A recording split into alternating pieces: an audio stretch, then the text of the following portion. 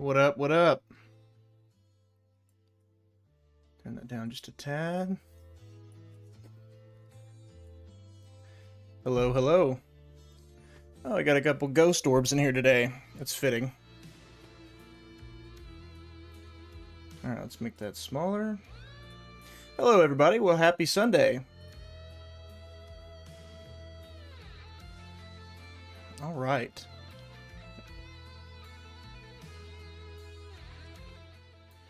Are we ready to finish Alan Wake 2 today?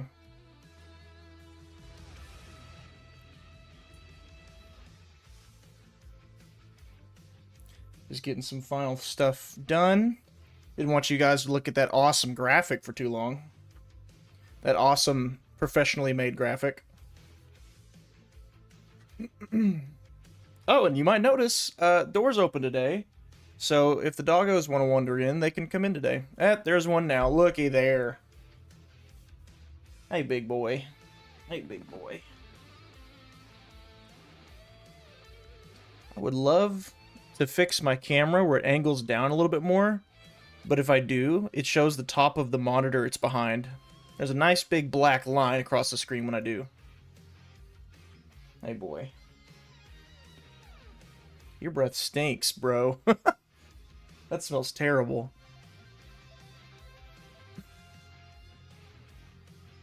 Scratch, scratch, scratch, scratch, scratch. Yeah, that's what we like around here. Good one. No audio, huh? No audio. You can't hear my voice?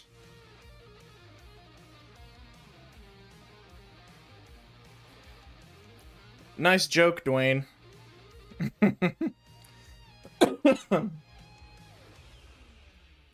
Okay, cool. Thanks, Brett. Assassin's Creed Shadows, dude. I'll be honest. I don't know. Tell me if this is a hot take or not. I've wanted, look at all these ghost orbs floating around. I've wanted a Japanese set Assassin's Creed since they started doing different time periods in different countries. Like, I've wanted that for so long. So because of that, Kylo, I blame you for all this dust.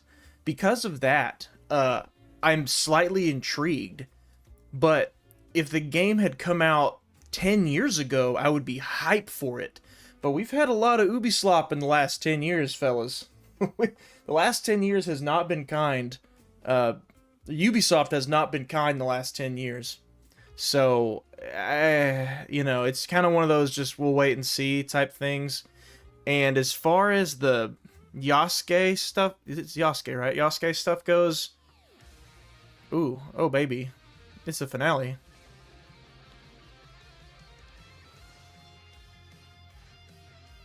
Sorry, I had to hit that. As far as the Yasuke stuff goes, I'm like, man, it's obviously intentional. You know, like you can't deny that.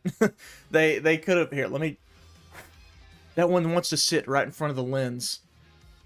It's obviously intentional, but it wouldn't break the game for me, I guess. Like the argument that, the historical accuracy argument, Assassin's Creed has been out of historical accuracy for so long, so like, you know, what does it matter now? I am way more... I'm way more turned off by the fact of what I said, is that there's been a lot of slop in the last 10 years. It's going to be just another tower climbing simulator with microtransactions. Exactly, exactly. And they said online won't be required for playing the game. Oh, hey, Giz. Won't be required for playing the game, which makes me think, okay, maybe they won't push micros. But I'm like, there's no way they're not. There's no way they're not. It's going to be... buy your Helix credits for this outfit, or buy your Helix credits for this XP boost, you know. It's been in every... I don't keep track, I'm sorry. I've lost interest in the series as a whole years ago, but randomly different ones will like either come on Game Pass or come up like a free trial. So I've tried Odyssey and Origins. Origins I rented from Redbox. I took it back the next day. I tried Valhalla. I've tried Odyssey, and I'm like, dude, it's gonna be the same. It's gonna be the same thing as far as the microtransactions go. There's no way it's not.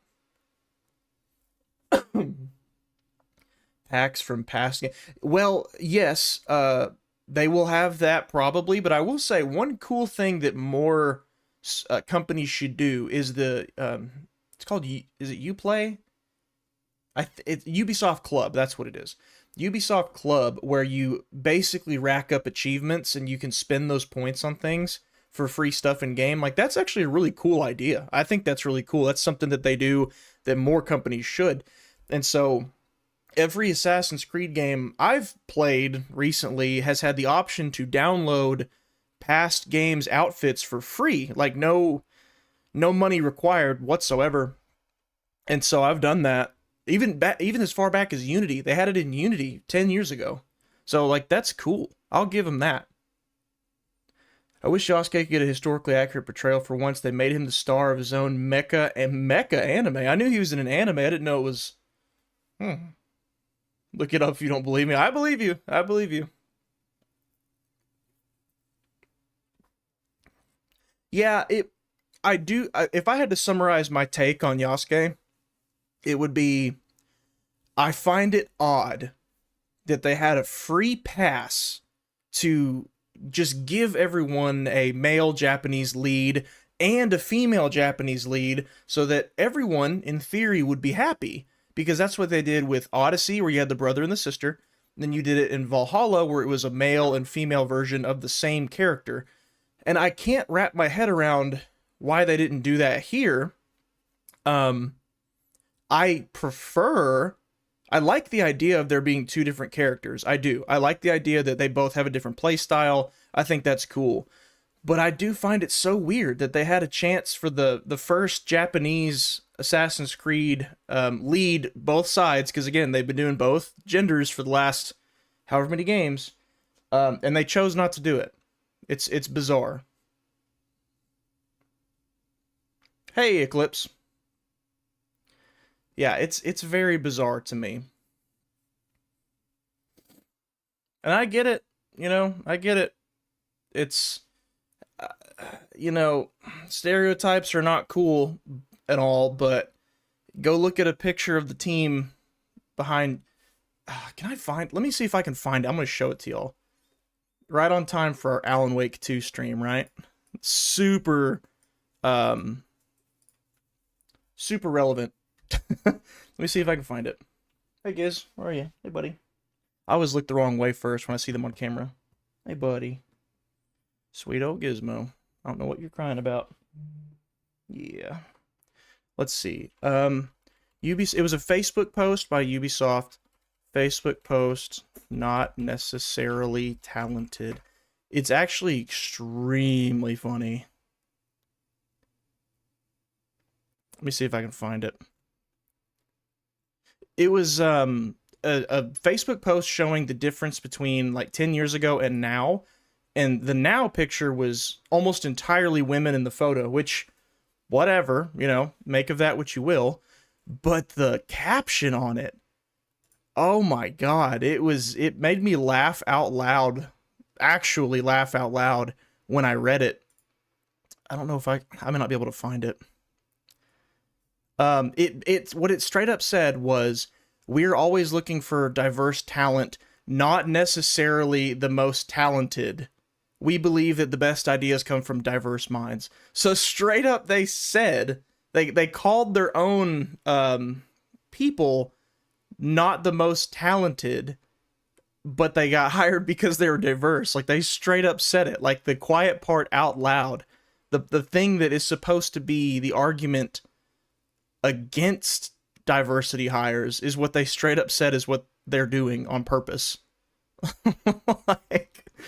Like, if you're gonna do it, that's one thing, but don't tell everyone that, because then it gives us more ammunition, The exact thing that we're accusing them of is what they have straight up said they're doing. So it's not even an accusation anymore. It's an admission.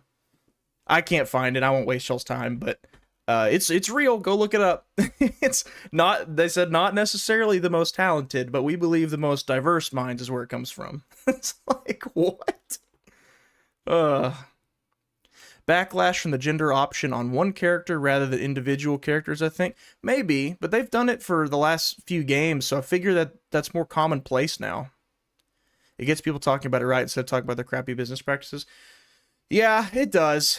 Cinematic trailers, they don't matter. You know, I assume everyone here has probably seen my Don't Pre-Order series, and I only say that because it's my most viewed series of anything I've done on YouTube. And several of those games in that series that came out terrible, garbage, mismarketed, broken, had cinematic trailers, and in fact I've been pulling cinematic trailers for footage for my videos. So cinematic trailers don't mean a thing. They mean nothing. They don't show you the game. They're supposed to establish like tone and maybe give you some ideas about the story, but like, dude, Aliens Colonial Marines had a cinematic trailer that was pretty good. Dead Island had a good cinematic trailer that was totally opposite of the tone of the game. Yeah, cinematic trailers mean nothing.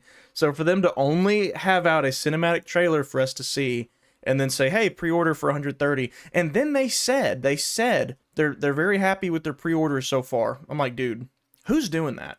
What clown is out there pre-ordering a game they've seen nothing of but a cinematic trailer? Like, you know, the age-old, their money, their choice, that's fine. But just don't be shocked when they keep putting out slop. Like, why? Oh, my God. You know, oh, no. We don't show brands around here. I don't think I can help it, because this one's right on the back of the can.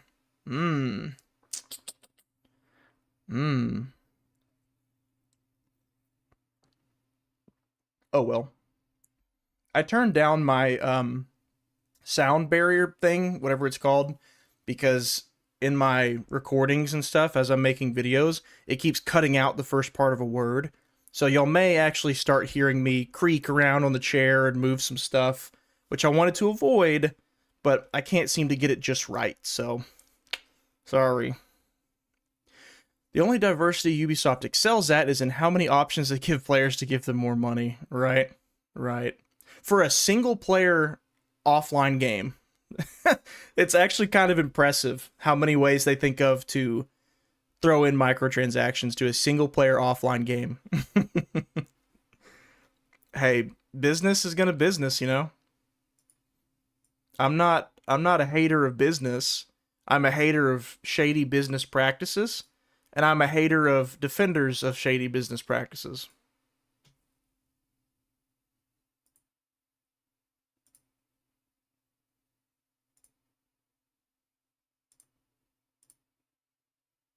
Let's get all this good to go. Could pull a red and link and make your own labels. Well, that's why I like business, because somebody else can just compete with them, like Ghost of Tsushima. Which, say what you will about their about Sony requiring the PSN for multiplayer, and cutting people off in countries where they don't have it. That's still shady.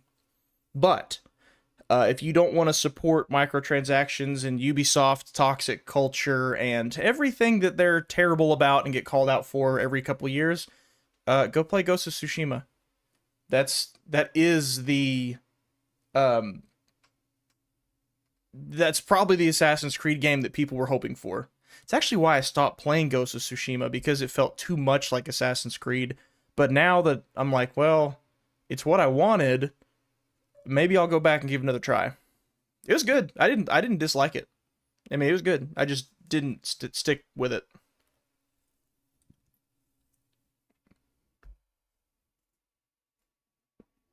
Okay.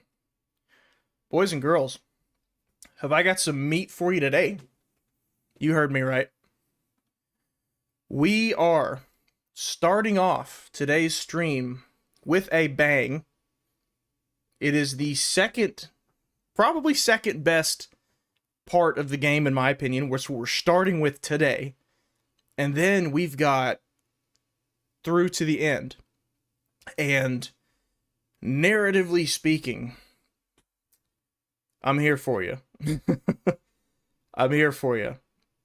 This is the part of the game that made me happy, then confused, then angry, then confused again. But now that I understand what happened, and I can actually explain it to the best of my ability, I don't hate the ending anymore. I've seen some YouTube reviewers talk about how bad the ending is, and usually the reasons they give is because they say it's convoluted and confusing. Which, I mean, I get that criticism, I do. Alan Wake 2 is not a simple narrative. But now that I understand what has happened, allow me to guide you through it, and maybe you can understand it the first time you witness it, rather than being like me and everyone else out there who gets through it the first time, goes, what the heck just happened? Then you have to go stew on it. Maybe you go listen to other people's takes. I avoid other people's takes as much as possible on this stuff until well after the fact, because I don't want other people's theories messing with what I'm thinking. But once I form my own theory, then I will go look at what someone else has said.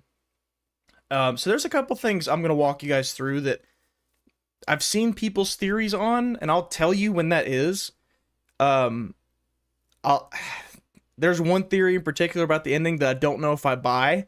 I'll still share it with you guys. I don't think I believe it just yet, but it's a train of thought and it's a theory, so I'll let you know. All right, let's put our boy up on the screen. Is my audio cutting out again?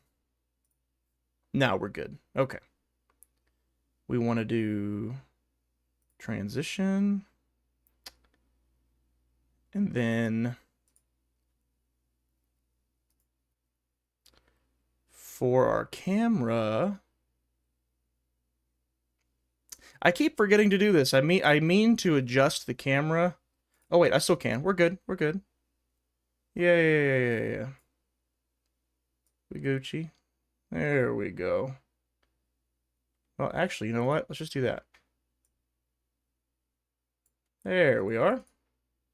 Okay. I'll be sitting right about here. And bingo bango. Make sure our audio is good where we want it. Right there. All right, cool. Let's get to it.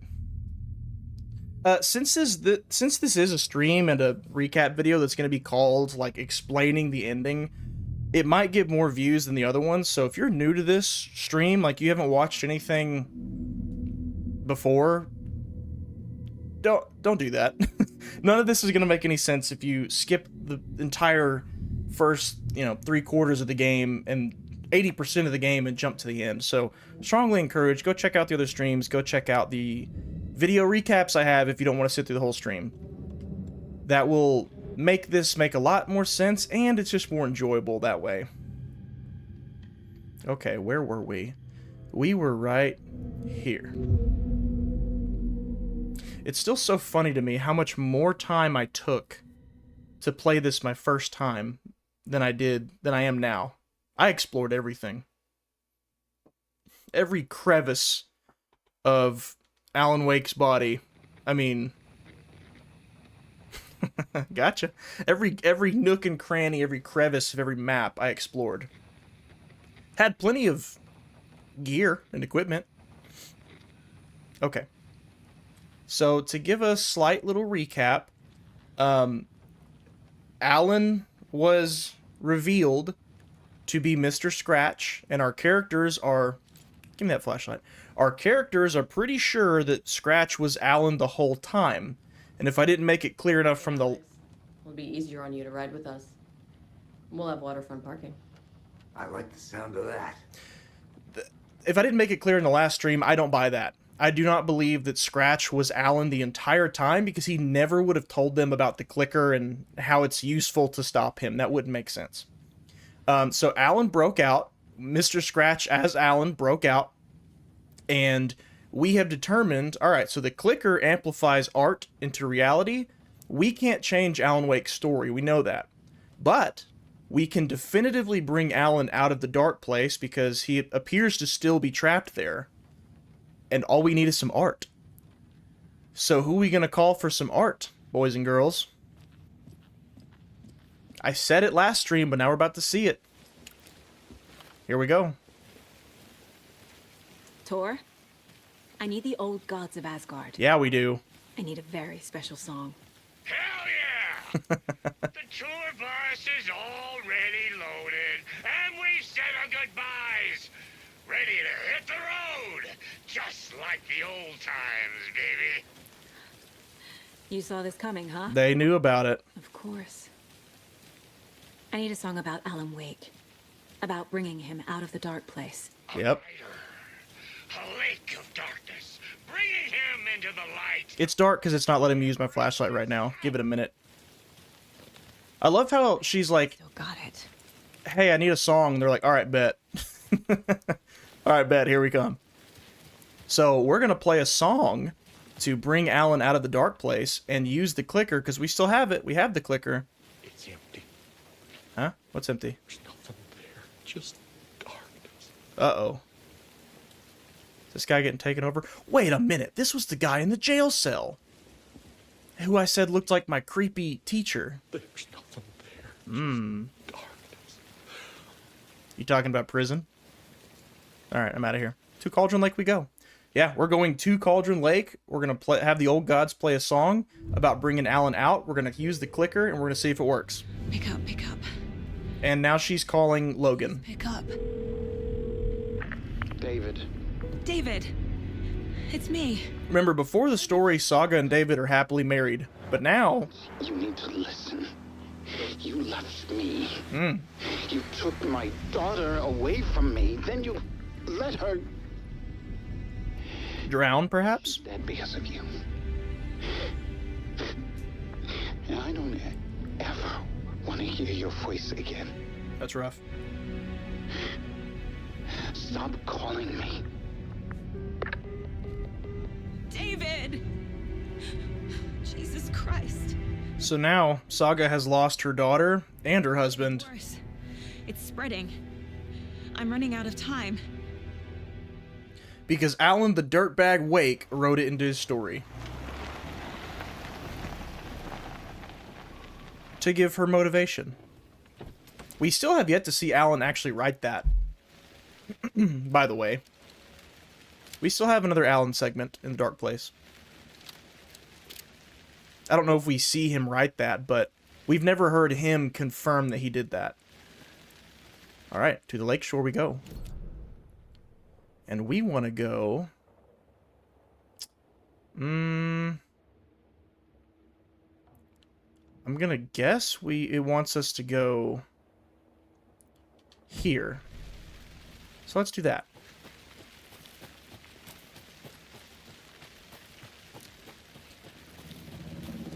Oh, y'all are gonna hear my breath and stuff better now, too. That ASMR you've all been begging for. I am nothing if not a man of the people. Give them what they want. We're incoming with the lights, Anderson. Where do you want them? Set them up on the shore. We need to be ready if Scratch shows up. We'll be ready. Activate out. Yeah, so on top of bringing Alan out of the dark place, we are fairly... I hear you. Where are they? How about I just leave? Dang it, I can't.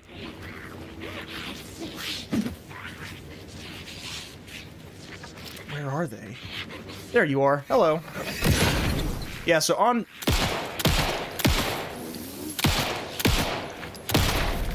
Boom. On top of bringing Alan out of the lake and using the clicker, we are fairly certain that Scratch is going to show up and try to stop us. So, the Estevez, Agent Estevez with the Bureau, is bringing those big lights we used on him behind the precinct, just in case. Kiddo, we're almost at the gig. They brought the tour bus. He's run over 4 minions of darkness.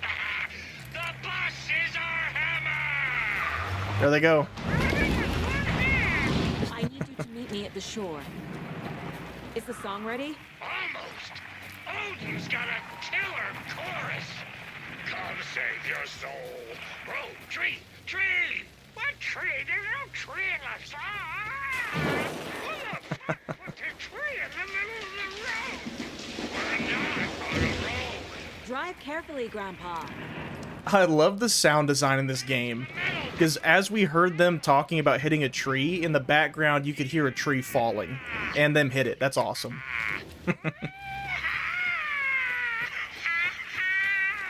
Yeah, straight up. Hey guys, I need a song about bringing Alan Wake out of the darkness. Okay, sure. See you there.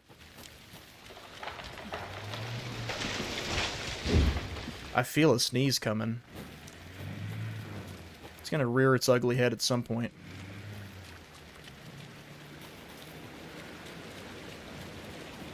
Yeah, do you think Herald of Darkness was the only Old Gods of Asgard song in this thing? Think again. I hear things. I see one. There he is. Hello. Do I have a rifle for you? I sure do. There you go. Like that. One more. One more. One more. One more. And boom. Good night. Ah. You want some too, I see. Whoop. We'll save my rifle ammo. Uh-oh. Oh, nice face. Have another bullet. Okay. My first time playing this, I actually remember this exact spot. I was completely out of ammo and everything. Like, the 3 that I've killed so far, I did not have any ammo for. So I sat here figuring out this little box. 3 plus 3 is 6. 6 plus 2 is 8. And what was this number over here? What is that? 7 plus 2? 7 minus 2. So 5. Okay. 5 plus 8. So 5, 8, and then 6. Let's do that. Rock, rock, tree, are you bright enough? 5... 8, 6. 6, 8. Oh, rock, rock, tree. So it's going to be 6, and that one back there was 5, so probably 5. There we go. Had the order wrong. Are you one of us or one of them? I'll take that. Inventory full. Alright. Anything I can heal myself with? Painkillers. Pop some pills, Saga. We gotta make some room. Whoops. My inventory's full, but I'm almost out of ammo across the board. Isn't that nice? Probably because all these dang flares. Good lord. I've got a lot of flares. I need to put them in a quick slot. Here. Quick slot, and we'll quick slot it up. There. And flashbangs? Don't remember having those. Take them, though. Let's put those there. Get those out of the way. Alright, now we good? Yes. Very nice. Onward. Be sure to say hi. Hey, Rune, how's it going? Dehydration's already got me. What are you talking about? Lights in the containment cellar. Good to go, Anderson. Great. I haven't seen clear urine in 18 years. The 2 golden oldies? Oh, they're here. TMI? Maybe. Moonshine. I love them already. They're alive. You wanted to know what art we would use? Well, that's them. I'll be there soon. Oh, another poem. Rhyme. A mother crow sits in her nest, guarding her babies, doing her best to protect her home from the beast coming to feast, but only a hero brave of heart can keep the two apart. Okay, I bet you there's a doll around here somewhere. Let's look for that first.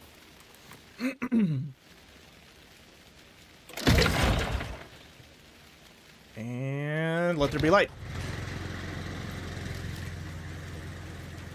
Give me a doll. Doll, doll, doll, doll, doll. There you go. What do you know? What do you freaking know? Let's get a quick save in.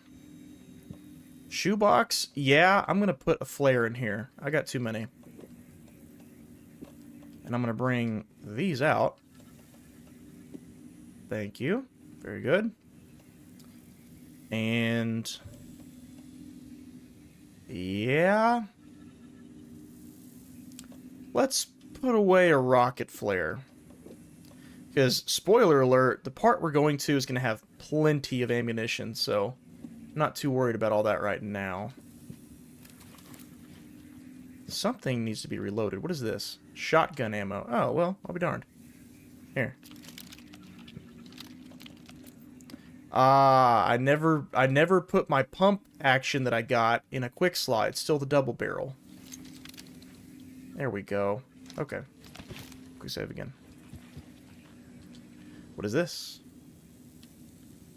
Guests. Camping do's and don'ts. Okay. Alright. Mr. Crow, Mr. Beast. Mr. Beast. Whoops. What a name drop. Okay, so the crow sits in her nest with her guarding her babies. So I'm going to guess that right there. And it said the beast comes to feast. Do I have monster? A mother crow sits in her nest guarding her babies to protect her home from the beast coming to feast, but only a hero brave of heart. So then I need a hero. Do I have a hero doll? No. Pretty sure the hero doll is a doll. And that's supposed to go, yeah. Oh well, that's okay. Spoiler alert again, it's not always just spawning enemies. Sometimes it just spawns supplies. What is the ideal urine color is a question I'm sure doctors get asked more often than you'd expect. Now, I bet what is the ideal urine smell is the one that doctors get asked more than you'd expect. If my pee smells like Orville Redenbacher's, is that bad? Yes. Yes, son, that's bad. Reload, thank you. Old generators are better? Yeah. Yes, but not to clear, otherwise it means you're drinking too much water. That is true. You can drown if you drink too much water, in case y'all didn't know. What's the dude, the lead guy on CSI Miami, what's his name? The guy with the glasses, he puts them on. Horatio Kane. I never forget, because my parents used to watch CSI all the time. He says, they found out someone died because they drank too much water. Oh, Mayor Setter Charm. I need to go put that away, make some room. So, somebody died from drinking too much water. And he's like, yeah, too much of anything can kill you. And then he puts on his glasses, and I'll never forget that. That is how I know. I knew from a young age, okay, don't drink too much water. Because too much of anything can kill you. It overhydrates your cells and drowns them. Which is crazy to think about. But it can happen.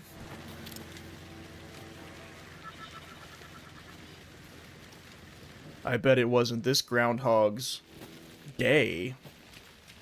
That's the kind of crap he would say. I don't think he ever said that specific line, but that's the kind of stuff he said in that show. Some kind of pun, something cool, whatever. He'd put his glasses on and the theme song would start. I need to reload. Nope. Let's... 1, 2. Yeah, keep testing that music, boys. Whoa, hello. Another patient. Uh-oh. Go away. Oh, I didn't realize I could shine my flashlight on her to... Oh, I missed. Here, at that.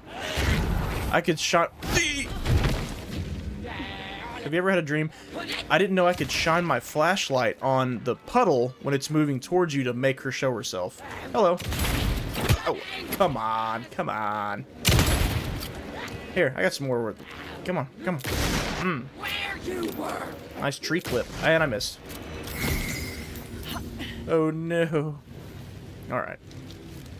No. No. Enough of that. No. You think you can hide from me?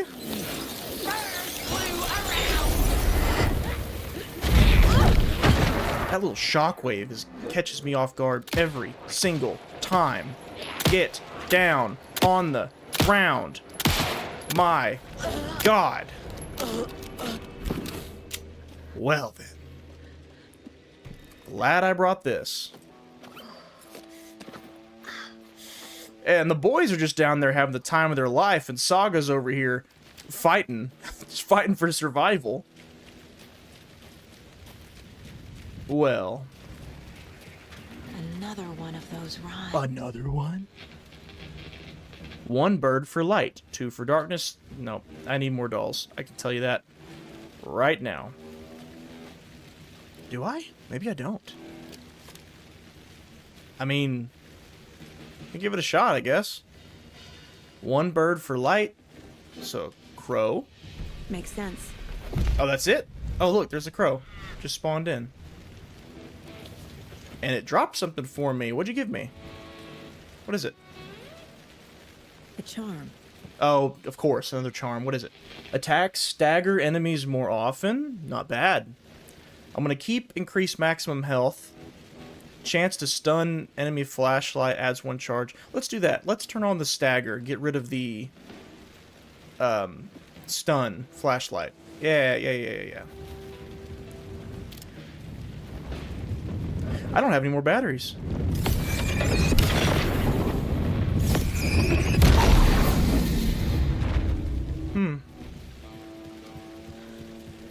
If your urine smells like asparagus, you should go in for a checkup because it might be an STI. Gonna need more reverb. I'm getting no pants out here. That just makes me think of that Austin Powers scene in maybe Goldmember when he's behind the curtain. So he starts eating asparagus, trying to make himself be more. I threw them out. Times are not rock and roll. Yeah, they are. Hey!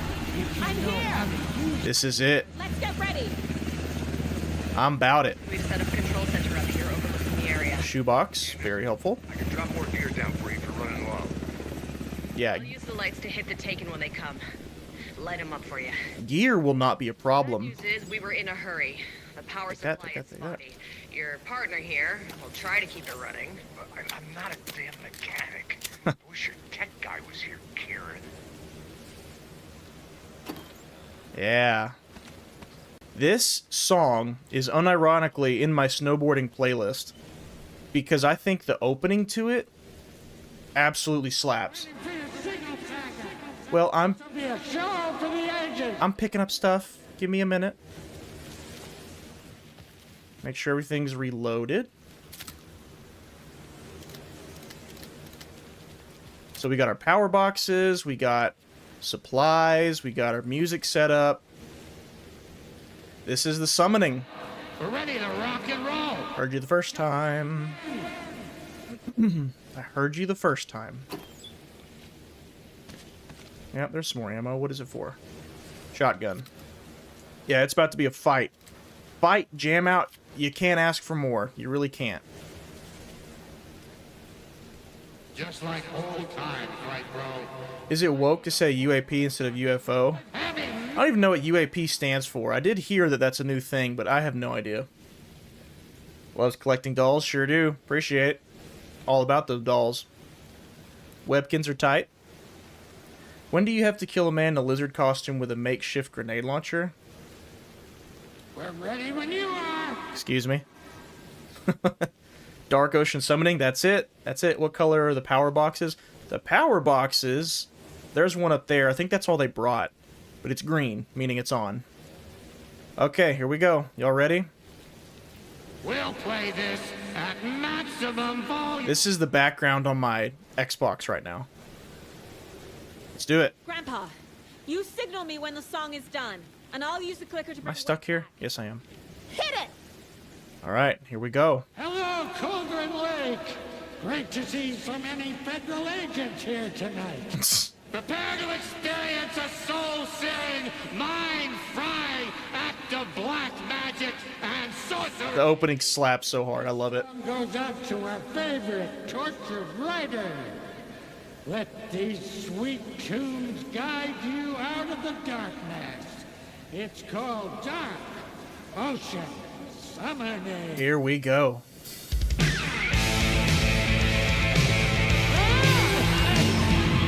Just kidding, not yet. For the saga, bro. That wasn't the real opening. Let's try that again. Watch this. Watch this.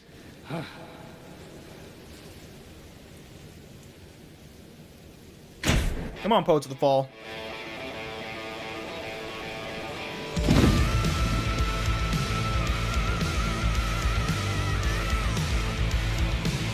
A whole lot of paranational crime happening right now.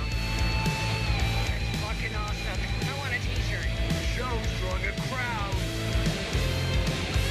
Take an incoming, Anderson. Uh-oh.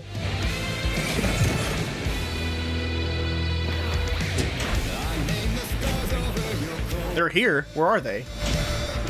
Oh, they're coming out of the lake. I'll get him into the light.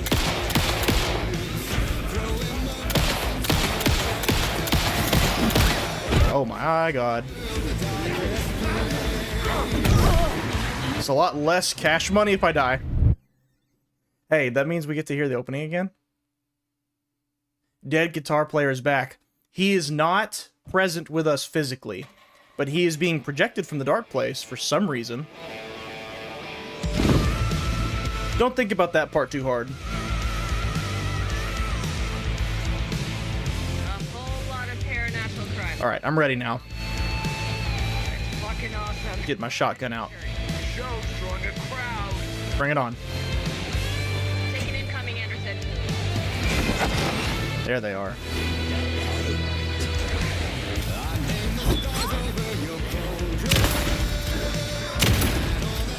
I got him for you, Anderson. I like they have a spotlight up there checking these dudes for me. Very helpful. Yeah, if you want to look at the lyrics, you can. It's about bringing Alan back. Whew. I gotta heal. Anderson on the left. Oh, they threw a flare down? Nice. Appreciate that. I'll blast him with the light. Dude, this is tough. Coming from every direction. Little disorienting. Need to heal again. Come on, come on, come on. I'll light him up.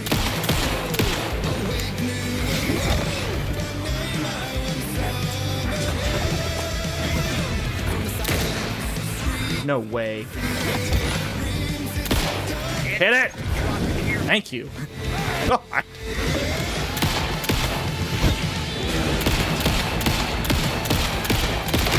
This is tough. Pick that up. Pick that up. There we go. Woo! Wait, I've got flares. What am I doing? And flashbangs. Yeah, if it's a little jarring me spinning around super fast, I'm sorry, but that's what this requires. If they had an Apache providing air support, yeah, no kidding. Oh, it starts again? Alright, we got it this time. We got it. Yeah, we've seen the guitarist in the Dark Place, too. So, not surprising that we're seeing him here as well. Whole lot of paranational crime happening right now. Alright. It's fucking Flares are up. Flashbangs are right. Drawing a crowd. I got this now. Here we go. Take an incoming, Anderson. There went one. Oh yeah, they're just walking out of the water. Woo! No, not the shoebox. Boom. There we go. Nice spotlight. We're taking on the way.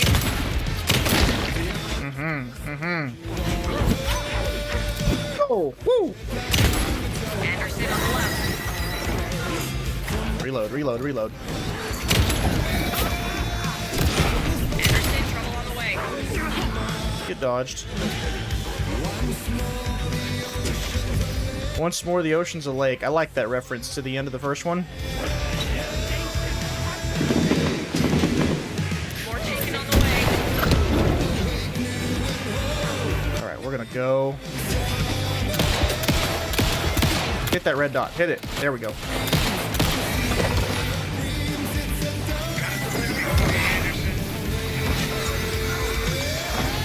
Need you to reload a little faster there, Saga.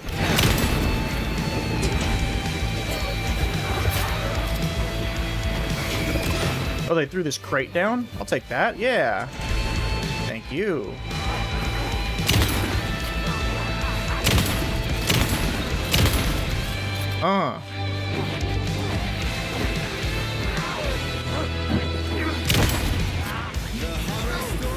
Eat that. There we go.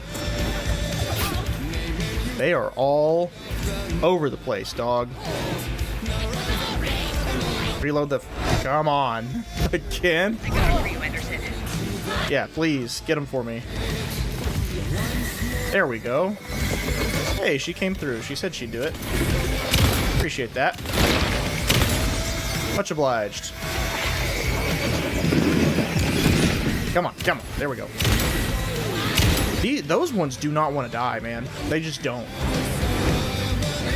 Could we switch inventory any slower, Saga?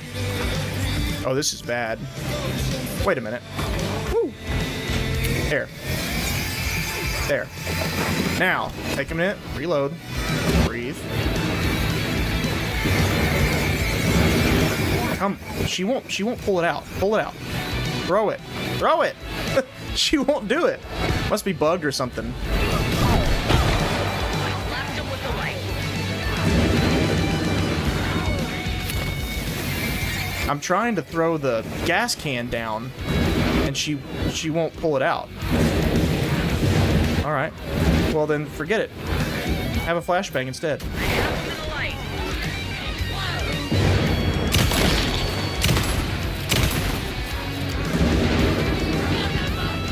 I'm trapped. I don't even know what killed me. This is rough. Just keep dying before the music ends. I don't think... Well... Oh, that's a good point. This might be timed. I don't know if it's timed or not.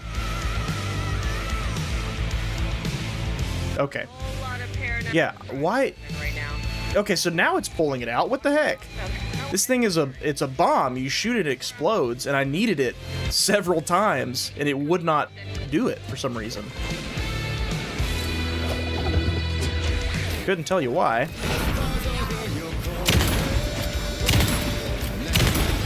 Anderson, trouble on the way. Woo! You like that? How about that? They're basically all dropping shotgun ammo. I don't know if it's because that's what I'm using, or if that's just what they're dropping. But this reload time's killing me.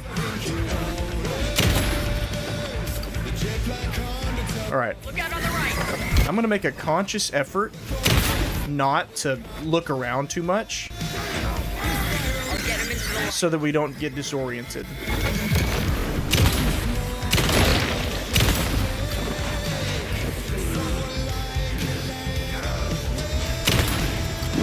Yeah, see, that works.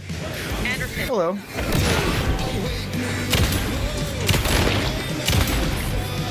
Out of ammo on that. Alright. No big deal. No big deal. That's what the flares are for. Sorry to shoot your tour bus, boys. Maybe you shouldn't have parked it right front where all the action is.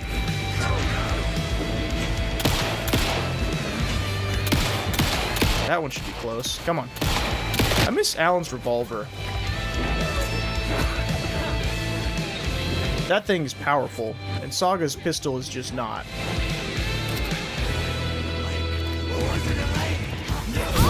Oh, I dodged it. Come on, Saga. Come on.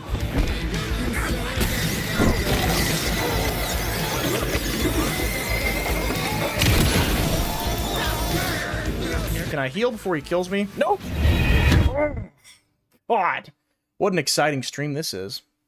Glitch. Common problems with newer games that have a lot of data? Nah. So all the Taken are different because retcon or something to do with rewriting reality. What do you mean different? It is Tor's tour bus, you're right. Taken are different how so? A whole lot of paranormal crimes happening right now. It's fucking awesome. I want a t-shirt. We can do it. Taking incoming. Put our minds to it. Yeah, how do you mean the Taken are different? Like just the way they're damaged and whatnot, and their bodies don't fade away.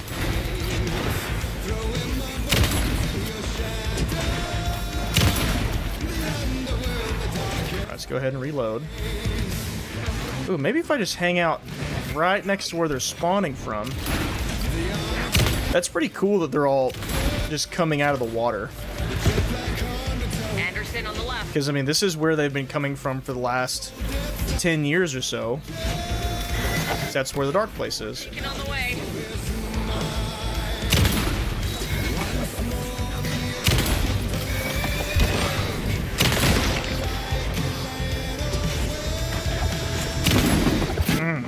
One more. One more. There we go.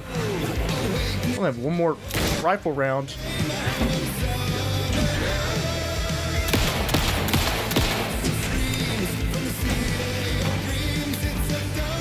Reload it. Reload it.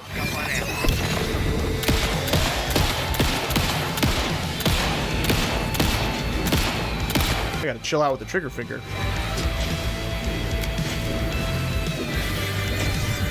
Inventory full. Very cool. Alright. I can fix that.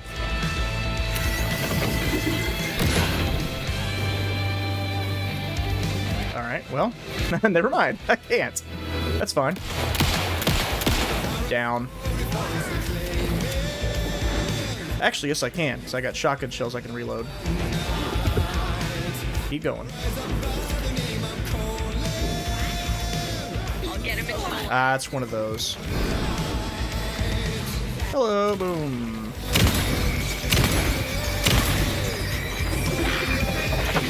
Alright, now the hunting rifle. Yeah, we're doing good. Slower and methodical.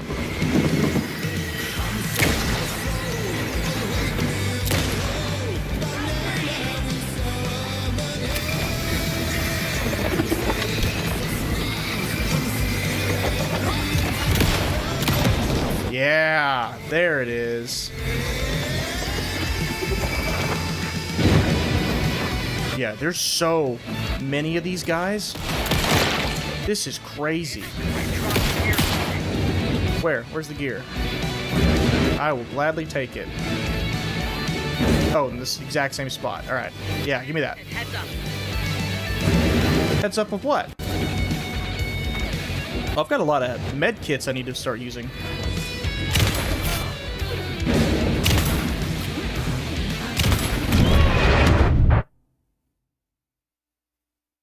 Jesus. I had it. What was happening? Hey, Winnie, what are you doing? What are you doing? Winnie's in here. Making sounds. Okay. We in this thing. A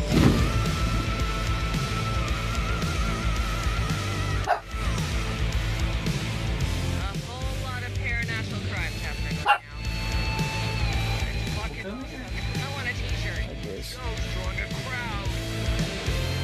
You know, there's a lot of slow points in this game, Winnie, where it's perfectly acceptable for you to come here and ask for attention.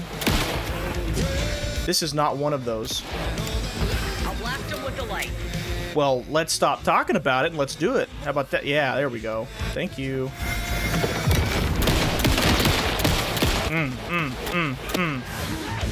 Eat lead. Anderson, trouble on the way. Yeah, I will say the controls are having trouble keeping up. I assume just because, like Dwayne said, there's just so much going on. Like, reloads are happening slower, or registering that I'm hitting it slower. Swapping is taking its sweet, sweet time.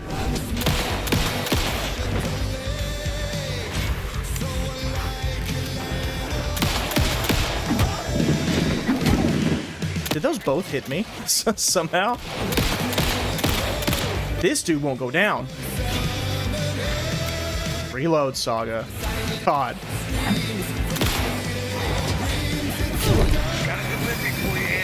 Okay, okay, okay. I'm gonna pull out my own flare. There. Alright, let's do this now. Oh, we got flares around us. Heal, heal, heal, heal, heal. There we go. Very nice, very nice. Alright. 1 for you. 2 for you. 3 for you. 4? Wow. Woo. Yeah, I basically have to run away just to get a reload in. Like, speed reload is not a thing around these parts. Let's go ahead and reload our flashlight. Take some painkillers. Dodge. The sound design's saving my life here. That's the only way I can tell they're throwing things at me, because I hear the little ting right before they do it. Alright, see, I'm spamming reload. And I missed anyway, so it doesn't matter. Shockwave. Alright, let's just go. Go. Go. I want flare. Yeah. We're using flares more, starting right now.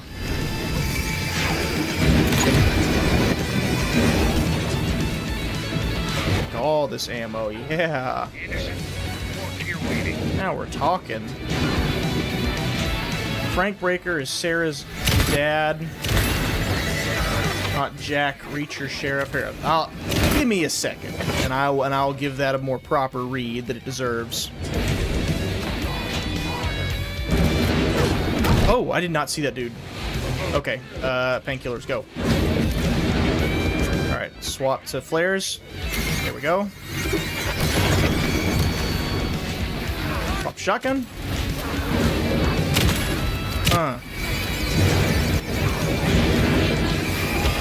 Dude, this is tough.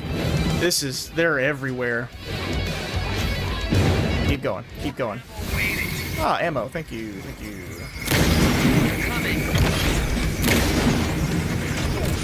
Come on. There we go. This is insanity. Look at all this. Oh, I haven't picked up a single one of these boxes yet. I need to... Shockwave. Go, go, go, go. Ignite. We're gonna have to heal now. Heal, heal, heal.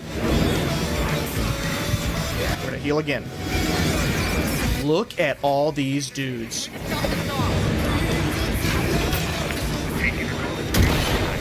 Look at all my shotgun ammo, though. I'll take that. Reload, reload. Oh, we did it. We did it! They all dropped dead. Oh. The power of rock and roll. Woo! We did it. Oh, look, it's opening. The dark place is opening. We did it. I'm reloading first, then I'll use the clicker. I don't trust anything. Alright. Clicker time.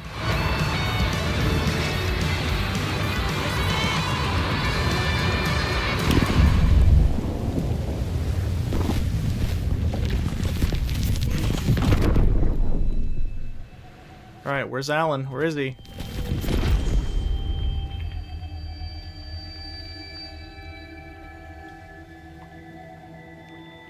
What happened?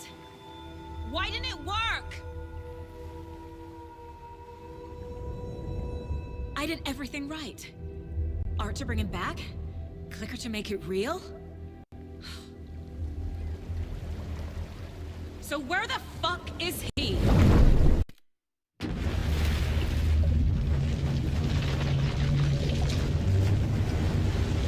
that question will be answered. It didn't work. Or did it? So, y'all have heard me say that it's smart to go back and forth between Alan and Saga missions. And I can go ahead and tell you that that's not supposed to do that. No, I go ahead. That's really funny. I'm sorry. This is really distracting. Look at that thing.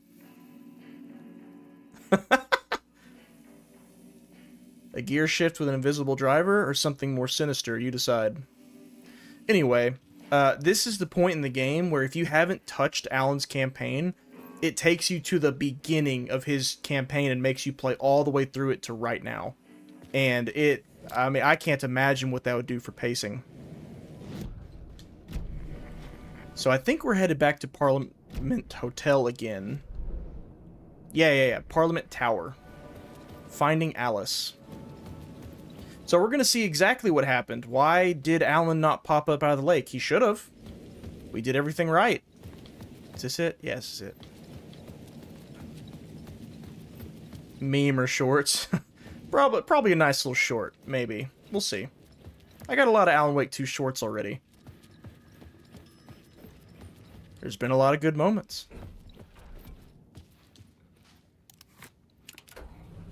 Is this where... Last time we were in this hotel, it took us directly up to their apartment and the cameras flashed in our face. Oh, we're about to get a lot of questions answered here, too.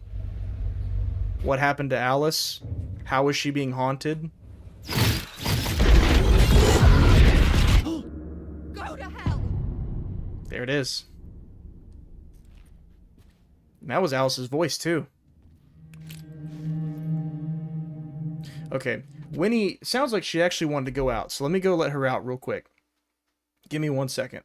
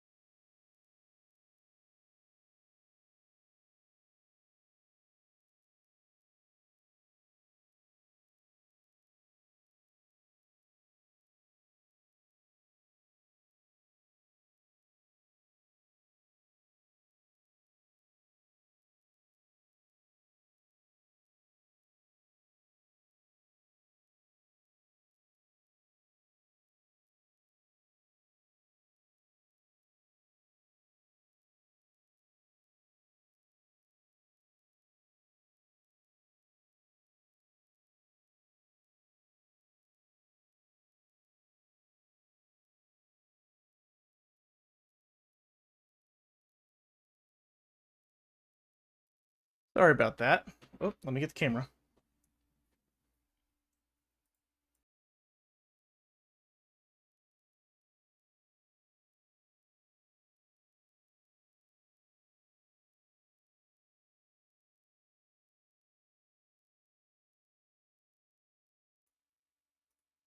There we go.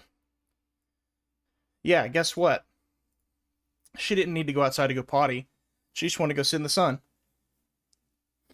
And it's very hot where we live, so I can't leave her out there, because I don't want her to stay... Because we're going to be streaming this for a few more hours, and I didn't want to leave her out in the sun to bake. She looks like a little cinnamon roll already. Okay.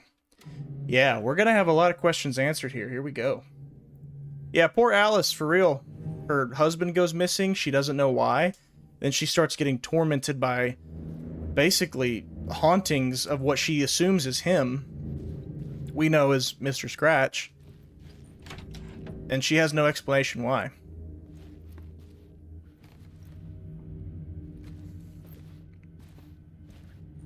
Bacon dog, yep. Little Winifred, she didn't need anything. She just wanted to sit in the sun. Alice had turned the bathroom into a dark room. Let's see what photos she took. Yep, there's one of Mr. Scratch standing in the doorway. And some other weird-looking ones. Don't know what to make of those.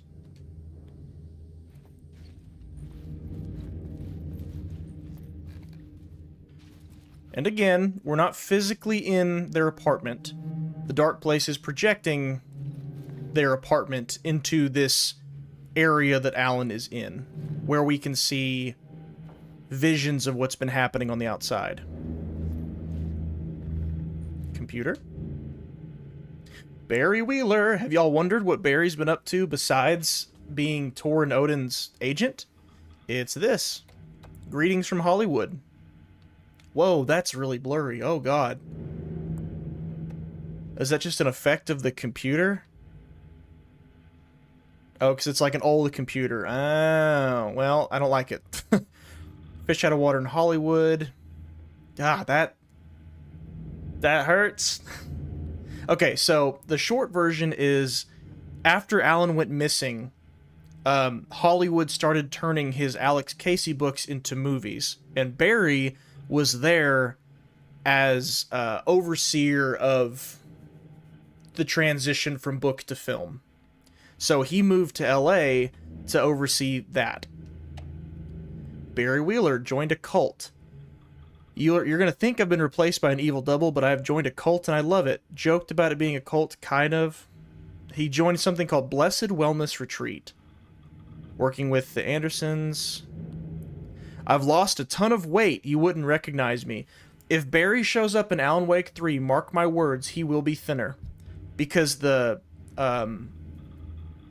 guy who did the character model for him in the first one, he lost a lot of weight too. Yeah, so he lost a ton of weight. Good for you, Bear. And he said the Bureau of Control people want to chat with me. Ooh.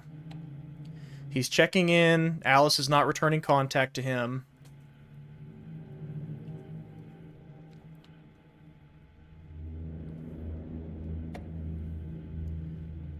Shark circling. Ha! They want to turn what happened to Alan to a movie, or get this, a video game. That's funny. It's already been done, Bear. Ah, and look, a true crime writer named Tammy Booker. That was the lady from the beginning who was one of the witnesses of Nightingale's sacrifice. I hunted down her publisher and told them we'll sue. Yeah, they obviously didn't listen. Everything good back home? Just checking in. I've tried to call and can't reach you.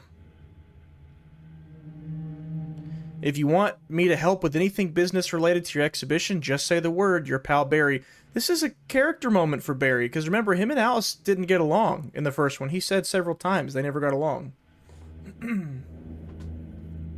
Want to know more about the Knot Mother? Must be released to Dark Present. Must be related to Dark Presence.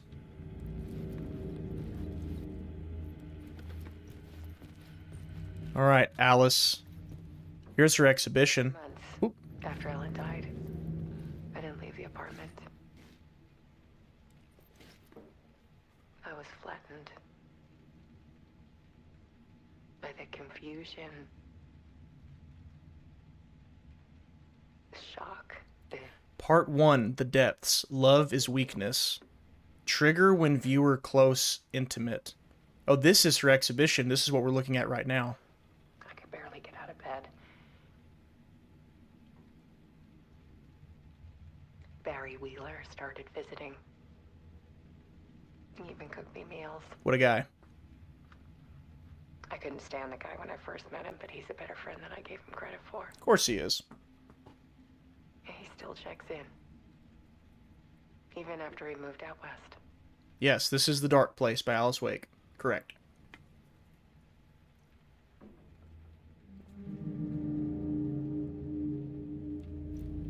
Here's some of her photos. All photos of Scratch, looks like. And there's even Alan's face. Imagine how terrible that must have been for her.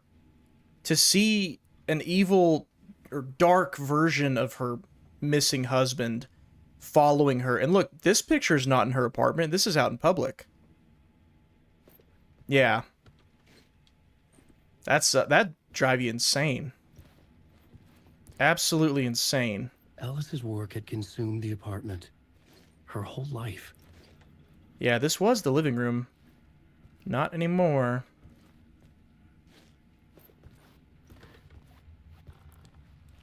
The darker, the better. There's a picture of... That's definitely a photo negative of Alan dead. Like, of the deaths... If you die as Alan, it shows him dead like that. That's what that looks like.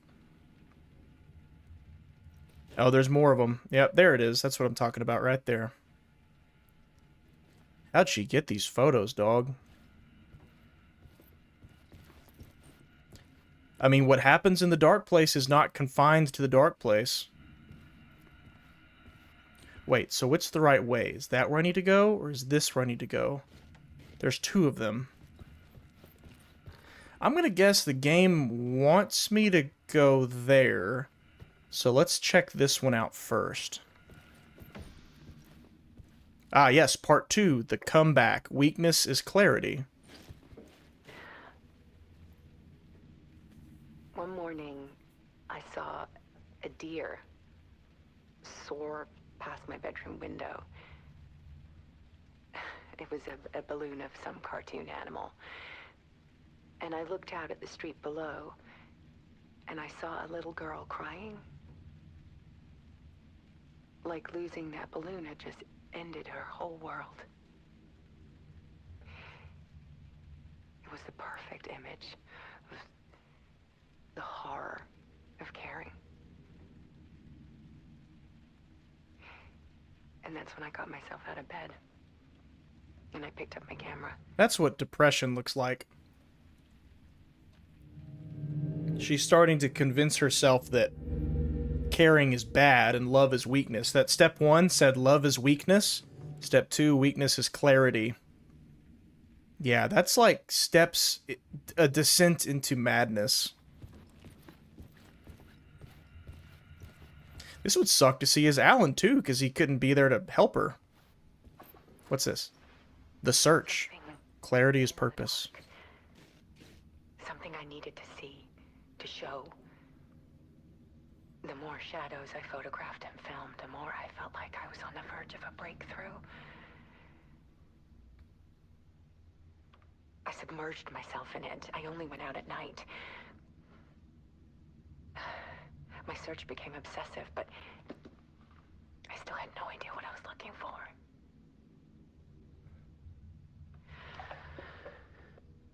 Yeah, she said earlier she has no memory of what happened at Bright Falls. So it's not like she knows about the dark place or that Alan's down there. There's that Scratch picture again.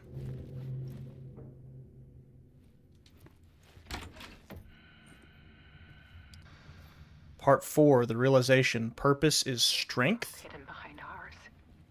Oh, she's figuring it out, though. Dark tide ebbing and flowing against reality. Faces in the shadows. Connection, then pain, pain, then love. It's really just fear of what could be. No boundaries, be ruthless. Vast, paralyzing ocean. But photography can freeze reality in a snapshot. Put a cage around the infinite and capture it. I need to prove those faces are really there.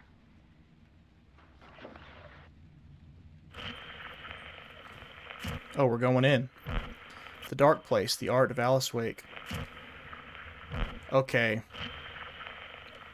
If this is what I think it is, I may pause during the cutscene. I don't know. I'll have to figure it out first.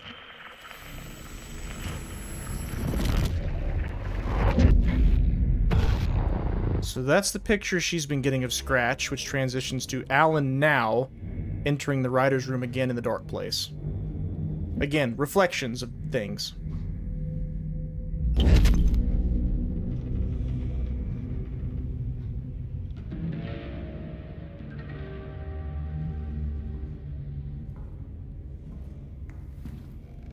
Can I pause without it skipping? Yes, I can. Ha! Okay. You guys have got to remember, we're about... I think we're about to see 2 plot twists in one cutscene. So, to keep everyone sane, just remember where we are right now. Alan is following the hero's journey. I think it's Joseph Campbell's hero's journey, which is Departure, Initiation, Return. Departure was the book of Alan Wake 1. And Alan has been for 13 years trying to write Return, trying to get out of the dark place. Remember, we saw that at the end of Alan Wake 1. He's trying to get out. Well, he kept failing because he kept skipping the second step, which was initiation. And that wasn't made clear to him until the talk show with Warland Dorr way back in the first stream. He was on the talk show, and Warland Dorr was like, oh, hey, here's this book, Initiation, that you wrote. And Alan's like, I didn't write that. But then he's like, well, maybe I should. So throughout this game, throughout the campaign of Alan, we have been writing Initiation. Whenever you switch over to the writer's room and we're changing scenes and stuff, he's writing Initiation. Saga, the manuscript pages she's been finding, have been for a manuscript called Return, which Alan, as far as he knows, has never written before. He tried, but failed. Several drafts, but never a final one. So, that makes sense. Departure was Alan Wake 1. Initiation is what we're writing right now, which is his story in the dark place, like the cult in New York and stuff. And then 3 is Return, which is Saga's story, and Alan has no memory of writing that, including, you know, Saga showing up to Bright Falls, her daughter drowning, the cult of the tree, all that stuff. The real world antics is Return. So here we go. I hope this is actually what I think it is, otherwise I just early explained a lot.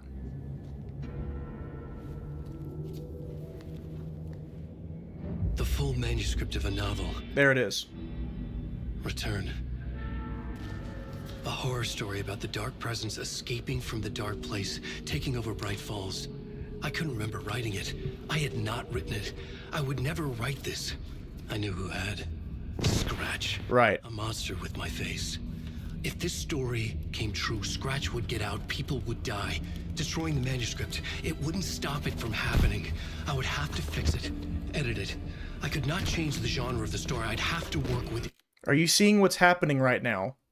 Alan has walked in here, found the entire manuscript of Return, and Alan is the one making the edits. This whole time we've thought that Alan wrote Return, and Mr. Scratch scratched out a bunch of stuff and made it a bad story. Alan is the one scratching in the edits of this manuscript, not the other way around. In the constraints set by Scratch, I needed someone in the story to fight the dark. This is where he writes Saga. Saga Anderson. Yep. I kept seeing her in my visions. She was already in Bright Falls, already involved, but she was not in Return. Not yet. I'd write her in, try to stop Scratch within the limits of the horror story. It was almost impossible. It was taking too long. I had not reached the end. Uh-oh. He's here.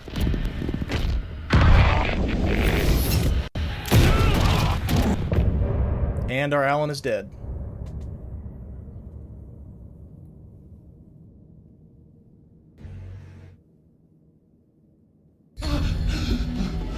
And every time he dies in the dark place, he wakes back up. Scratch stopped me before I could finish my edits to the manuscript.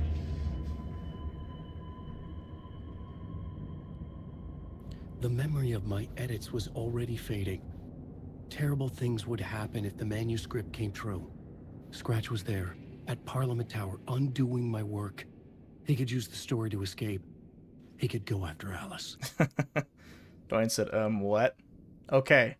So, the story that he found, which was called Return, was a story where the darkness escapes and starts to take over Bright Falls. And Alan's like, I would never write that. I would never do that. I would never give... Because that's been a plot hole so far, if you think about it. Why would Alan have written the Dark Presence leaving the Dark Place and attacking people again? Why would he do that? Alan's saying, I didn't do that. Someone else did. It had to be Mr. Scratch. And so Alan is editing Mr. Scratch's manuscript Zane is to try to stop him. together. That was a lie. Scratch wrote return. I would pay Zane another visit. He had guided me to 2 murder sites. I needed a new one to get back to Parliament Tower. A new draft of initiation.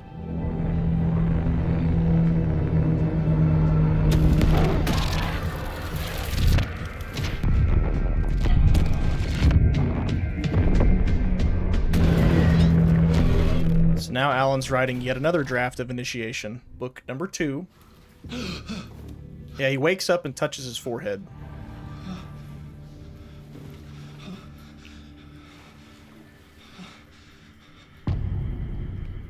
Okay, so when we met Thomas Zane in the hotel, remember that whole montage of him and Alan doing drugs and stuff? He said, yeah, you and I wrote Return together, and this is how we did it.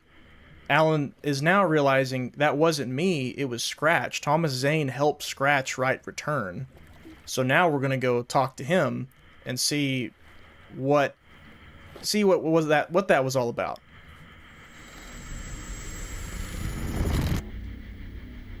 Oh, now our hair is all messed up. Come on, brother. Oh, Kylo's right behind me. I didn't even realize it.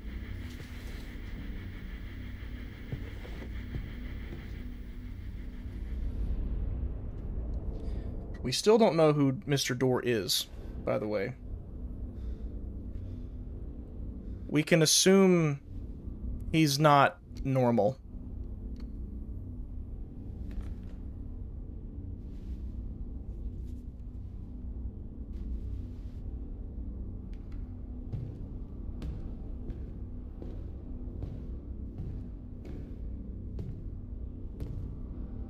I don't have time for this, so let's get it over with.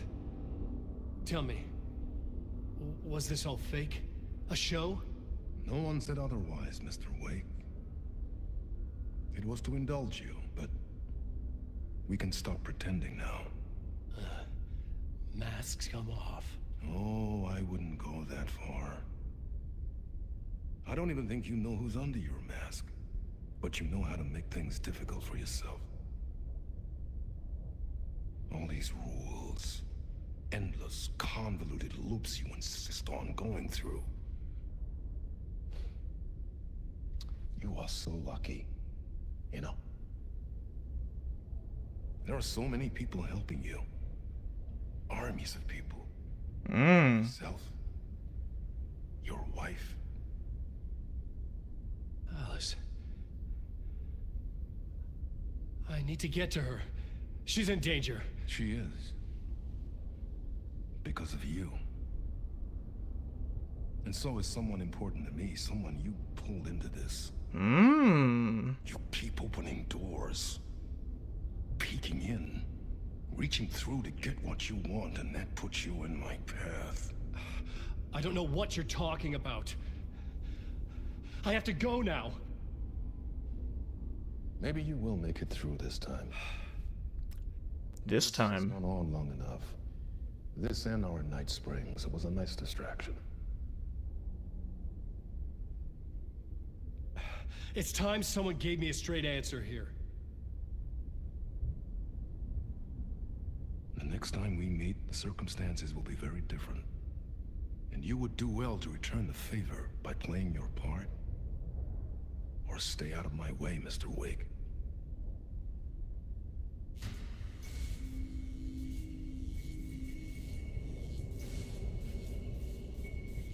Whatever you say.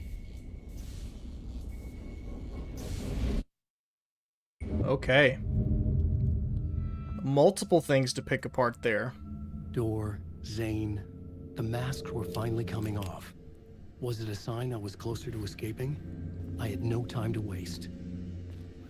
So number one, he said, you keep making this difficult for yourself.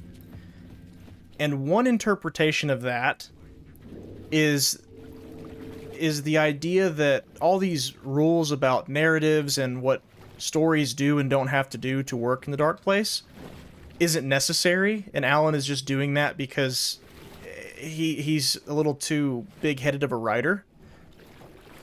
I'm not fully on board with that theory, but I get it. I think what Door was referring to was... can I say that now? Yes, I can. All the different ways Alan has tried to escape, it could have been easier had he not... I kind of can't. I will, don't worry. Like, within the next probably hour, I'll be able to answer that better. Ah! Are you real? Are you real? Nope, he wasn't. Wow. And then the other thing he said, you dragged someone into this who's very important to me. Who could that possibly be? Who has Alan pulled into this story? If you come in last, you won't be happy. Oh my. Oh, no. Can I close this door?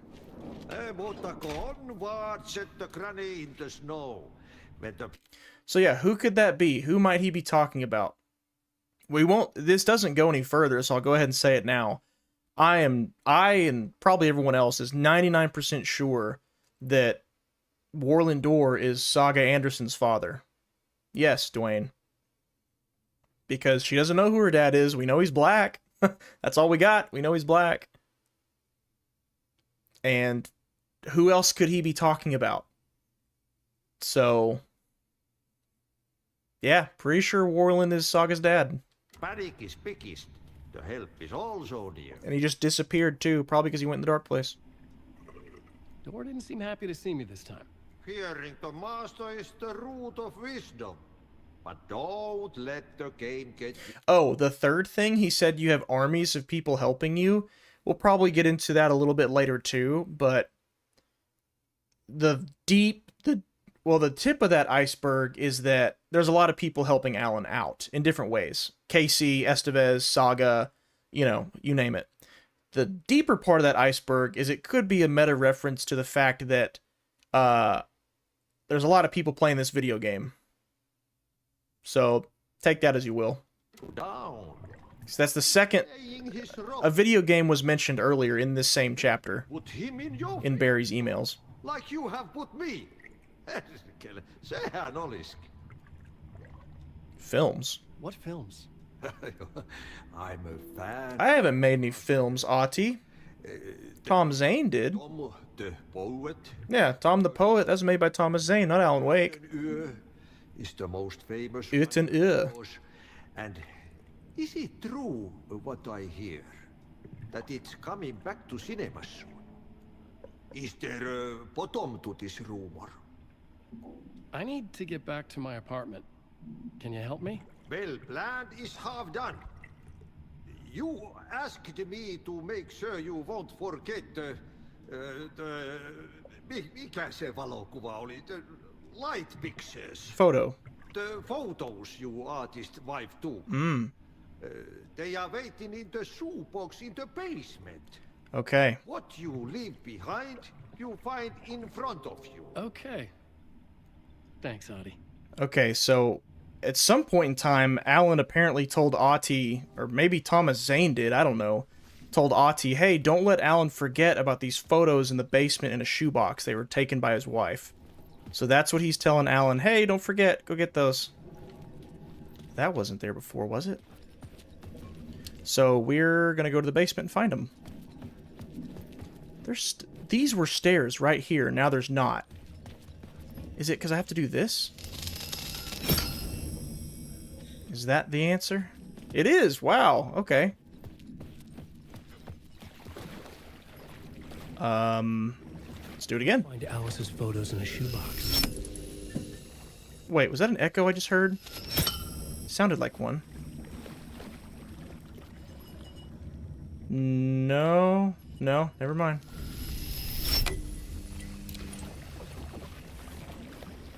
Oh, this is the stream where I finally get to tell you all, who I think Thomas Zane is.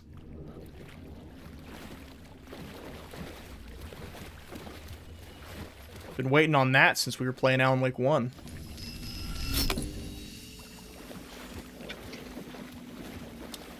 Oh, here's the shoebox. There they are. There's a photo of the clicker that Alice somehow took. And a photo of something.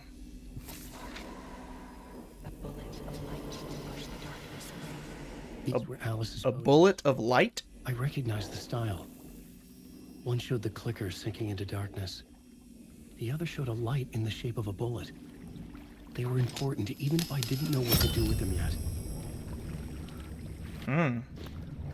Okay, how do I get out of here? So, a photo of the clicker and a photo of a bullet of light. Oh god, they're everywhere. I'm out of here. Goodbye, goodbye, goodbye, goodbye. Oh, that doesn't go anywhere if I don't do this first, I think. There we go. Get me out of here. So Alice somehow sent photos of hers into the dark place. The plot thickens.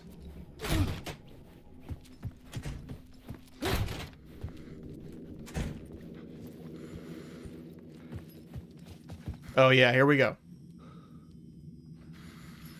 Velamo is the wife of Ahti in Finnish folklore. Here we go. Yeah. Alan found return.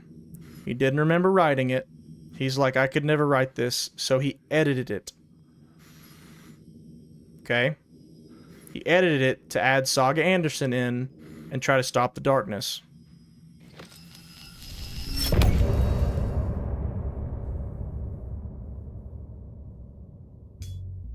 Nope, no copyright around here. I'm lost in the dark, drowning. I'm drowning. This on the TVs, Alan going nuts, is when he kept trying to write Return without writing Initiation first. I just want to sleep, please. Let me sleep. I'm so tired. I just want to go home. I've written so much. I write. There's nothing left. It's all gone. I don't know how to write. All the words are gone. There's no more words. Where did they go? Did I eat the words?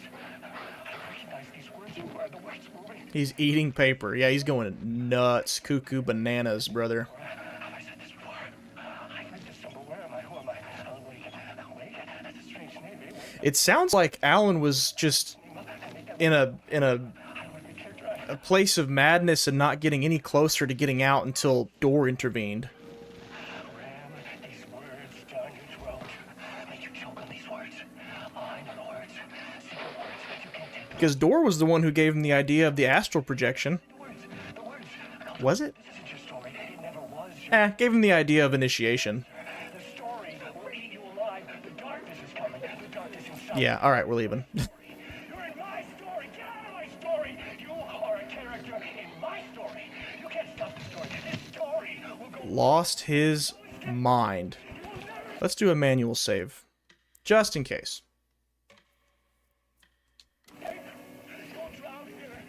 Let me out of here. I can't leave. Yes, I can. You lost the plot. Okay. We going to Parliament Tower again? No, we're going to talk to Thomas Zane. Tower. I needed to find a murder site. Zane would know where to find one. Yeah, because remember, these rituals that we've been doing... This is the ritual to lead you on. These rituals we've been doing have all included some type of murder site to get us back to Parliament Tower, because now Parliament Tower is just not there. It's gone. And Zane helped us with the last one, so we're going to him again to get another one. So two things... Are you real? Get away from me. So two things at once. We're going to get a murder site so we can get to Parliament Tower again, and we're going to ask him, hey, brother, why did you help Scratch write Return? You said you helped us, but you helped Scratch. I think I have to... Room 665. You have to go back upstairs. The elevator would take me there. Ah! Yeah, get away from me. Okay, I don't remember where the elevator is, so I hid. Where are you, elevator? If I were an elevator, Oh, okay. So we're just gonna go left, hard left. Got it. Let's go. Go, go, go, go, go, go, go, go, go, go, go, go. Open up. Open up. Please, please, hurry. Leave me alone. Leave me alone. Ugh. Close. Pop some pills. Yeah. Pop some more. Yeah. Do I have another weapon? I do, but no ammo for it. 665. That's his room. Yep, you're right. Okay, let's confront. So the last time we met with Thomas Zane, it was through a film. Because remember, don't take that too literally either. It's just art becomes reality. Like, there's no difference between art and reality here in the Dark Place. So by turning on this movie, that's allowing it to become reality that we're interacting with Thomas Zane. Something told me Zane wouldn't be happy to see me this time. Yeah.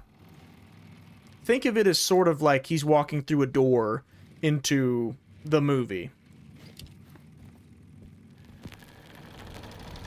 Hence the live action that we're seeing. Uh-oh. Talk.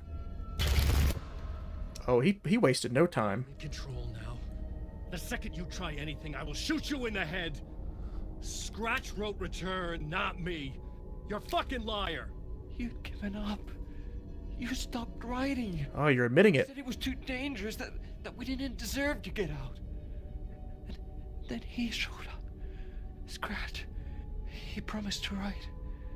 To get me the hell out of here. He was magnificent.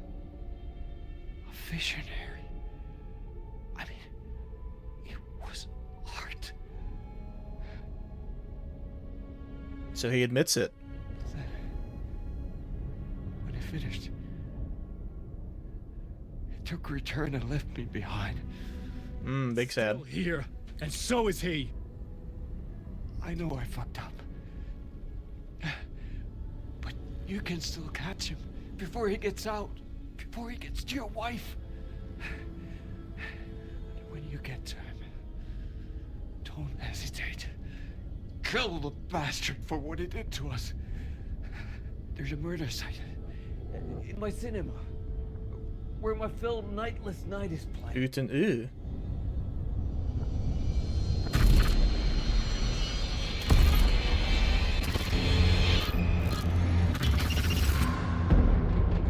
Ooh.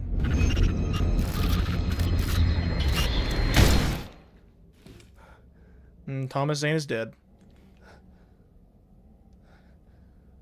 I told you not to try anything.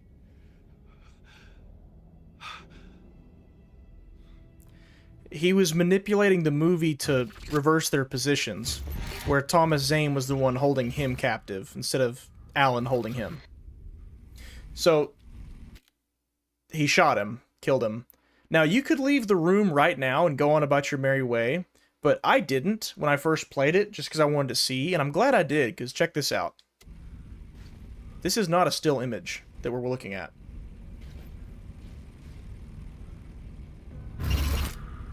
Oh, mercy. Thousands have gone missing, beyond the labyrinth of me. When you're lost in your own company. And cut! Oh. Now that is drama.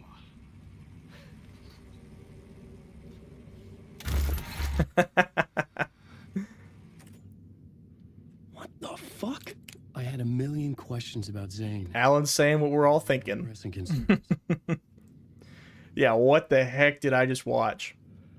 So don't think too hard on that.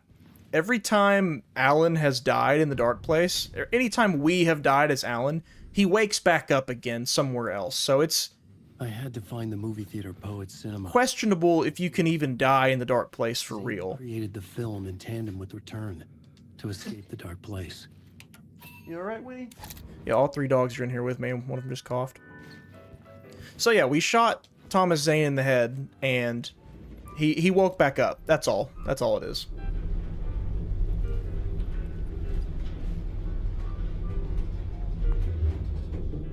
So now, he not only did Scratch Wright return, and Thomas Zane helped him do it. Oh, that's the wrong way. That's the wrong way. Oh my god. Where am I going? I can't see. Can't look at my map either, because they'll kill me if I do. There it is. Alright. Goodbye. Took all those pills for nothing. Alright. To the movie theater we go. So not only did he help Scratch Wright return... Means the movie theater on the far side of the plaza. Oh, there it is. He made a movie here in the Dark Place at the same time. And apparently they play off of each other because the idea was for both of them to escape the Dark Place once and for all. But it backfired on Thomas Zane. He never got out.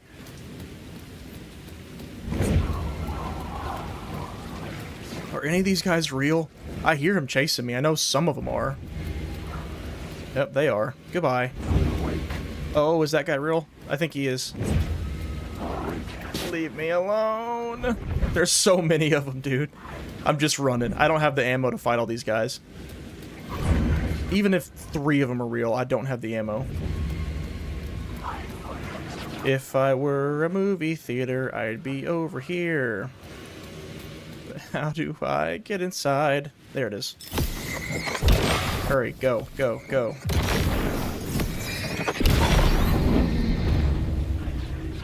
Oh my, there's so many, dude. That one's real. Aha, I saw it. I saw it. Yeah, get dodged. That was glorious. I saw it twitch, and I just dodged right at the perfect time. Love it. Okay, Nightless Night, a Thomas Zane film. Wait, what is this? Oh, I took the ticket from him, so let's give him that. Movie ticket. Thank you. Who the heck was that? Someone said, please enjoy the film, sir. You good, Winifred? Yeah. She's rolling around her back, scratching her back on the carpet. Going, Okay. The cinema lobby was a gateway to other realities on the silver screen. Yes. I could set a scene here.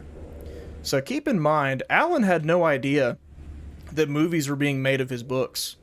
It wasn't until after he entered the Dark Place that Barry started helping out with that in Hollywood.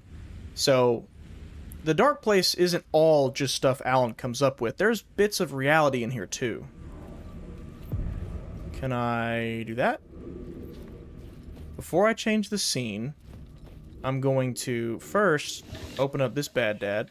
How do you run from an idea, from a thought, from a story that lives in your head? You can't escape your fears. You carry your monsters with you. That's thematic to the ending. You're running right back to it. A loop. I have to stop. Stop running. Stop writing. I won't write another word. So, okay. So this is when he really did stop writing. Thomas Zane wasn't lying. I will let the currents of this ocean wash me away. But what if I forget why I stopped? What if I forget I stopped it all? We did. If that happens, I'll start writing again. We did. That's exactly what happened. Did I stop writing at some point? Yes. I can't stop. There's too much at stake. So at some point in the past that Alan can't remember, he stopped writing completely. So Tom Zane was telling the truth. And that's when Scratch came along and said, hey, I'll do it. Or more. I felt like I'd been on this case looking for the cult of the word for a lifetime or more. The only case I'd ever been on. They would surface from the dark with their depraved acts of violence and fade back into the night, leaving behind bloody crime scenes and clues heavy with obscure meanings that led nowhere. Arriving at the cinema, I felt a monumental, terrifying revelation trembling before me, ready to open its As a reminder, swallow me whole. The real Alex Casey really did investigate the cult of the word in New York City. What doesn't make sense to us yet is that we're witnessing Alan write about that now. I needed a new draft of the story. He's writing it here in the dark place, and it really did happen out in the real world. Just the timeline is not right here. Or maybe what we're looking at here in Initiation happened a long time ago. Like several years, which is what Casey said. It was years ago, before the events of real world Alan Wake 2. I was making progress. Someone had barricaded themselves in the room. Oh, right. Okay. Someone barricaded themselves in here. I needed a new draft of the story. One that... Oh, I need a different draft. Alright. Alright, fine. Is that it? No. This is an interesting piece of the game, too. Whoa. You die here. Cult of the Word. A door. Is there anything here for me? Nice. I'll take that. I'll take that. You should give me that tape, too, huh? Hand it over. Nope, no tape. I got a flare out of that? For my flare gun? Yes, please, and thank you. It's also not a good sign. That means a fight's coming. Probably. Alright, let's just check upstairs. Yellow arrow. Yellow arrow. Where could it be leading me? To that door there. But there's a door right there. Have I already tried this one? Nope, sure haven't. Here we go. Open up. I was missing something. Ah, it's friggin' locked. Nice. Take this loot, Scoot and Boogie, though. Okay, I know where to go. I just don't know if I can do that yet, but I'll try it. It's right in here, and I'm supposed to get behind this little door. I needed a new draft of the story. Maybe if I take this scene out, it'll let me do it. Oh, well, I'll be darned. I should have done that first. Yep, here it is. Alright, we're in the kitchen.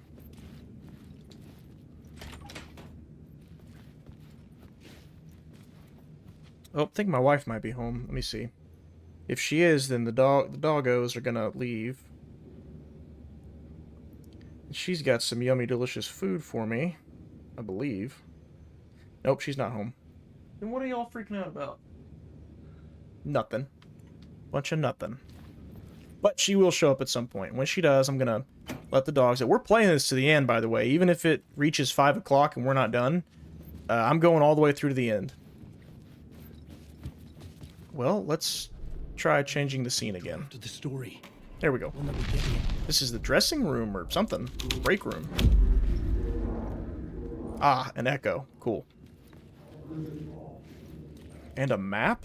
Yes, please. Alright, talk to us, Casey. Oh, this is an interrogation. Looks like. Do you a lot of good to talk, buddy. Yep. He beat the piss out of somebody. It was an initiation ceremony. Okay. So we're listening to Alex Casey interrogate Ilmo Koskela. Remember, it was not actually Ilmo he interrogated in New York City, okay?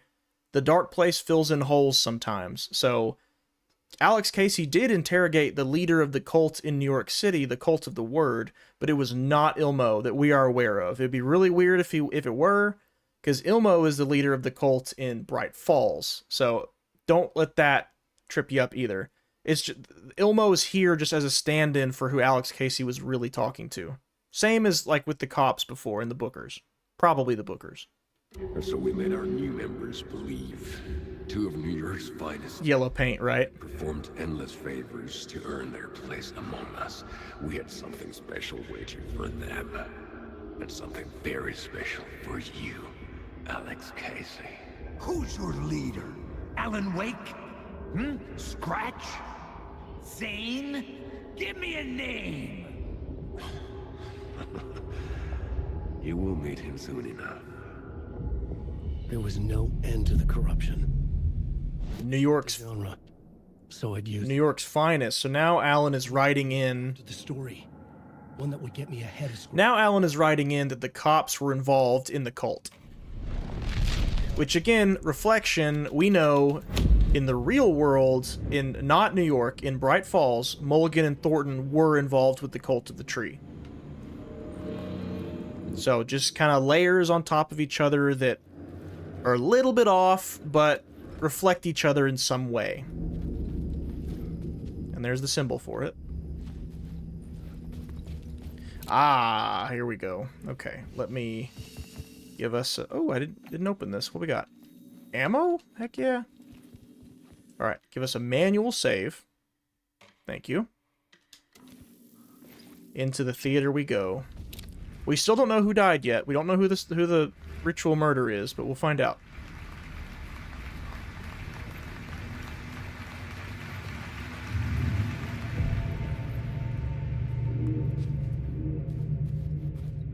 Theater hall.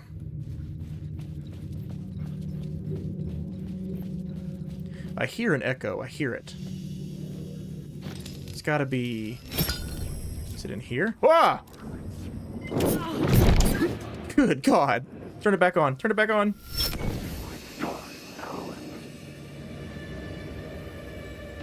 That was not cash money. Alright, let's heal up. What a waste of health. Gosh. I guess I could have taken him out, but...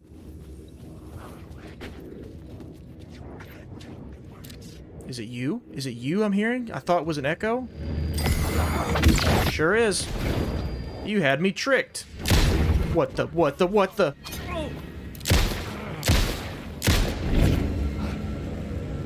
Oh my. Take one to the dome, brother. Is that really what I was hearing? And I thought it was an echo? No. I hear an actual echo. Where's it at? There it is. But where's the black part of it? Must be up there. Okay. Dang, dude. Oh, that makes me mad. Alright, let's turn this light back off. And let's change the scene. Let's try New York's finest. That's our newest one. It worked! What happens if I turn this back on? Nothing. Okay. Let's go up here.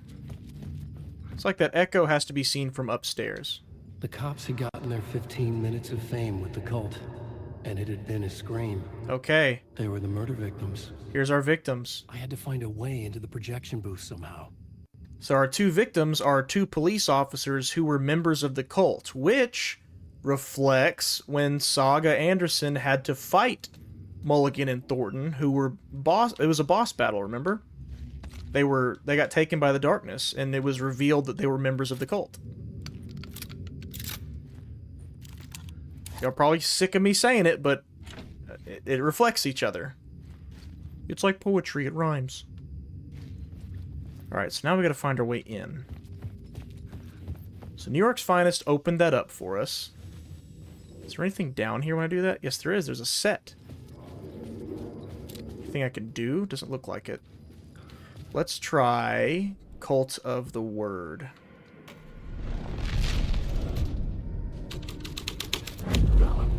Ah!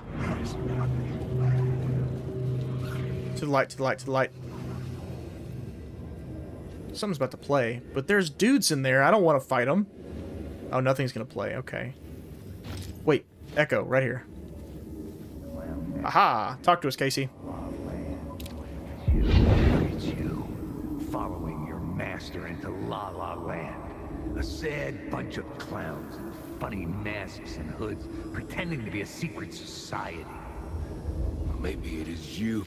That's the real Alex or the story Alex? It is a combination of the two. What we are viewing is real-world Alex Casey. This is what he did. This is how he interacted following this case. Alan is writing about it right now because it's in his story initiation, which he is writing, and he used his inspiration of his own fictional character, Alex Casey, to do it.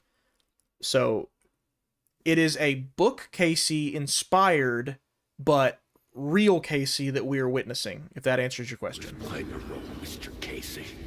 A role carefully laid out for you. A puppet, blindly performing the ritual steps for the glory of the cult. Huh? What the fuck have you been smoking? Nightless Night. A clip of the lost film survived. You will see, Mr. Casey. In the Nightless Night, you will finally see. Nightless Night was Zane's film. Yep. It played a role in this story. Alright, let's change our scene. Clip of the lost film. What did Thomas Zane film here? There it is. What is this? It's Alex Casey on the screen.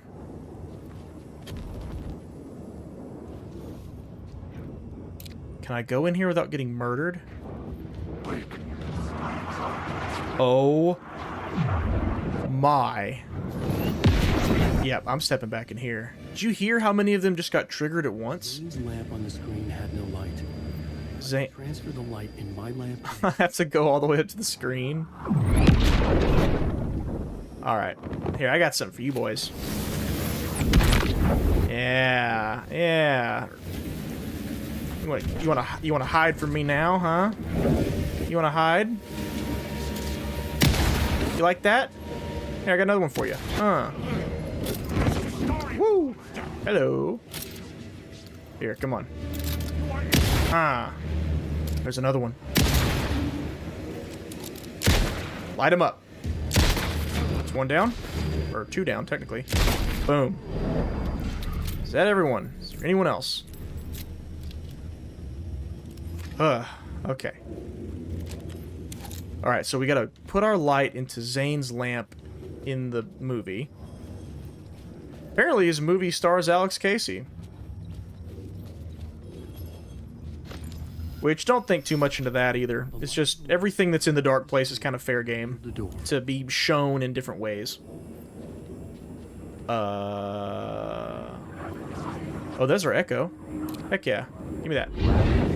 Urban legends circling Thomas Zane were a bottomless rabbit. There's a bunch of them in the audience. I don't like that. Done some digging.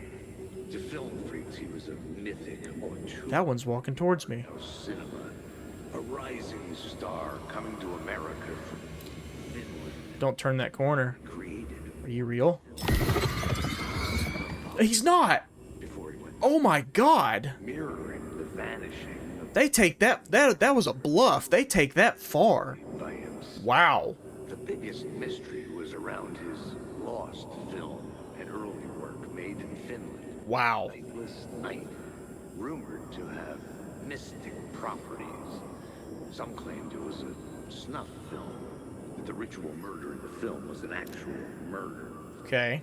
There were no known surviving copies, but the cult chased it as if it were their unholy grail. Where's the alley? Oh, where the spotlight's going. Got it. Yeah, so this film here that Thomas Zane told us he made here in the Dark Place, played a part in Alex Casey's investigation in the real world. Because, again, we're writing about it now. So it had an impact out in the real world, too. The seedy alley away from prying eyes was a good scene for dark deeds. I see a light over here. I'm gonna go there first. Eclipse said, nope, just makes me more confused.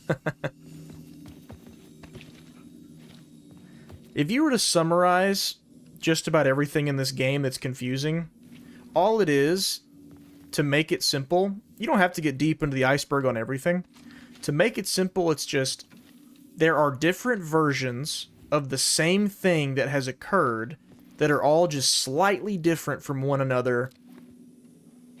And you think of it almost like, it's like some Into the Spider-Verse kind of stuff, like alternate reality type thing.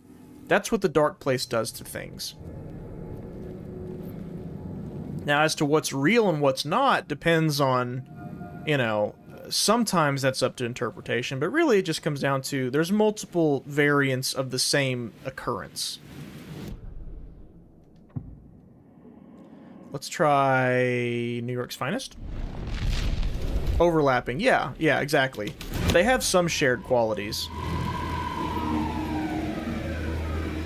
Easy there, pal. Oh, here's an echo. So we know 2 cops got murdered. And they're probably going to be portrayed by Mulligan and Thornton here. Like, cut off a finger? Yeah, see? For this initiation? They were never in New York. This is just the dark place filling in that hole. Stuff. Nothing to it. Well, it's about time. We paid our dues. Made plenty of their problems disappear. Dumped all those nobodies down that chute. Ooh. We did or didn't do. It's all. Because remember, in the real world, Mulligan and Thornton dumped a body down a well. Here in the dark place, they dumped a body down a chute. Behind us now. That one, to be specific. Straight to the top, partner. Yep, like we died and went to heaven. So I believe I was stuck here for a long time. My first time playing this. You gotta mess with this light here. And then maybe we do it again. Yep, there it is. That is the answer, and we're gone. I was stuck there my first time playing this game. Like 20 minutes trying to figure out what to do. Straight to the top. Oh, he said, we're going straight to the top, partner. City. Their city. They had committed repulsive deeds to get there. They told themselves it was worth it. Oh, I got shotgun ammo. Let's reload that bad boy. Yeah. I should have used the double barrel on Dark Ocean Summoning, looking back, because I think 2 shots would have killed the Taken, whereas with the pump it's 4. And so using that pump just took more time. Burned up more ammo and took more time to kill 1 Taken. I should have used the double barrel. Saga sawed off anyway. Alright, so now where do we want to go? Do I still have a map? I do. Let's try the spotlights. Looks like they're back here. There we are. Yellow paint, baby. Let's go. Just leave me some ammo. Alright.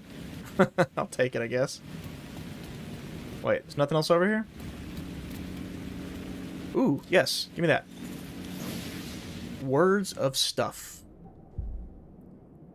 Adds a charge to my flashlight. Marks all nearby resources and points of interest on his map. Yeah.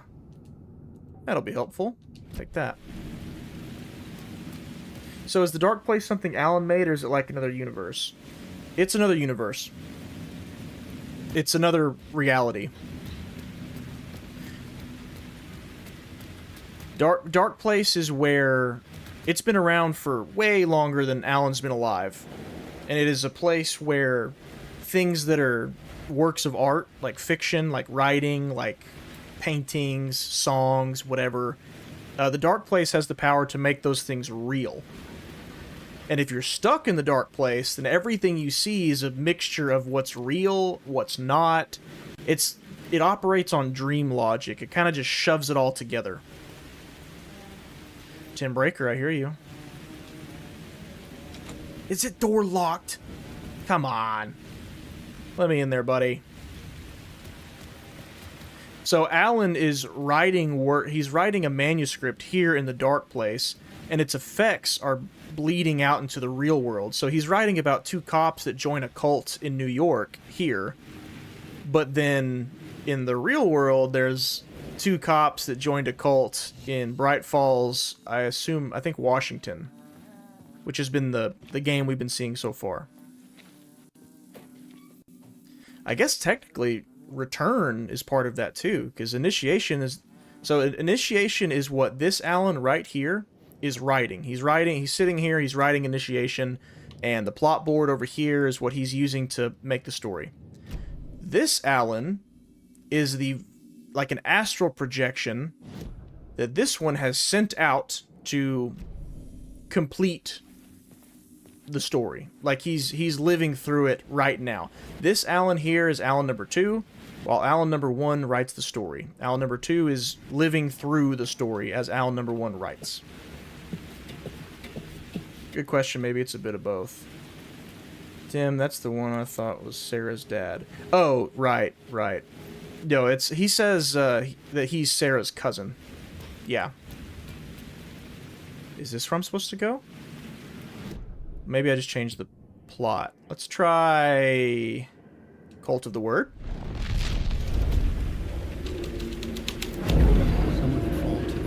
Ah. Don't you fucking move, or I'll blow you. Oh, Casey got him up here. Got me, Mr. Casey. I'm all yours. Go ahead. Ask that burning question in your mind. How did you do it? How did you get me into? Yeah, because we saw Casey in the movie. Bring it. Talk to me, damn it! You've seen the film? Good. Now you're ready to meet the Grandmaster.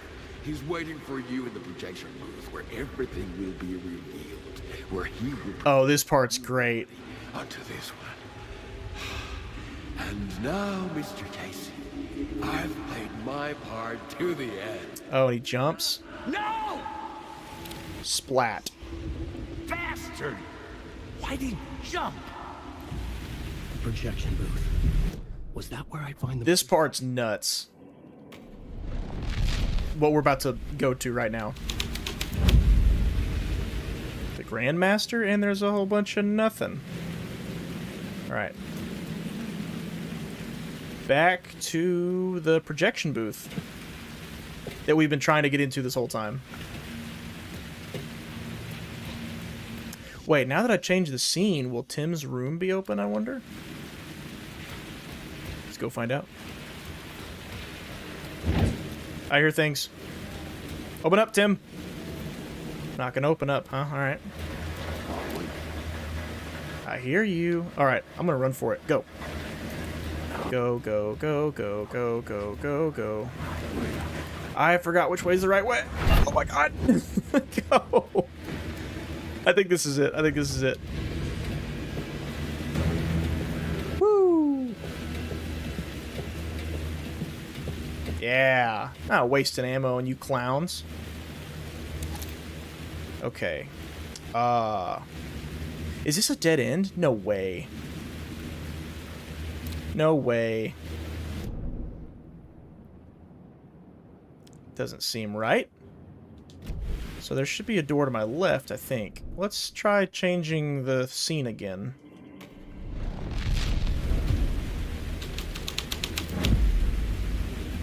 I'll be darned. Makes a door appear right there. That's wild, man. Glad I thought to do that. I'd have been lost. Alright, let's get back out of here. Just going backwards. Now I want my light back. Hand it over. Oh, I hear awful things. Oh, wait, no. I put the light back in. No, give me that. Oh, they're attacking me. You know what? Here, have some of that. I'm sick of running from you. Oh, there's more. Goodbye, goodbye, goodbye, goodbye, goodbye, goodbye. Reload our battery. And see ya. Oh, so that's the door that was locked this whole time. Now it's not. Okay, here's our projection booth. Let's see, it's gotta be... Let's try... Maybe the grand... Whoa! They followed me in here? Nah, dog. Oh my god! Are you kidding me? I did not think they would follow me in there. Yeah, because remember, when you're looking at the map, the game's not paused. They followed me all the way in there and attacked me. Dang. Well, at least we know where we're going. Yeah, see, just like Thomas Zane did, I died, and Alan wakes back up at his typewriter. So, no different.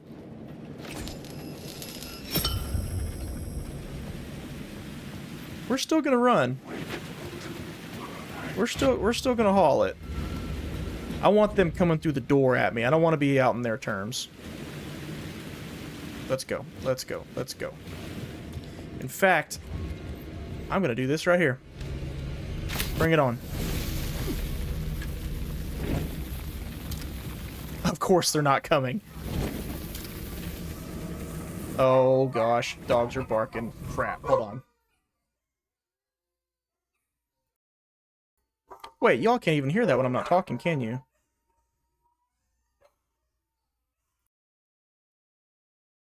I'll unmute myself when they stop.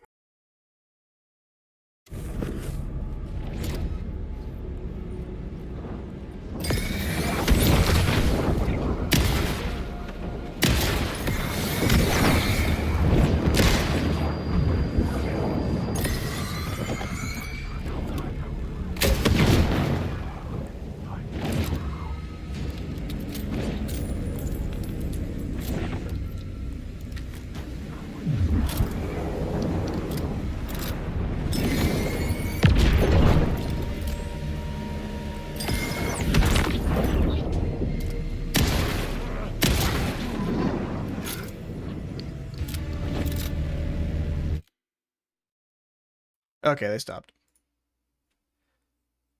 Better map layout than control? Dang straight.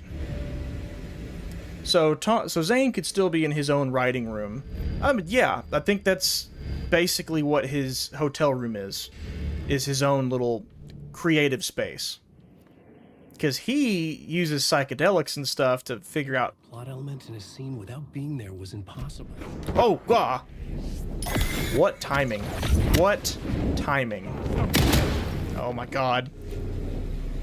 I have had enough. Get back. Where are these guys coming from? That dude did not come through the door. There must have been some that spawned down here.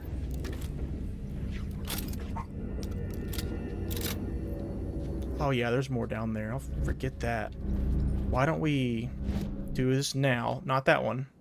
Lobby.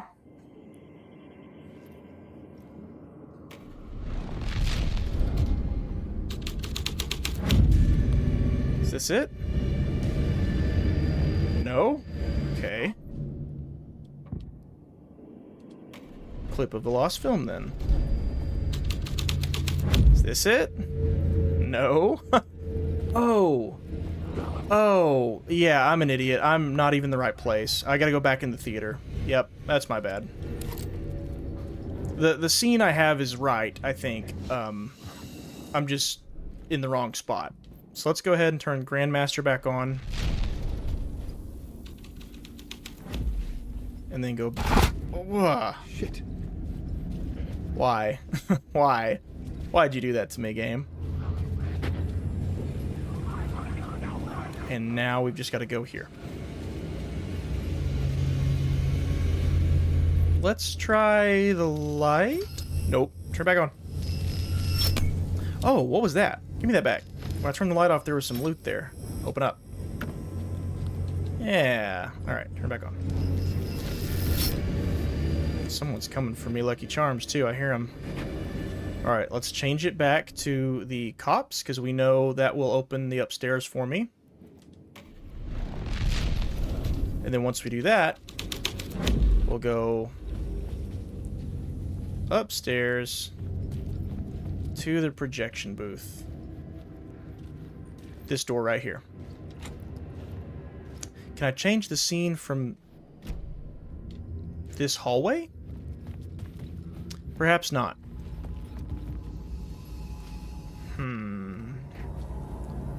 Alright, so from right here...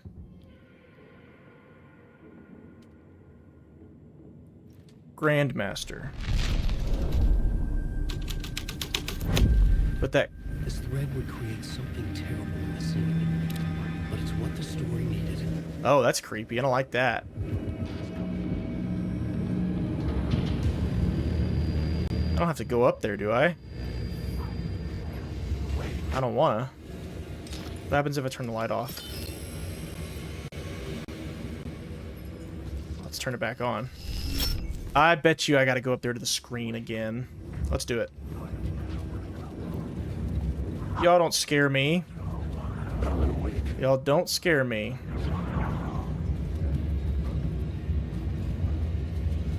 Sure did. Sure did. The cult member walked through. In a maze. This is it. This is the part. There had to be a way to the projection booth from here. You can't take this part too literally. Somebody's in here with us.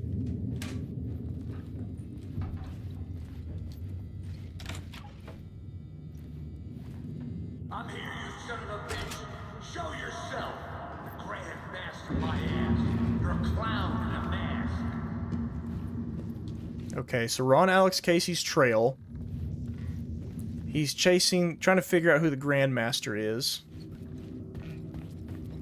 Is there any loot here? Nope. Alright, screw it. We'll keep going. And we're in a loop. Back where I started. Yep. A loop within a loop. I had to keep going. Son of a bitch. Show yourself. Who was it? Who said that? The Grand Master, my ass. You're a clown in a mask. I'm not the one wearing a mask here, you moron. See, y'all hear what just happened? Alex Casey got stuck in a loop too. In real life, at some point. Because he just heard himself talking and interacted with himself. I was losing it. Mm-hmm. I wasn't far behind. Open up. Obviously, he doesn't realize he's in a loop, right? Like, that dude's in the real world. Why would he ever assume he's in a time loop? Hello? Hey! Show yourself! Who was it? Who said that? That's a real clever trick, asshole! You can run, but you can't hide! The Grand Master, my ass! You're a clown in a mask! Looky there. I'm not the one wearing a mask here, you moron! Why don't you come here and say that to my face, buddy? Then we'll see who's the moron! Yeah, he doesn't realize he's talking to himself still. But there's someone sitting there in that chair. It's gone. But I saw something. What the heck was that? Is my wife finally here? I think she is. I think that maybe that's what they're barking at.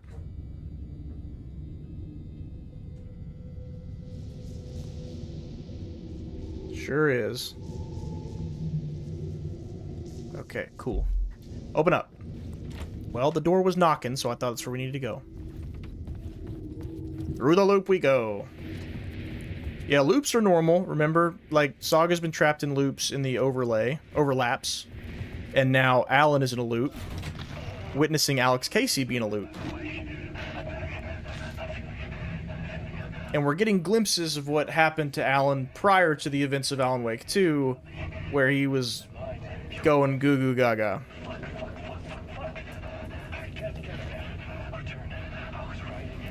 Yeah, he was trying to write Return, it wasn't working.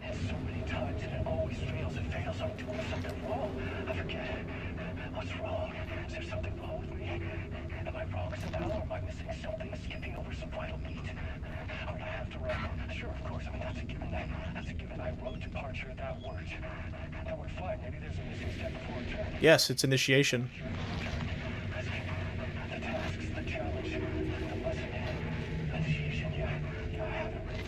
Okay, so no, Alan came up with it on his own. Mm-hmm.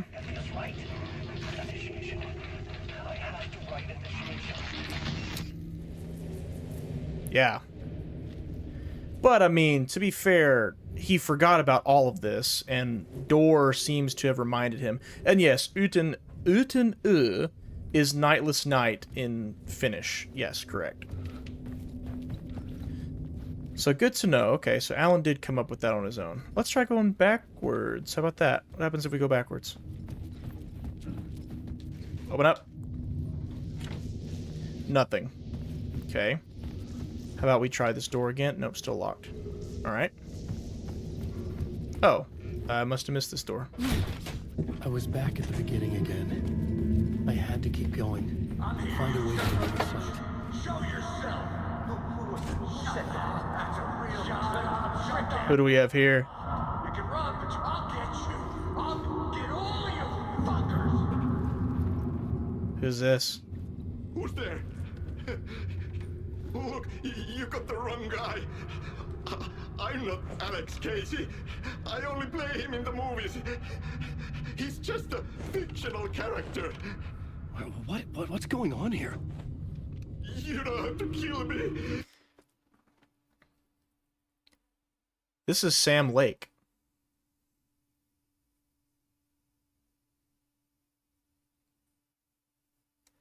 as in not Alex Casey fictional, not Alex Casey real. This is Sam Lake, who plays Alex Casey. Correct, Dwayne.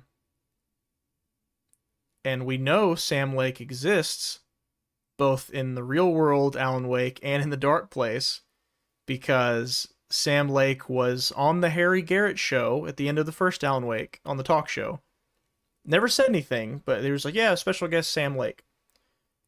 And in the Warland Doors talk show in this game, they established that, oh yeah, here's Sam Lake. He plays Alex Casey in the movies. Now, does the real world Sam Lake play Alex Casey? No. In fact, it's probably just... It would make perfect sense for Alan to see Sam Lake here in the Dark Place because he met him once on Harry Garrett's show. But just so we're clear, this did not ever happen to Alex Casey. This is this is Sam Lake strapped in this chair with a mask on his face, saying, "You don't have to kill me." This is his voice too. You don't have to go get that knife and stab me. You can just give up and go back. You totally don't have to kill me. Sacrifice to open the way forward. The ritual sacrifice to open the way. Forget about progressing. You don't have to do it. You don't have to kill me. Don't do it. You don't have to become a monster. Oh, Sammy. Leave the knife where it is. In the bag. Leave the knife where it is, right over there. This was absurd. Our dialogue forced and ridiculous. In desperate need of another pass. But I'd play along to see where it took me. Let's forget about the knife. Sammy. Your time has come, Sammy. The knife. Sammy. Oh no. Oh no, you don't. Oh yes, I do. Sorry. We've wanted this for a long time, Sammy.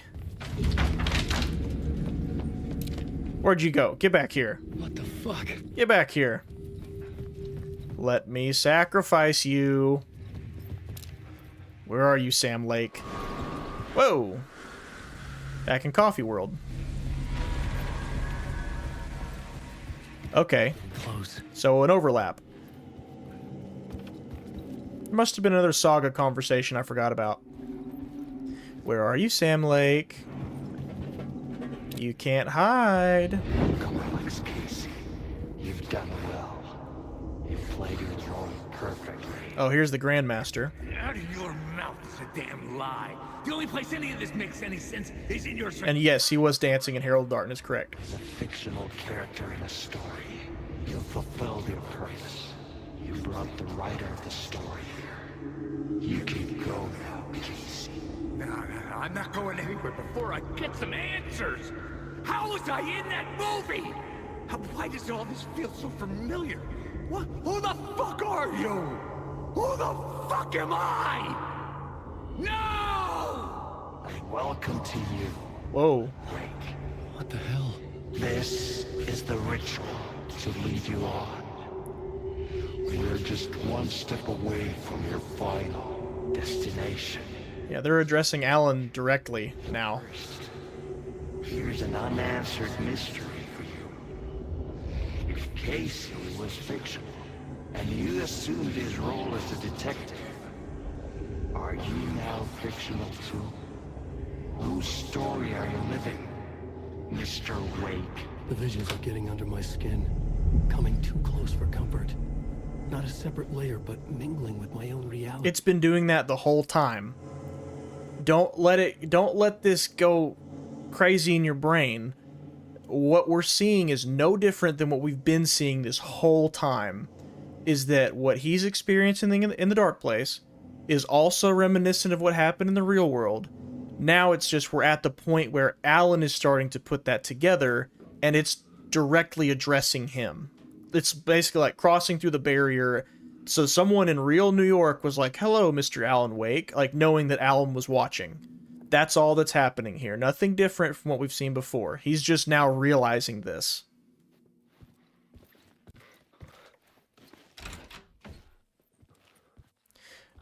But we have unfinished business with Sam Lake. Where'd you go, buddy? Oh, we're dead end. We're stuck. Okay. Can't be right. Did I miss something?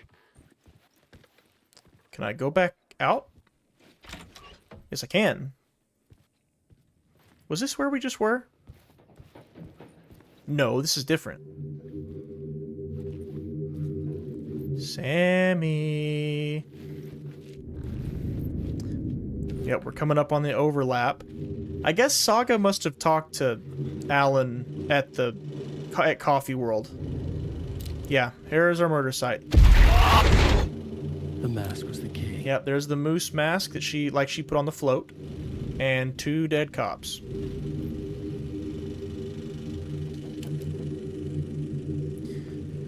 Sam Lake got away for now.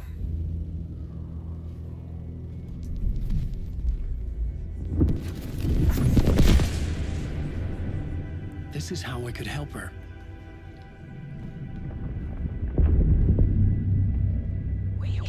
Yeah, okay. Saga Anderson, listen. I've been tricked. Scratch wrote returned. I tried to fix the story, but he stopped me before I reached the end. He has it now. It's the key to escape. What do you mean, escape? Wait, Scratch? Yeah, this is where she's like, what are you talking about? You're already out. And he's like, no, I'm I not. need to stop him before he gets out. He's after Alice. I'm still trapped, but I'm making progress. I wrote you in to be the story's hero. Scratch made a horror story. I need to match the genre. It has to be dark, but the hero can break through, save her family. So he definitely did. Save her family. Yeah, he wrote Logan in on purpose. Yes, whatever you're doing, it's working. You just need to keep going. Did we have family in the horror story? This is where she asked Alan, did you write Logan in the horror story? Which the answer is yes. Because he's the one who did the edits, we now know. We thought Scratch had done that. He had made the story bad. But no, Alan did it. Like I've been saying this whole time, to give her proper motivation. I had to make it work this time. I could stop Scratch, get the manuscript, fix its ending. Okay, here we go.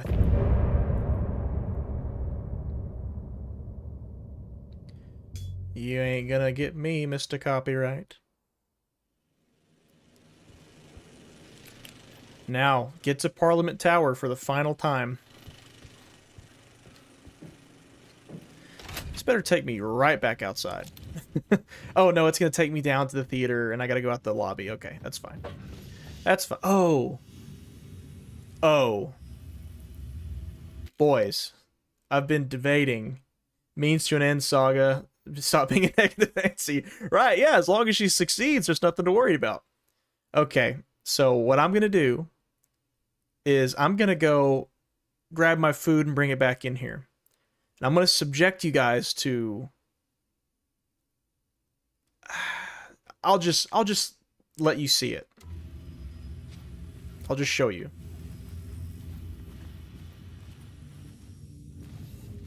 Guess what? Thomas Zane's film, Uten U, is in this game from start to finish.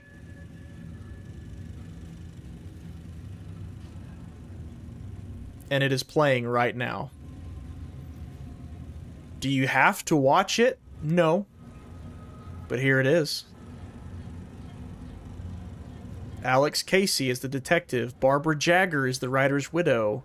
Ilmari Huatari, the murderer. Ati, the janitor. Thomas Zane is the writer Alan Wake. Music by Ati and the Janitors. Okay.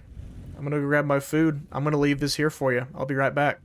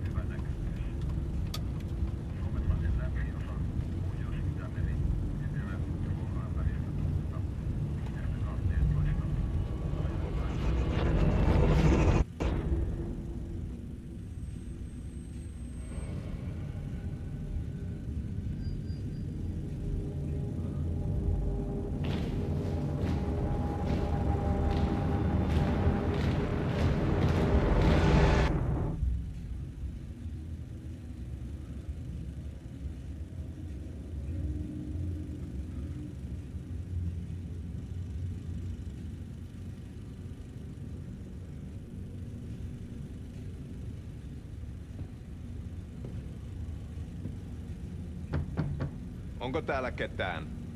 Ahti.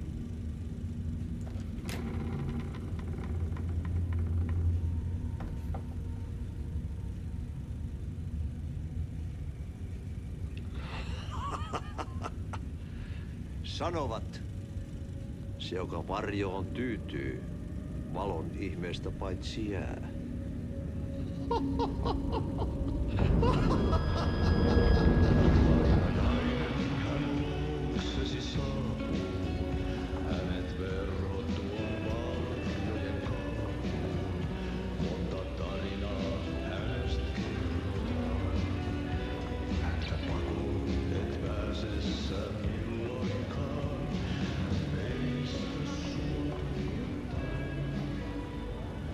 Minulla oli sinua ikävä.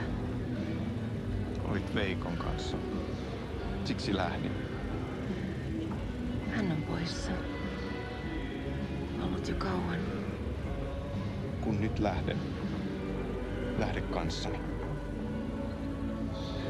Mutta vasta tämän yön jälkeen.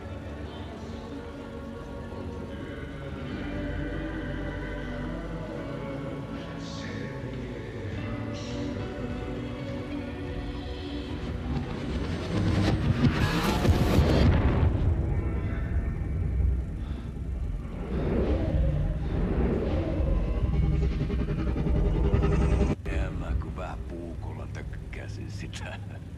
Tuik, tuik, tuik, tuik, tuik. Heti sillä oli paskat housussa. Kontas ojan pohjalla änkyrä kännissä ja huusi ja soperteli ja armo, rattasveli anna, armo, mä kuolen. Ai saatana.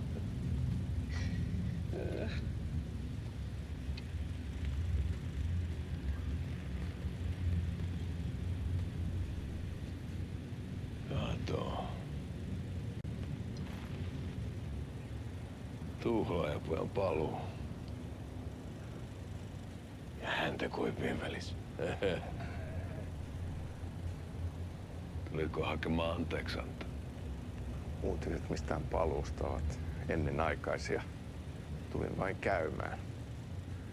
Ja nyt kun muistan millaista tämä touhu täällä on, en viivy kauaa. Missäs veljesi luuraa? Pisti hengiltä. Rupes käymään aivoon se ainainen länkytys. Uhrilla ja mestarilla. Mutta ei se paskaveli kelvannut edes siihen.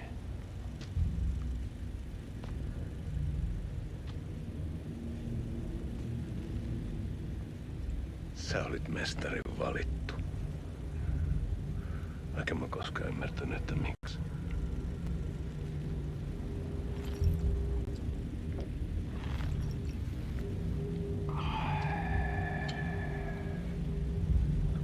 Päiviltä pitäis sinutkin pistää. Mitä on? Nyt tuli tupen rapinat, poika. Leikataan parta! Leikataan pojalta partaa!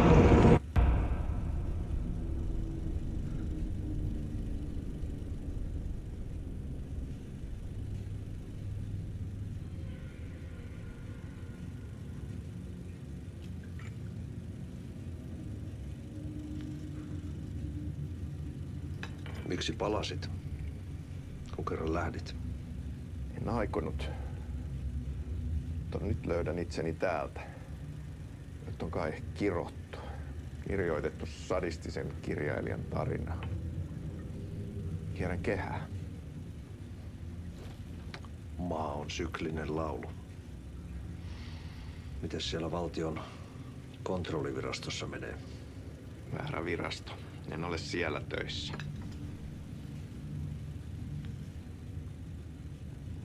Sitä paitsi sain potkut. Ei olisi tarvetta talonmiehen apulaiselle. Ei ole.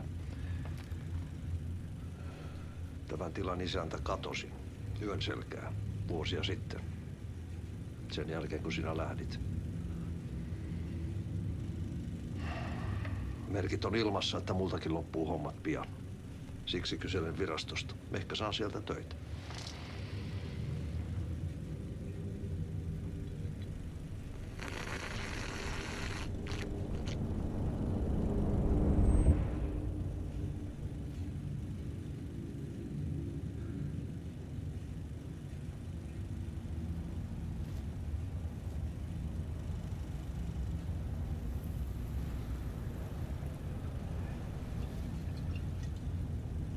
Malja. Mille juomme? Yöttömälle yölle.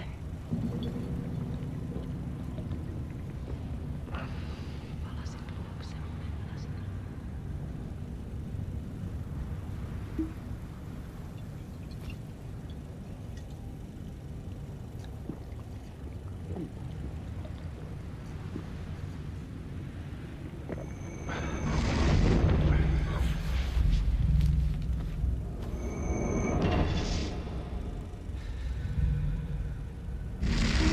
I've returned. Tämä riitti vie sinut tuon puoleiseen.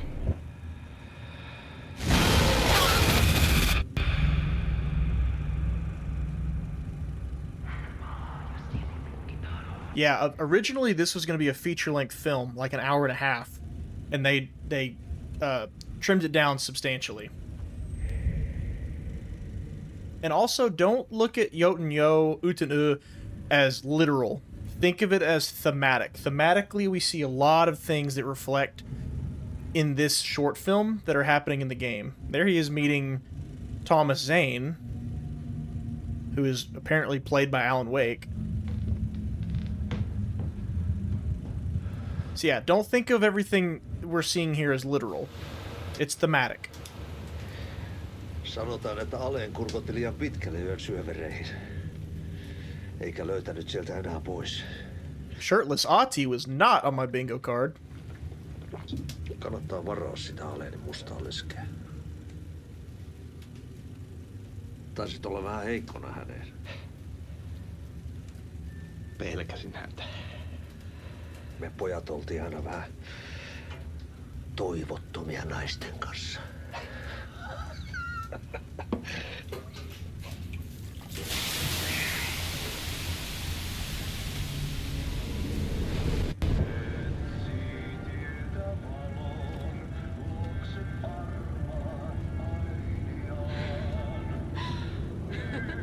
I don't know, the workout regimen over at Remedy must be killer.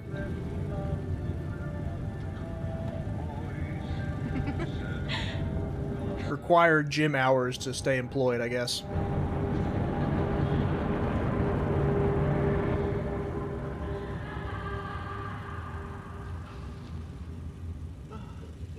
Also, fun fact, Sam Lake was supposed to do this whole thing, this scene right here, totally nude, and he backed out the day of filming, literally on set. He was like, nope, I'm wearing pants.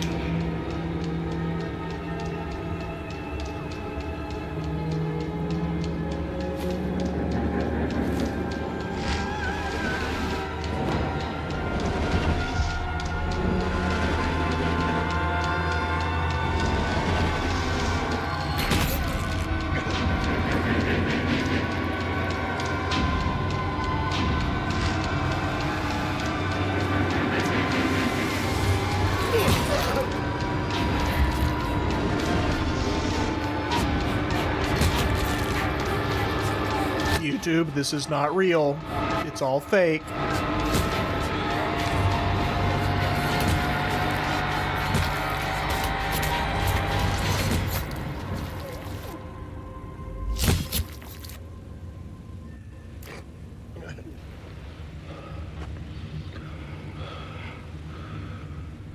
Tämä riitti vie sinut tuon puoleiseen. Hän palaa. Ja sinut lukitaan huoneeseen. Alussa oli sana.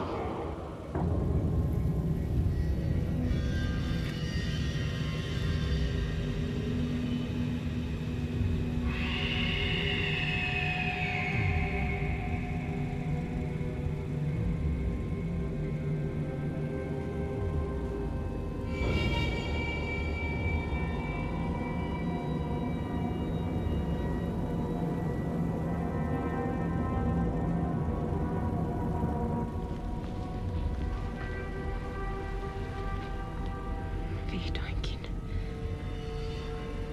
Kiitos. Rakkaani.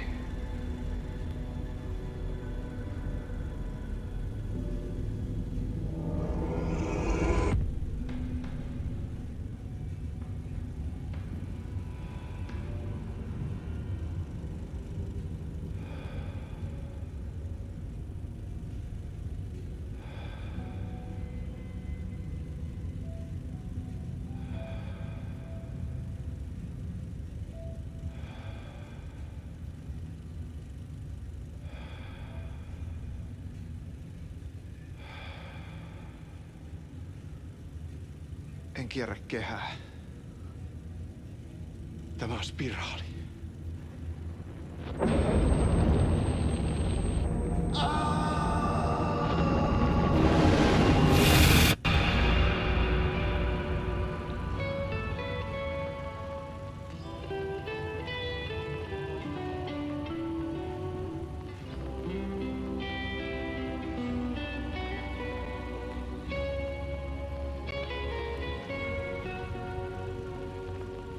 So yeah. Kuin painajainen hän luoksesi saa. Hänet verhot tuon varjojen kaapuun. Monta tarinaa hänestä Several interpretations of that. et pääsessä milloinkaan. But to make things simple, I look at it as the story is thematically relevant to everything else happening. You have Cop, you have Barbara Jagger, you have the return of somebody after a sacrifice. You know, it's all there. Trying to look at it too literally will make your head spin. In this city to drown the memories of this nightmare, but I damn well try. This case would never be closed. I had more questions now than at the start. The irony of being trapped in a postmodern detective story. I felt watched. The eyes of some unseen audience on me. I wanted to turn to the hidden camera and tell them to fuck off.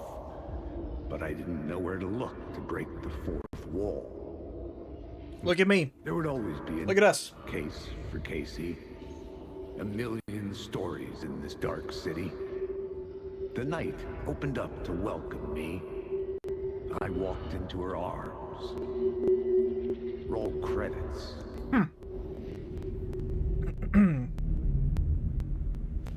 The biggest takeaway from that, in my opinion, is that in that movie, and now that our Alex Casey story is also concluded, they both thematically ended the same way.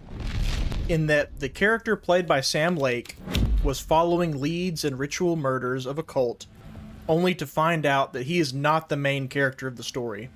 It was all so that Alan could find his way through. Hence the phrase, "This is the ritual to lead you on." It's not talking to Alex Casey, it's talking to Alan Wake.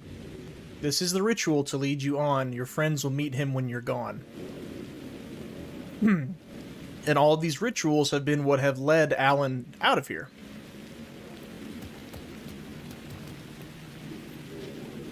And that was the final one. And now we are headed to Parliament Tower for the last time. Something kept me going. A broken man. No hope, no prospects, no love. Too stubborn to die. Oh, dude, Alan Wake could be great as a TV show. Guided sense of honor and justice in a city where there can never be justice.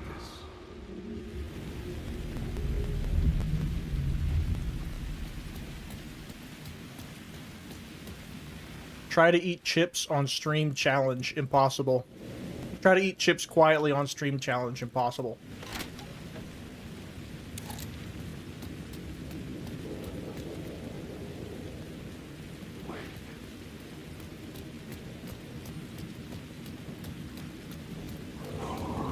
Yeah, how's that for a brain bender? Oh, I left all these guys out here. That means they're still here to kill me. Not today, boys. Yep, some of them are real too. I hear them moving stuff. I'm gone. There's another real one to my right. Parliament Tower, where are you? There you are.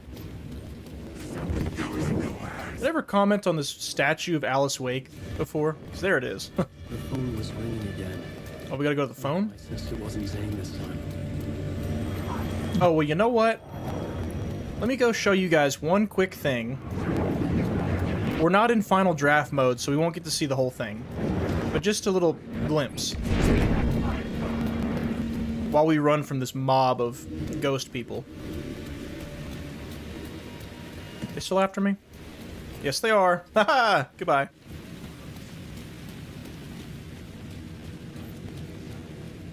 So it's here in the bottom floor of the hotel. And we want to go behind the counter. Ah! Close that. Haha! Can they open doors? I don't know. Here, on this TV. Aw, man. Maybe it did it when we passed through the first time. But this TV right here, you can look it up on YouTube if you want. But right there on that screen, it shows Dr. Darling, who's still in the dark place, meeting Thomas Zane. Oh, yep, they sure can open doors. So just to help fathom how meta that is for Dr. Darling to meet Thomas Zane, you've got Matthew Peretta playing a physical character, Dr. Darling, meeting a character whom he voices. And Thomas Zane tells Dr. Darling, aka Matthew Peretta tells Matthew Peretta how buff he looks. I think he calls him swole. He's like, wow, you're really swole. Do you work out? It's pretty funny. I think that comes from Dr. Darling's shirtless scene in Control. Because everybody was saying that online. Like, holy crap, he's buff. I even said it, I think, during our stream. Okay, Parliament Tower. Returning to you for the last time after we answer this phone call. Let's go see what the phone... He said I have a feeling it's not Thomas Zane, so let's see who's calling us this time. Alright, buddy. I've had enough of you. I'm seeing loot on the ground that I'm not picking up because I'm running, and I would like to have it. I missed 2 shots just then. Batteries. Uh-oh. Do I have any regular flares? Nope. Dude, they're everywhere. Oh my god. Get to the phone, get to the phone. Be a cutscene or something. There we go. Nice. Hello? Hello. It wasn't Zane. It wasn't Scratch either. Huh? It's Alan. You're me? Me? I don't understand. There's a lot I don't understand. The dark place operates in loops. Time is a story. I'm calling you from a different point in that story. From the future? I'm never getting out of here, am I? Yes, you will. And no, you won't. And that is by your own choice. What does that mean? I'm sorry for what you'll have to go through. Alice's photos you found from the shoebox in the talk show basement. Before you can go to Parliament Tower, you must put them in the shoebox at her statue at the plaza. Oh, I'll be darned. We're going to her statue. To help Saga Anderson.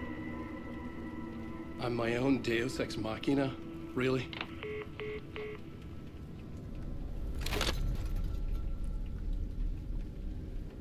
Okay. How many writers does it take to finish a story? One for each draft.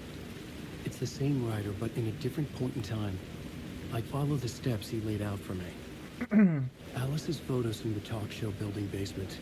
Adi had guided me there. I bring the photos to the shoebox by the statue. So, did you hear that? The dark place operates in loops. And we've been in several of these loops. So that means Alan, at some point in time, just called that phone to tell this Alan he needs to leave the photos in the shoebox.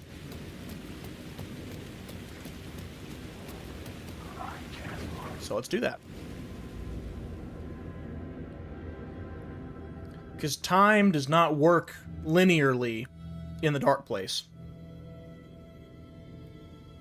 Yes, Eclipse, it is. It's Remedy's in-house engine that they built.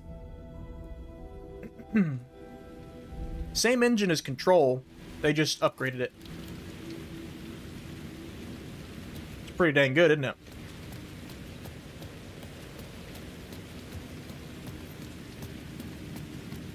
I'm pretty sure it's the same engine as Control. Control seemed to be able to handle action happening a lot better than this game can. Before, I didn't know how many. Alright, this is our last time. Different. Like my last chance. If it wasn't already too But the dark place operating in loops also helps explain why different things have happened that Alan can't remember. It sort of helps explain it. It'll explain it better later. But like, you know, him going crazy on the TV, he doesn't remember that.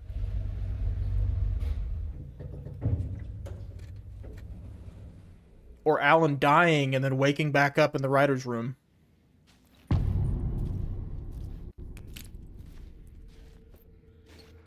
Nobody lived here anymore. Was I too late? Alright, so what happened to Alice Wake? We are about to find out. Oops, didn't mean to do that. Yep, the whole apartment's empty.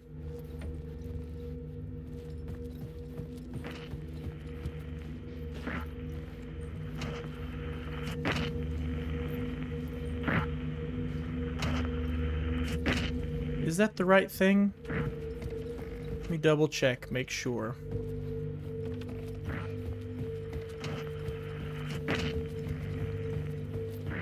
Make sure there's nothing else here.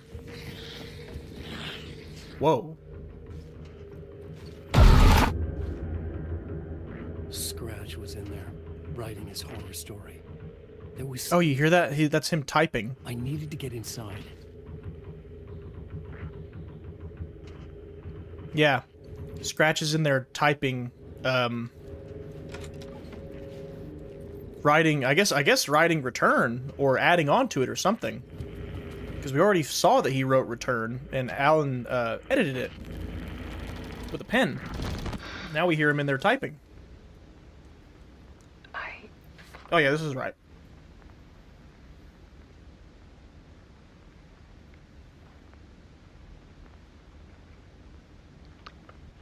I hope they do too, Eclipse.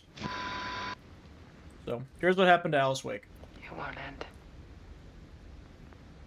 Like a nightmare I can't wake up from. I thought I could contain Ellen in my photos, but I can't. The monster just keeps coming back. Every night. Like waves hitting the shore.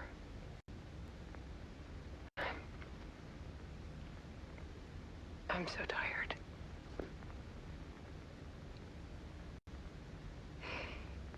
He's here all the time now. There's so much rage inside of him, I can't stand it anymore. God, I tried so hard.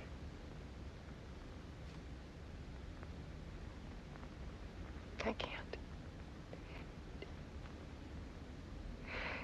I can't.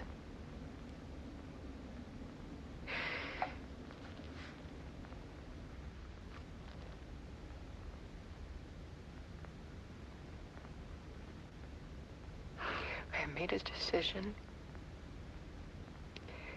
Most of you won't understand. I think you can guess where this is going.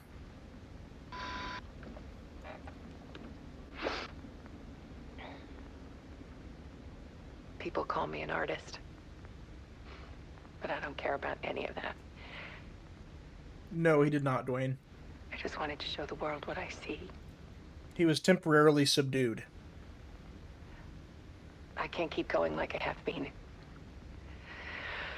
It's time for a perspective shift. To go from photographer to subject. This game almost entirely ignores American Nightmare. Art.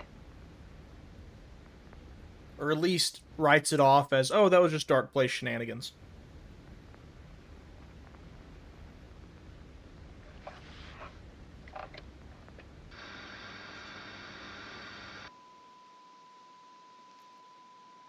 Look at that.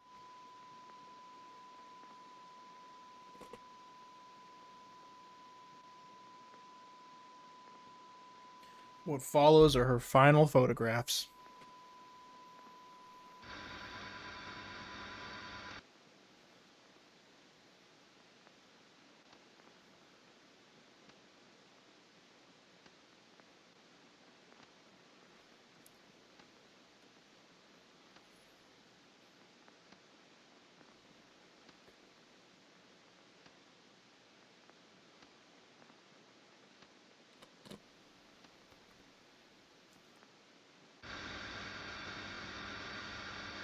And she's gone.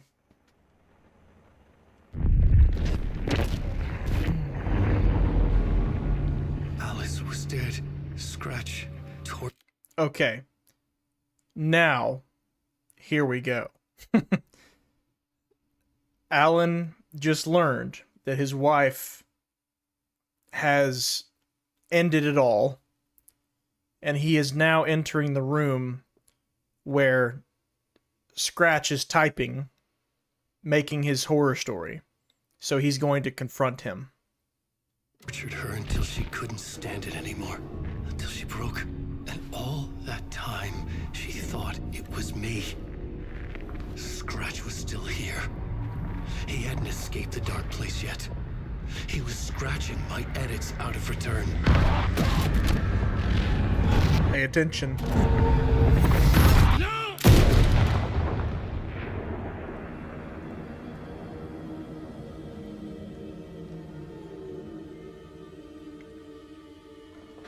I had seen this before. We have seen this before. This was not Scratch. This was me. Caught in a loop. Last time we saw this, we saw it from the perspective of the Alan who was scratching out and editing the manuscript. We now know the Dark Place operates on time loops constantly. So, Alan was editing out the manuscript to return, and while he was doing that, what we thought was Mr. Scratch came in and shot him. Now we see from also Alan's point of view, Mr. Scratch isn't the one who stepped in and shot him. It was Alan. They both mistook each other for Mr. Scratch, when in reality they were both just two different points in time Alan Wake. I had stopped myself trying to fix the manuscript. I was the one haunting Alice. It was always me. He's saying it was always him. Mr. Scratch wasn't the one actually terrorizing Alice. It was Alan. Not on purpose. He wasn't doing it on purpose. Remember, things that, as he was writing Initiation, and things were happening in the Dark Place, their effects were being felt out in the real world too.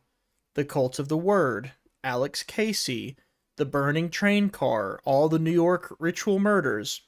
And so it makes sense that Alan repeatedly visiting his apartment in Parliament Tower in the Dark Place was also bleeding out into the real world, where Alice was seeing visions and what she thought was basically like ghosts of Alan haunting her, full of rage and anger.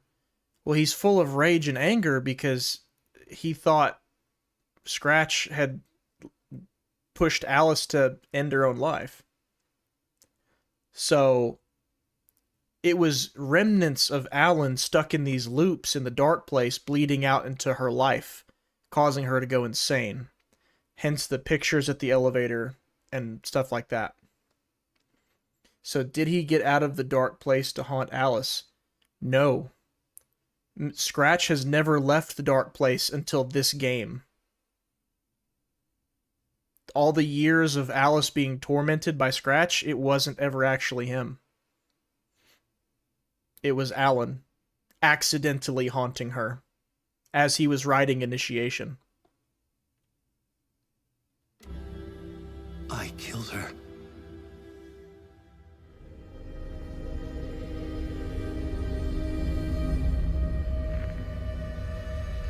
And remember, I think it was stream 1 when we came into the writer's room and found writing Alan dead at the table. This is why he was dead.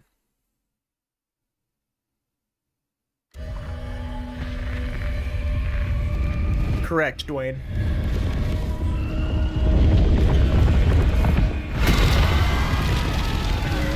This right here is the moment Scratch was able to get out.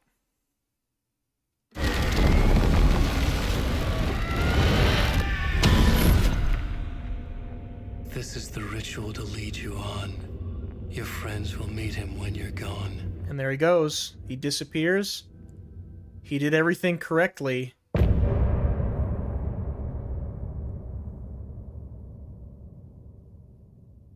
Simultaneously, in the real world, Saga and the Anderson brothers were performing a song to pull Alan out of the Dark Place. Those two things worked in tandem. So what happened?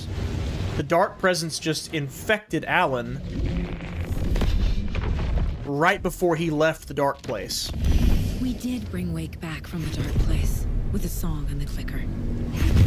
But he didn't end up here now. He landed on the shore after I faced Nightingale in the overlap. Correct.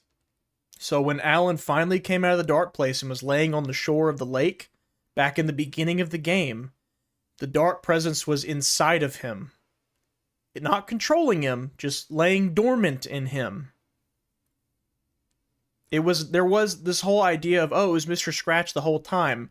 Yes and no. It really was Alan, but the Dark Presence was in him, waiting for its opportunity to show itself. Hey!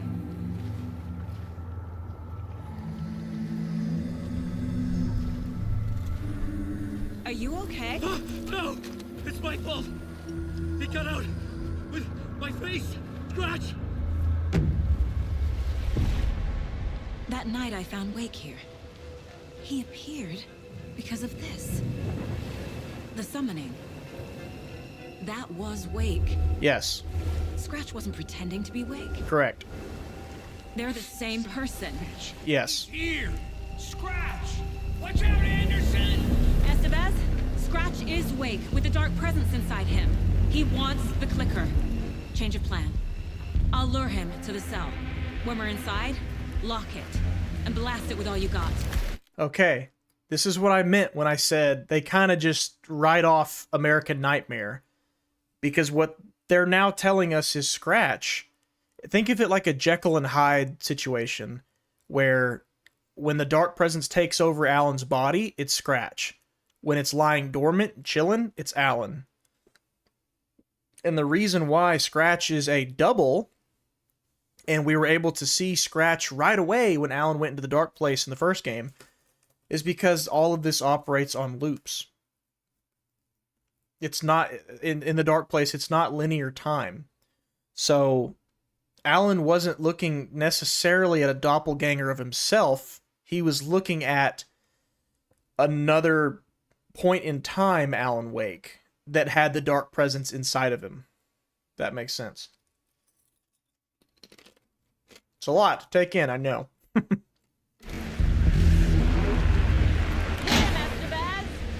Now we gotta fight him. Anderson, pin him down with gunfire for me to get the light. Okay, I think I gotta... Damn it. Anderson, we lost power. And we were right. We figured he'd show up. What's going on? What is he doing? I know he teleports. Eat that. Yeah. Yeah.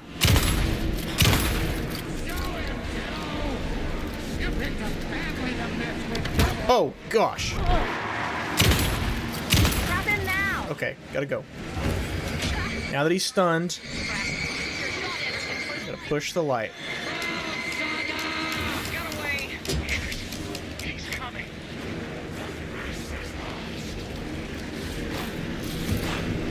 Come on, you big idiot. You don't scare me. More ammo waiting. Split personality, yes. And so anytime where you've seen Alan and Mr. Scratch at the same time, like in the same room or the same cutscene, is because it's been him at two different points in time inside of the dark place. You've never seen it outside of the dark place because it's not possible. Alan and Scratch have only interacted within the dark place because it doesn't operate on linear time there.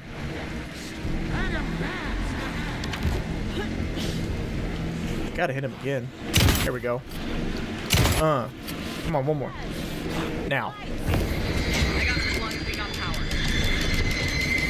Can I get it all the way? Finish it, finish it, finish it. Go, go, go. Got it. That's one. How many are there?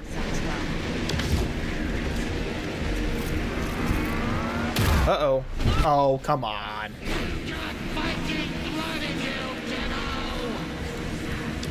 Give me things. Give me all the ammo I can carry. I'm gonna need it for later. So you know what? Actually, I'm gonna go closer to that light. So we're trying to capture him inside this big containment box. And then we're gonna shine the lights on him. Now, as to how Saga put all that together, I have no idea. I don't know. Greatest detective, I guess. Best answer I got.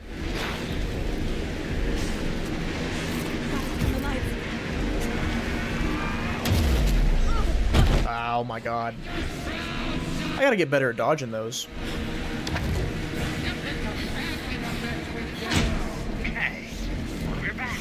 Oh, that's a lot of shotgun ammo. Thank you for that.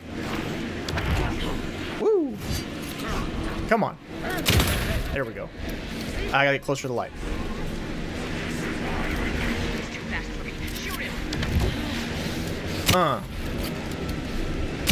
Did that work, or is he shooting me? He's shooting me. Did not work. Which light is it? It's this one over here. Reload, hurry. Go. Go. Go. Got him.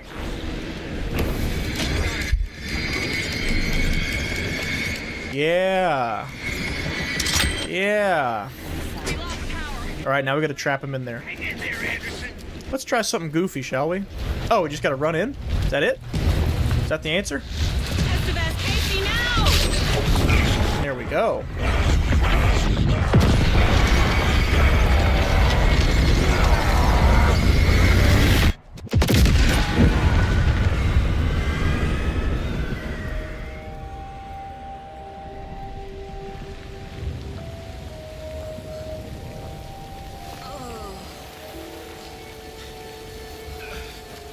So Alan is the big bad. Sort of. The dark presence is using his body. I'm sorry. So yeah. It's not him doing it on purpose. I'm so sorry. Did it work? Oh no, it got out of Alan and went into Casey. Casey!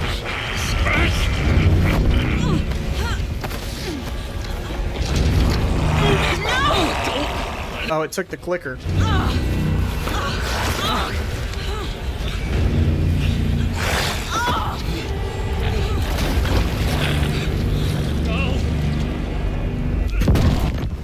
And he's gone. So much for that. I hate to be the bearer of bad news, folks, but it's official. Tear Fest is canceled. The heck it is. Bright Falls feels a little less bright. Not on our watch.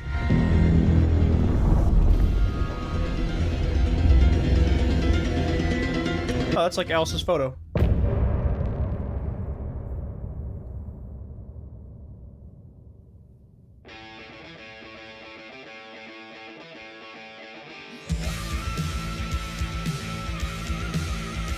Alright, so begins the final chapter.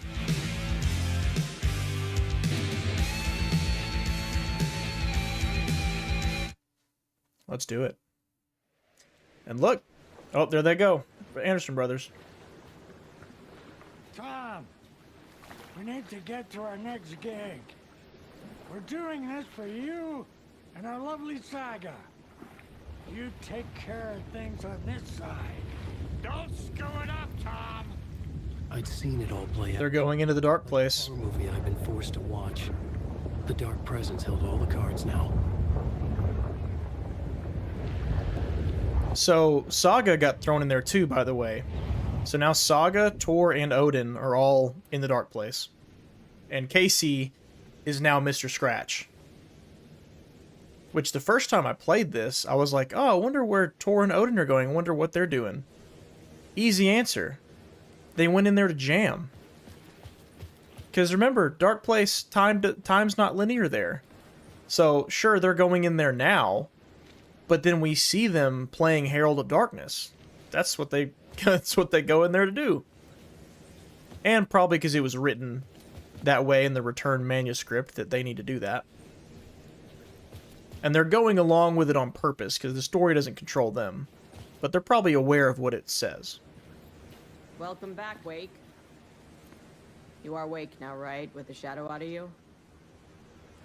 Some good news, at least. It's not the shadow, it's the Taken. Bad news is, I haven't seen a situation this fucked since the AWE in Eagle River. The shadow's now in Alex, and Anderson is gone. We need to figure out how to... Eagle River, that was in control. At least mention of it, I think. I'll do anything it takes to fix this, Agent Estevez. I'm the reason this is all happening. Yes, it is. It's never that simple. But I should have put you in a box and shipped you off to a containment facility the second I laid eyes on you. The only question now is... are you able to fix this? I can try. Not the most encouraging answer, but we'll make it work. Oh, never mind. It was Eagle something else in control, and it was the train car. Scratch. The dark presence inside Casey. It threw Saga into the lake. If she ends up in the dark place, she could be there forever. It took me 13 years to get out. Zane never did. Tor and Odin went in after her, right? Maybe they'll get her out. With the power of rock and roll. I saw them when I was... Don't say it like you're making fun of it.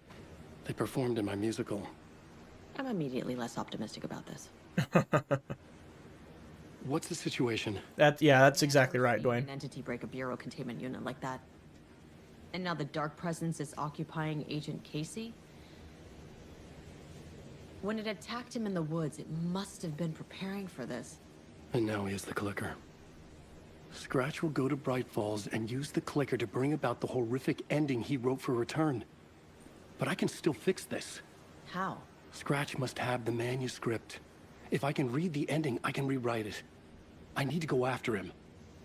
Well, you won't get very far without these. Yes, give me my stuff. Real Hail Mary, Wake.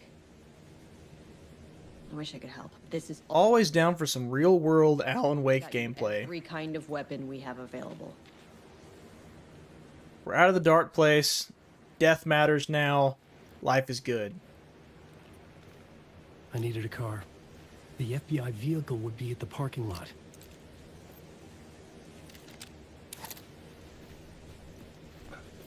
Only thing we're missing is his tweed jacket and hoodie.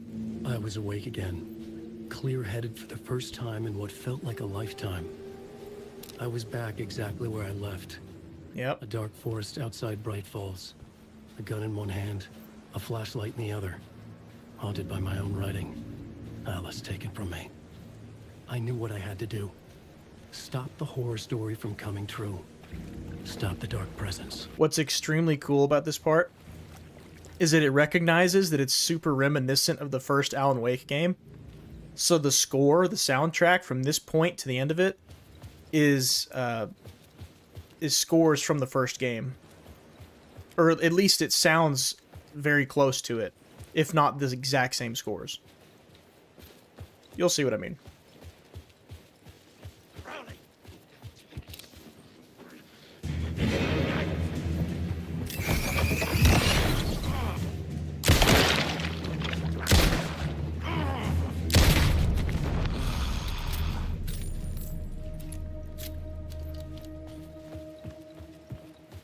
That one was reminiscent, but not quite.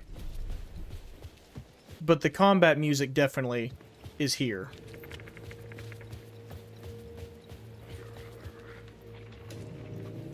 The background music right now sounds a lot like it.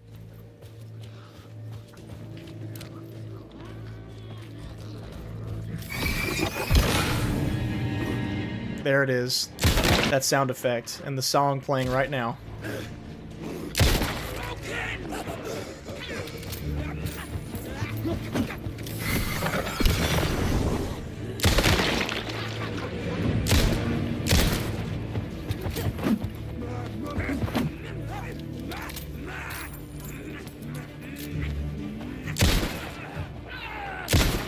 Sure does make me wish more of the game had been just like this.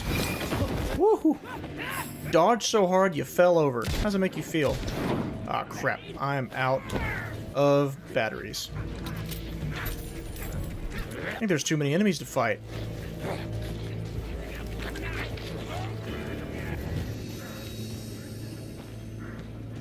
Okay, they can't see me in the light, which is good.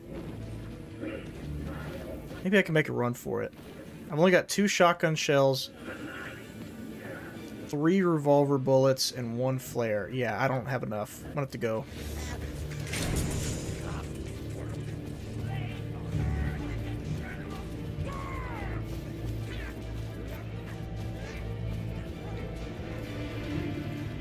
I love that they brought back the old score. It's so good.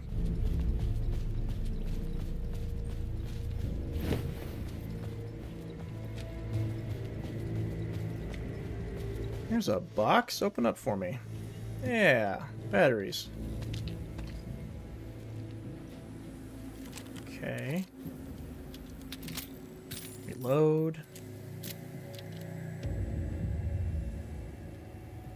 Oh, I don't have a map. Because we're out of the dark place, so there's no writer's room to go back to. It should at least still give me a map. Come on now.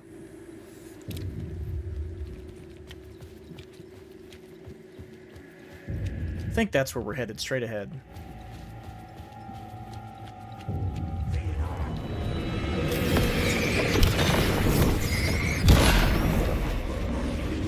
Oh, I hear him. I got some flares. I got a lot of flares, actually. Goodbye. How many of you are there? Will this kill him? I forget. Yes, it does. Alright, I'll quit picking on him. Let's just leave. In the dark place, the dark presence went into me. When I was pulled back here, crossing over weakened it, made it dormant. I couldn't remember what had happened, but I could feel it, getting stronger, waking up. Yeah, jacket covered in blood. Closing in. It was inside me the whole time, and then it took over. Turned me into Scratch. So the dark presence was trying to regain its strength, and it finally did back in the lodge when the cult attacked. That's when it took over Alan, killed everybody there. He blacked out and just saw dead bodies all over the place. Yep. So it wasn't Mr. Scratch the whole time, it really was Alan. Mr. Stratch was just chilling inside of Alan's body, waiting for the right moment to come out and play. Okay, so that's where I came from. Oh, here we go. There we go. Yeah, I wouldn't say no to a map. Still wouldn't. And now, Casey is the vehicle for Mr. Scratch, and he went off to Bright Falls. See this through to the end. Here we go. Why'd he let Casey live? I brought Saga. Probably because it was aware of what the story had been written so far, and it knew it needed Casey alive to take him over. Alex Casey in my writing for years. The real Casey had been drawn. There's also a theory that it was drawn to Casey because Casey, too, is a figure who's been impacted by writings in the Dark Place, like the Dark Presence is, but it could be true, it could be not. I don't know. If it is, interesting. If not, then just chalk it up to the Dark Presence knew it needed Casey. On here because of that. Now he was a victim too. Saga, Casey, Alice, all this horror originates from me. It's my fault. Scratch had to be stopped. I've driven down this road before. Been driving on it forever.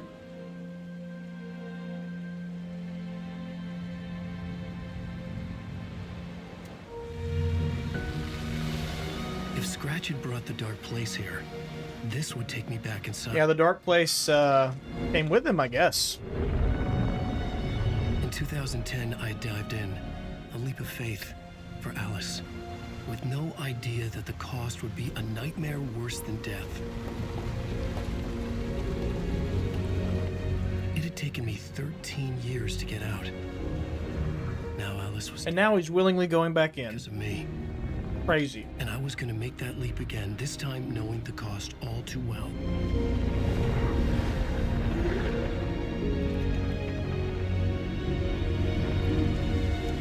Give us that pose. Yep, there it is. Another way to look at it, I had brought the Dark Place here with me. I never had gotten out. Maybe after this I finally could. It was a fool's hope. I had no choice. I had to do it. That didn't make me any less terrified.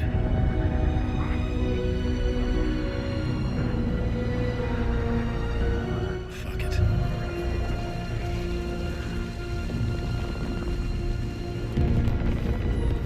Yeah, so now the Dark Place is in the middle of Bright Falls instead of under the lake.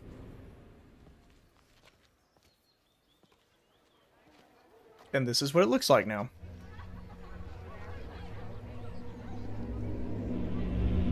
Yeah, no more New York. We are in Bright Falls, baby.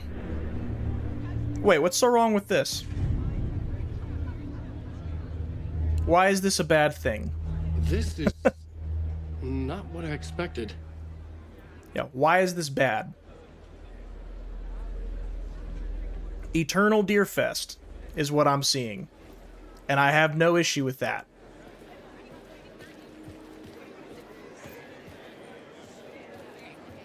This motherfucker is a home run. Okay. Alan Wake knows his fans and never lets them down. Thank you, thank you. I try.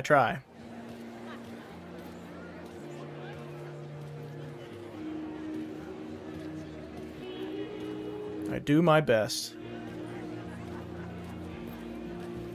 I needed to get a copy of Return. I needed to read the ending to have a shot at changing it. We need a copy of Return, and he's sold out. Great. I was inside Scratch's ending. A perverse version of reality.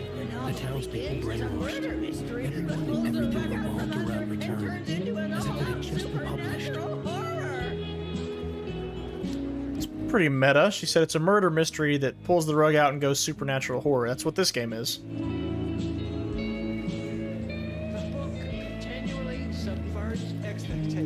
Does it? I expected the Koskolas to become taken because of their similarities to the Hotari brothers. Yeah, I guess. Yeah, the people in this segment... Characters echo each other in unique and surprising ways. The people in this In particular are rich examples of... Yeah, it's what I've been saying this whole time. The people in this segment are commenting on the story of this game itself. It's kind of funny. Like, what they assumed audiences might say about it. Why no love for Bear? Yes! Our dear author, planning something for the future? Yeah! Whatever it is, I'm on board. Why no love for Barry? Excellent question. That's what the question we've all been asking. Are we planning something for the future? I don't know.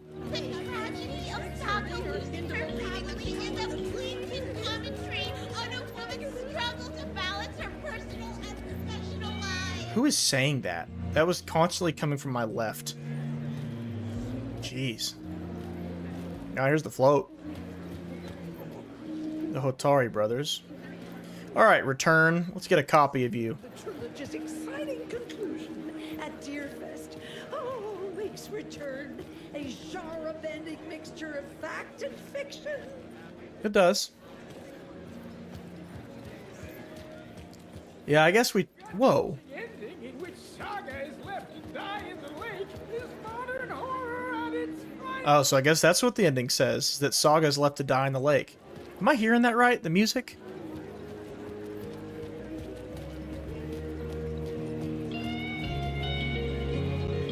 Oh, never mind. I thought it was the a soundtrack from the first game. It sounded like it.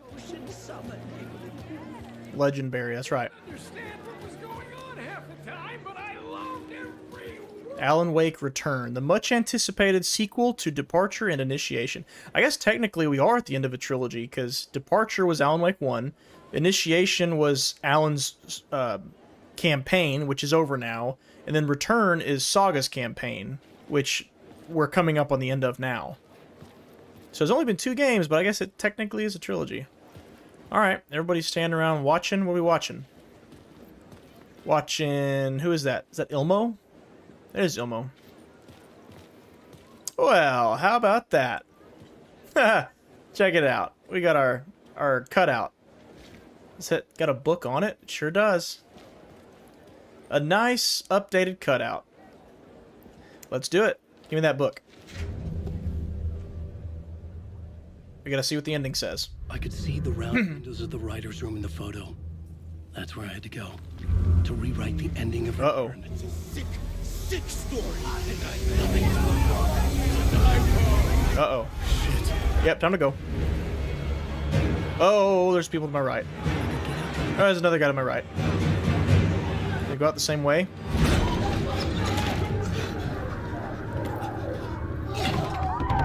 Pretty similar to when we broke out of the lodge last time. The book now. I could write my ending to Return. I had to get to the writer's room to stop this horror. Okay, so now we gotta get to the real writer's room. Or I guess where the writer's room is now. Because before the writer's room was in the top floor of the cabin, but now that the dark place is here at Bright Falls, we gotta find it again. Monster of a writer. And his final divine work of art. The novel Return come true. It wouldn't stop here. Valhalla Nursing Home. Keep spreading.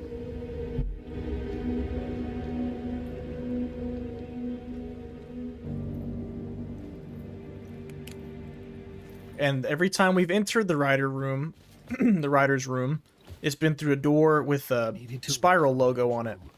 Right into conclusion. Was Scratch's insecure need for fame, for praise, drawn from my psyche? Probably. I would bring his sick fantasy crashing down around him. I had to find another way inside. Did I ever open this gate? I sure did. Glad I did. Oh. Can't open that one? Okay. Oh, I'm gonna have to go all the way through the clinic, aren't I? Think so. Yeah, do y'all remember where we saw a door with a spiral on it? It was upstairs. Alice's voice, I heard that. What was Alice was dead. Was this a trap? Or was Scratch torturing me?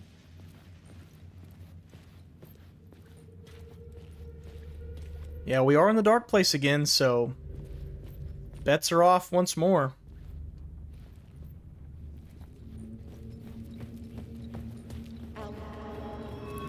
That's a vision of Alice straight ahead. Saw that.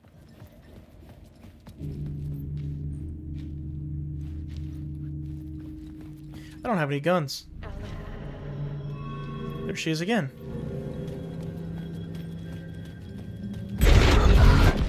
Oh, shoot. Yep, time to go. Time to go. Keep running. I don't know where I'm going. I'm just going what looks the best. Shut the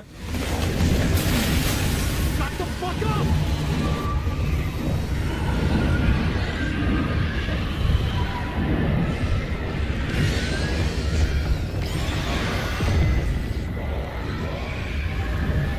We are one. Probably wants. Oh, it's after me again. Everyone loves us.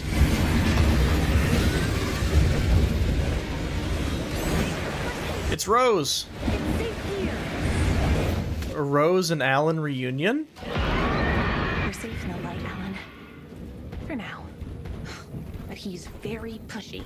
Rose, right? From the diner. How are you here? I'm here to save you, silly.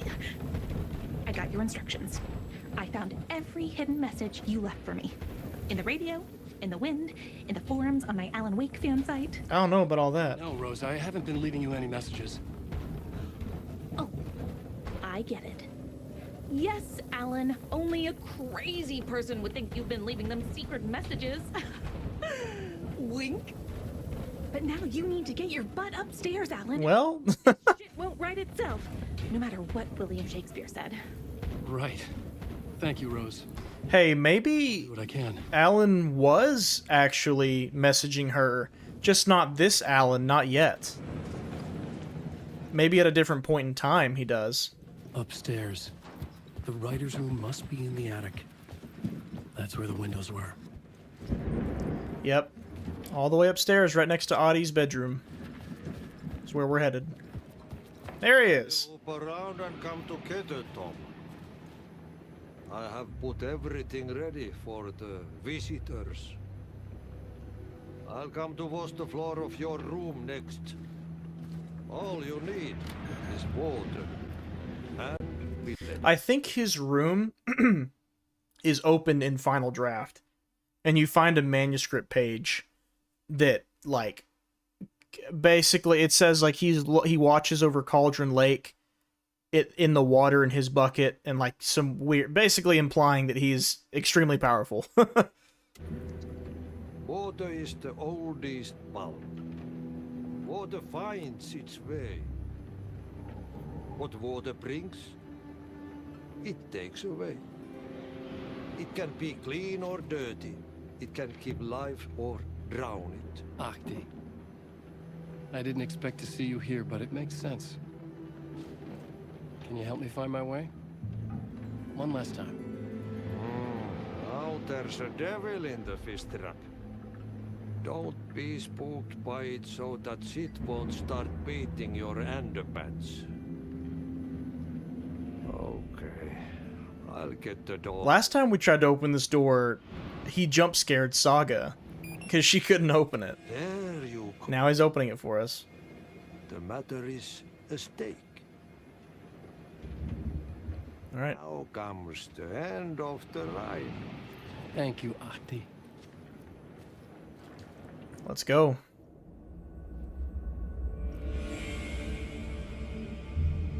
And there's a writer's room in the top of this building. Is there actually one here? Probably not, because we are in the dark place. I only had one chance to get this right.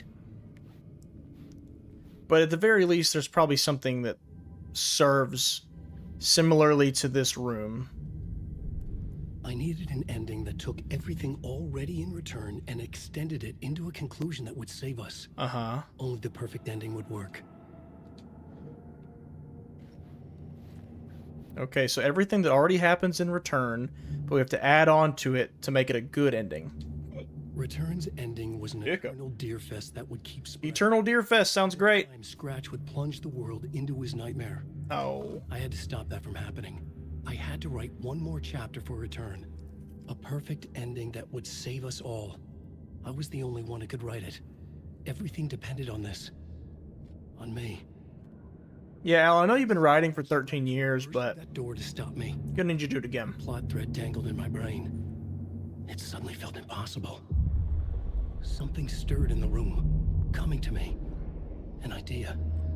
Something stirred in the room. Oh, it's an echo. Victims, and monsters. The ending has to fit. The ending has to fit the genre if it's going to work. In a horror story, there's only victims and monsters. That is the line that Alan said in the opening cutscene of this game. If there is a hero, they will ultimately pay a heavy price. I won't let the horror story take Logan and Casey. They were dragged into this. They need to survive. Non-negotiable. Not just them. We need to try to save everyone. Yeah, Saga's such a piece of garbage. I'm sorry.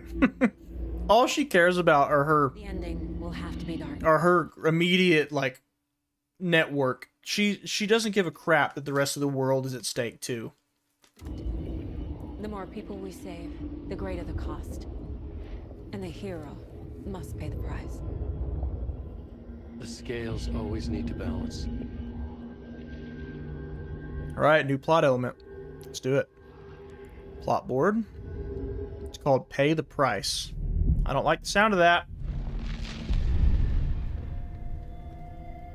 Something felt different. I'd never seen myself in a vision before, but it fit. Saga and I were both at the center of this story. She was now my co-author. Oh, okay. This was the beginning of the end. We were characters in a horror story, charging blindly towards the finale. We still didn't have everything we needed. This would not work without the clicker.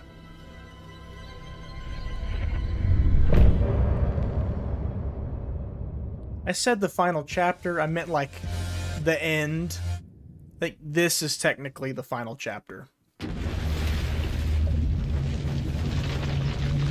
Because we saw what Alan is doing in the dark place, and now we're gonna see what happened to Saga after she got thrown into the lake.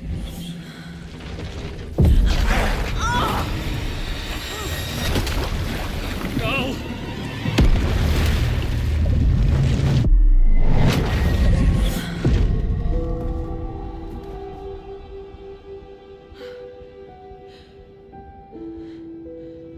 She's more like the Anderson brothers.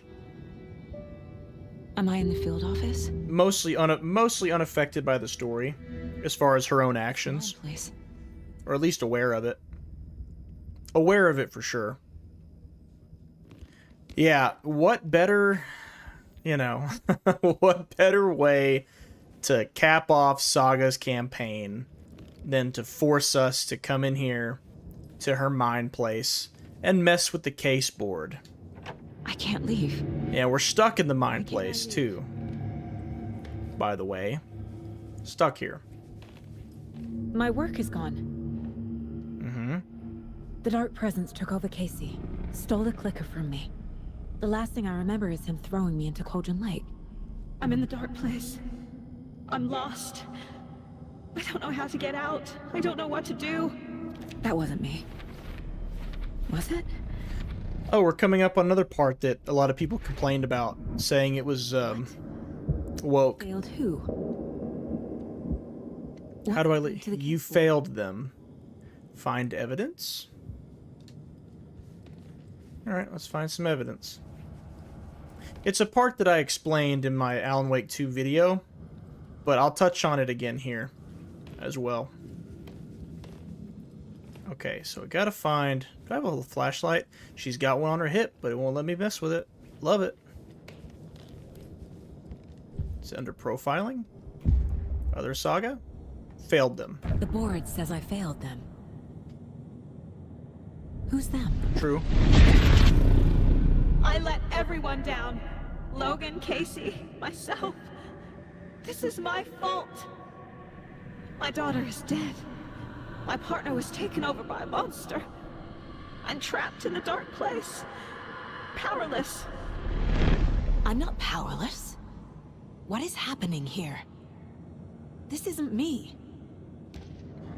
We are hearing another version of Saga who is more manipulated by the Dark Presence and completely lacking in confidence or care for others. That's who we're hearing, which is important to the point I'll make later. Casey. It's not our Saga saying those things. Casey depended on me. It's the Dark Presence making those things be said. I wasn't watching his back. I got wrapped up chasing the wrong lead. He needed me. Now he's turned into a monster. He needed me. Logan. I neglected my family for my job. I was too thrilled by the cases. The mysteries. Yes. I liked how dangerous the work was. Yes, But now Dwayne. that danger has destroyed my family. It killed my daughter. No. Something's very fucking wrong here. You failed them, your daughter. A terrible mother. I let my daughter die. Logan died because of you.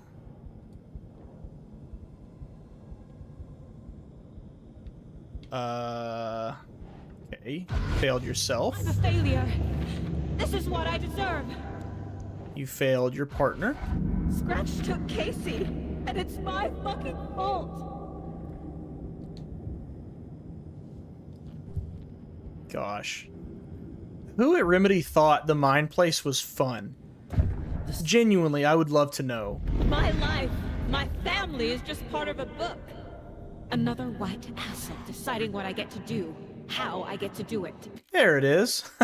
I forgot to call it right before it happened. That's it. She called Alan Wake a white a-hole, which made the rounds online, and people are like, oh, I'm not going to play that game now.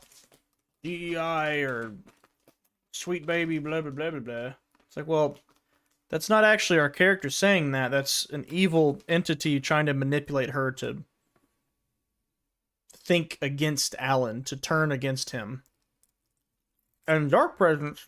Sorry, I know that was nasty. Dark Presence has been manipulating and calling out race since the first Alan Wake, before a company like Sweet Baby was involved. Just saying. Alice Wake had that rant about Alan's white, like wealthy white drama or whatever. Which, like, all the people that made this game are Finnish. They're probably mostly white. Just saying. Sweet Baby ruined this game, right? Yeah, game's ruined. Oh my god. Let's not even finish it. Now, the first time I played this game, I did not pick up on that. I picked that up as Saga just being an unlikable character. And it did bother me.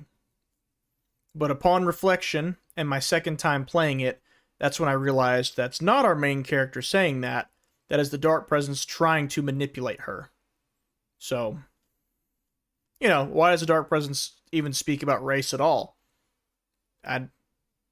Same question as when Mulligan and Thornton earlier in this game said their kind always sticks together, talking about black people.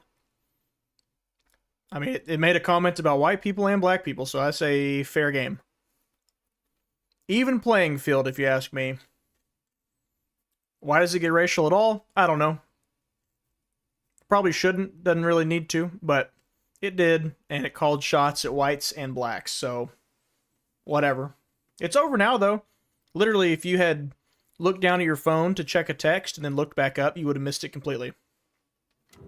He took my daughter from me. I'll never be free of this story from him. He used her.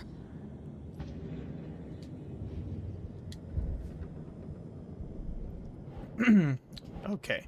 Logan is dead. She's not dead. God damn it. Logan is dead. Logan is dead. Wait, what? Oh, these say something else. You're the only one who won't accept she's dead. What makes more sense? Everyone is wrong, or you are? If you hadn't been at work, she'd still be alive. Logan is dead. She died alone and scared, begging you for help, and you weren't there. Oh, the picture's getting slightly darker each time. Okay. Logan is dead. As the water filled her lungs, she realized you weren't coming. That's terrible. Logan is dead. Can you even still call yourself a mother after you let your only child die? Logan is dead. No! I'm done with this. You're blaming a horror story instead of yourself. You coward. Admit she's dead and you killed her. You killed her. You killed her. That's rough. Okay, so profiling's not the answer. What's this? Casey was being corrupted and I did nothing. Subject was physically weakened.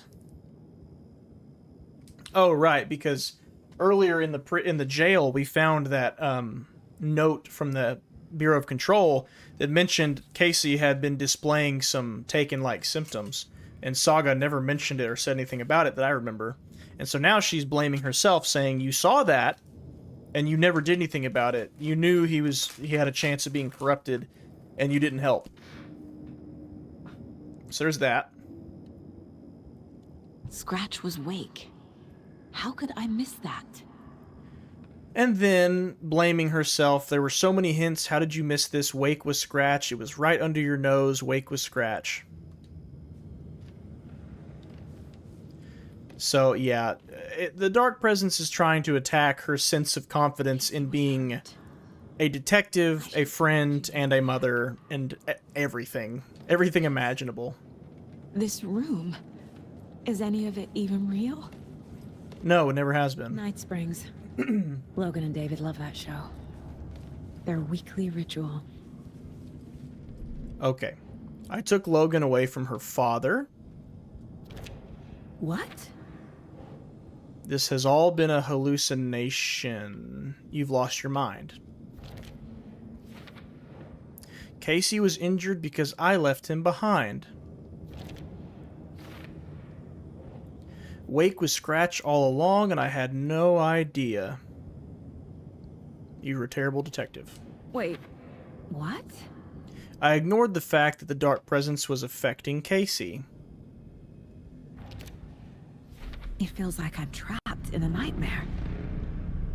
Stuck in an echo chamber with all my fears, my doubts. Right. My insecurities. Alan went through the same thing in the first Alan Wake in the DLC.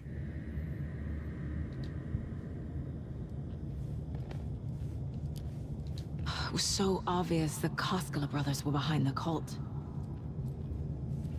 It was obvious, actually. I called it on my first playthrough. Of the spiral. As soon as I met the guys, right before you go to the trailer park, I called it. Whoa. Logan. That wasn't there before. The horror story used her. I've had it with you cultist maniacs. I never should have left Casey at the hotel by himself.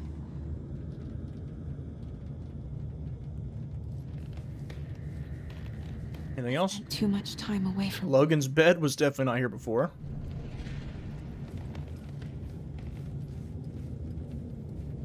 I never should have trusted these.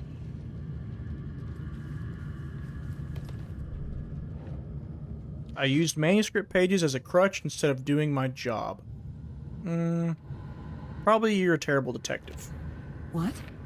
No. Logan was alone. You were a terrible mom. I abandoned my partner to investigate on my own. Probably you were a terrible partner. Yep. Logan's death broke something inside of me. Probably you've lost your mind. What's happening to me? Casey was wrong to put his trust in me. Maybe you were a terrible detective? No. It's your fault he got hurt? No. You were a terrible partner? Yes. I hate this, but it's all true. I had tried to silence these thoughts. Focus on the case. But I can't escape them anymore. Casey is touched or taken. I need a way out before I'm dragged under. Casey is full-blown taken right now. Not only is he taken, but he is Mr. Scratch. Mr. Scratch is driving his body right now.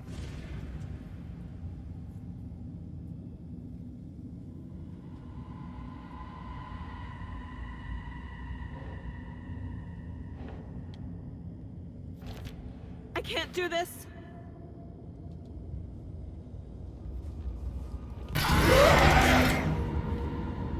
It's so dark here.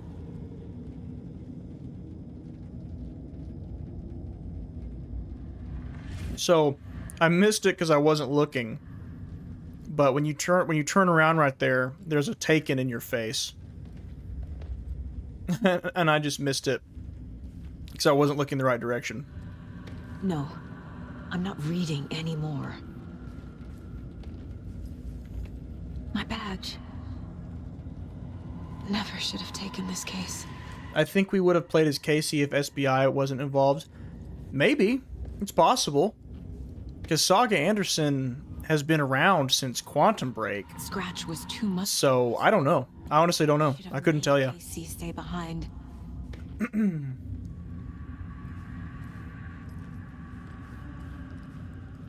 I would have found that more interesting. But at the same time, I guess There's no way out. playing as Saga kind of gave us an anchor into reality. Because she has no ties to anything. There has to be. Allowed us to view it from an outsider's perspective. Whereas I'm not sure if playing as Alex Casey could do that. None of this is real. I've lost it. We still got a lot of Alex Casey. A lot. Lots of echoes. A case about supernatural darkness. I'm having a full-on psychotic break. Not a defense, I'm just saying. I dragged Logan away to a tin can in Watery. She's dead because of me. There has to be a way out.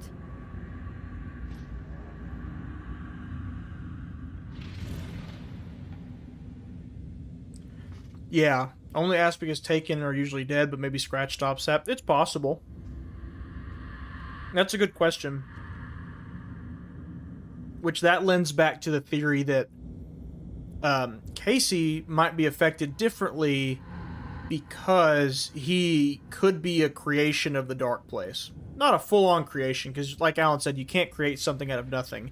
But like what he is today could be so heavily influenced by the Dark Place that Scratch, the Dark Presence, is basically able to take him over without outright killing him. I need a way out. It's over. There's no point trying. Everything is lost.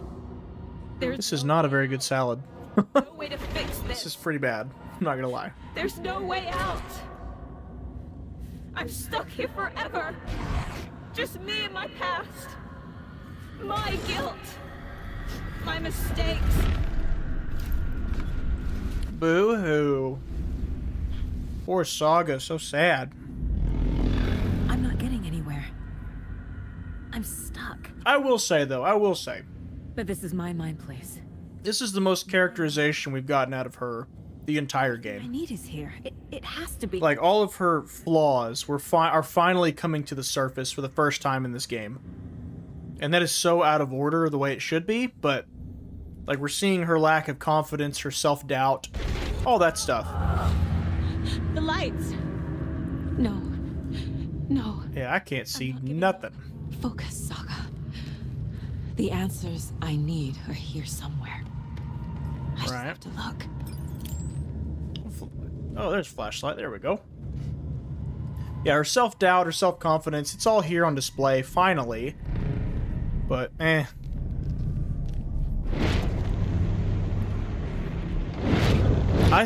Jeez, what? I still find her too selfish to be likable, in my personal opinion. Stop blaming And she was bland for way too long in the game. the arm. It's just part of the job. If you're gonna keep fussing, you can get the hell out. Look, leave the whiskey. Okay. So there's a memory of a time that Casey got hurt. I saw this online and it made me think of you. Okay, what are you doing? Don't make a big deal out of it, Mom. No hugs, no hugs. And there's a gift from Logan. Hey. Just calling to say thanks for your note. And a card from Saga's mom. Get in my head too much. There will be times just like this when you question your choices, your competence, even your own sanity. When things get dark, remember to trust and love yourself as much as your family does. Right, 'cause it's all about you, Saga. Okay. Don't need anyone else's help. You strong, independent character, you. You're just so strong and so good at everything. I'm sorry. She's selfish.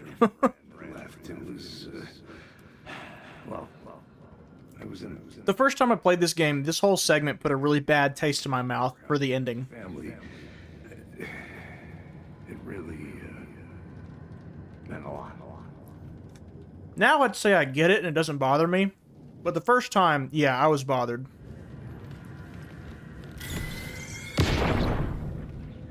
Hey, Mom. I made you a charm bracelet for good luck. I made a matching one for me, so bring me back something cool from Washington. Okay, is that everything? Did we get everything for your stupid little case board? I think we did.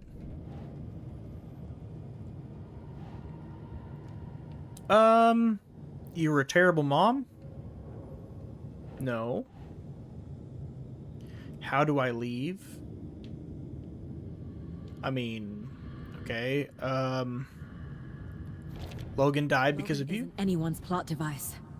She's Alan's. And she's not dead. Photo of Casey at... Dead! She's dead! Photo of Casey at Logan's birthday party. I can't do this! Casey trusts me. I know he does. Yeah, Casey and Saga are good friends. A reassuring note from my mom. No. This is all real. I know it is. The mug Logan gave me? The FBI. It's not too late. No! No matter what I do, someone will get hurt. I don't know what to do. I'm afraid. I'm my own worst enemy. The fears in my head are stopping me from trying.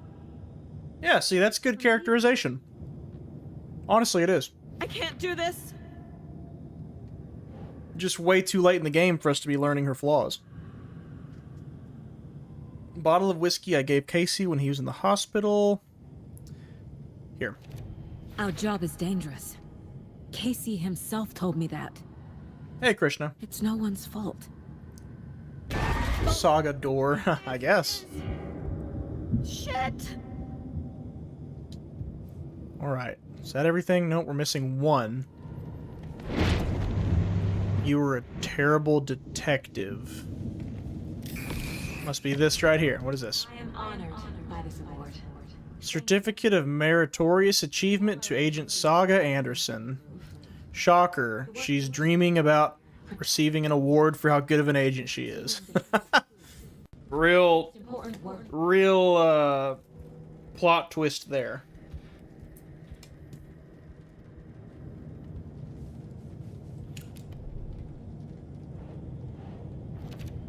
It's okay to be afraid. But I can't let this end here.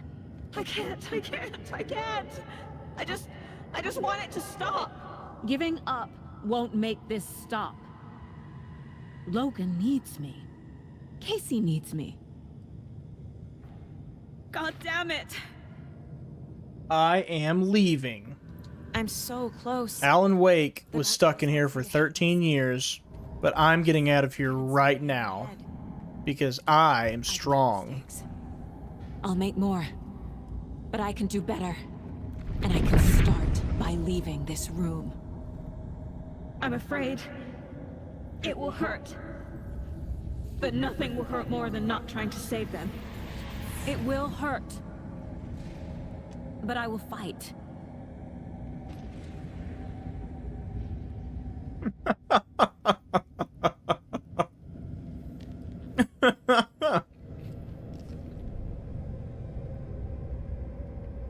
I can leave by overcoming my doubts and fears. Well, thank God it's that easy. The dark place. What are you, stupid, Alan? Stuck in here for a time loop eternity? Wake called it a night. All you had to do was not doubt yourself anymore and you could waltz on out. Logan's dead, Saga. Get over it. Yeah, for real. No, I'm memeing here, but to be honest, oh my, absolutely not. There's actually some stuff we'll get into later, but some pretty heavy implication that Ahti is the reason that she could get out this fast, or even have a chance to get out, I should say. All right, we done? We're gonna just walk on out. Let me check the weapon upgrade first. Anything I can do here? Yeah, I got 15. Increase the magazine size by 50%.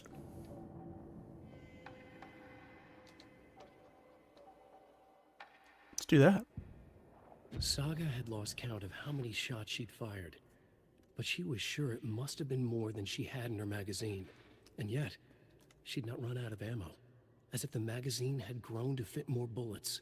She fired again. Thanks, Alan. Appreciate that. All right, time to leave. If only the rest of the Bureau knew what a song.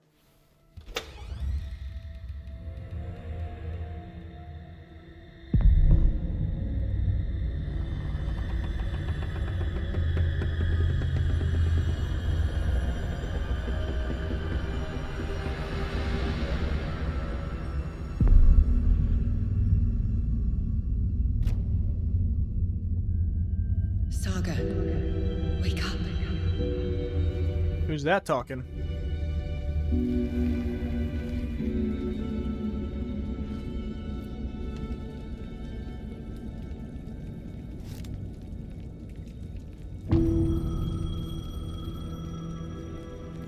Wasn't Saga's voice. The payphone was ringing. Somehow I knew the call was for me.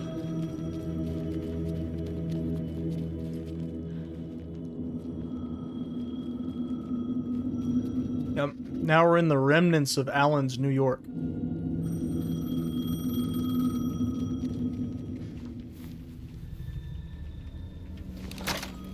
Hello? It's me again. You need to go to the statue. Again? Tower Plaza. To make your ending come true, you will need what's inside the shoebox there.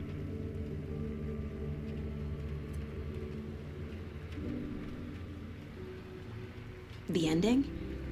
A shoebox? Who is this?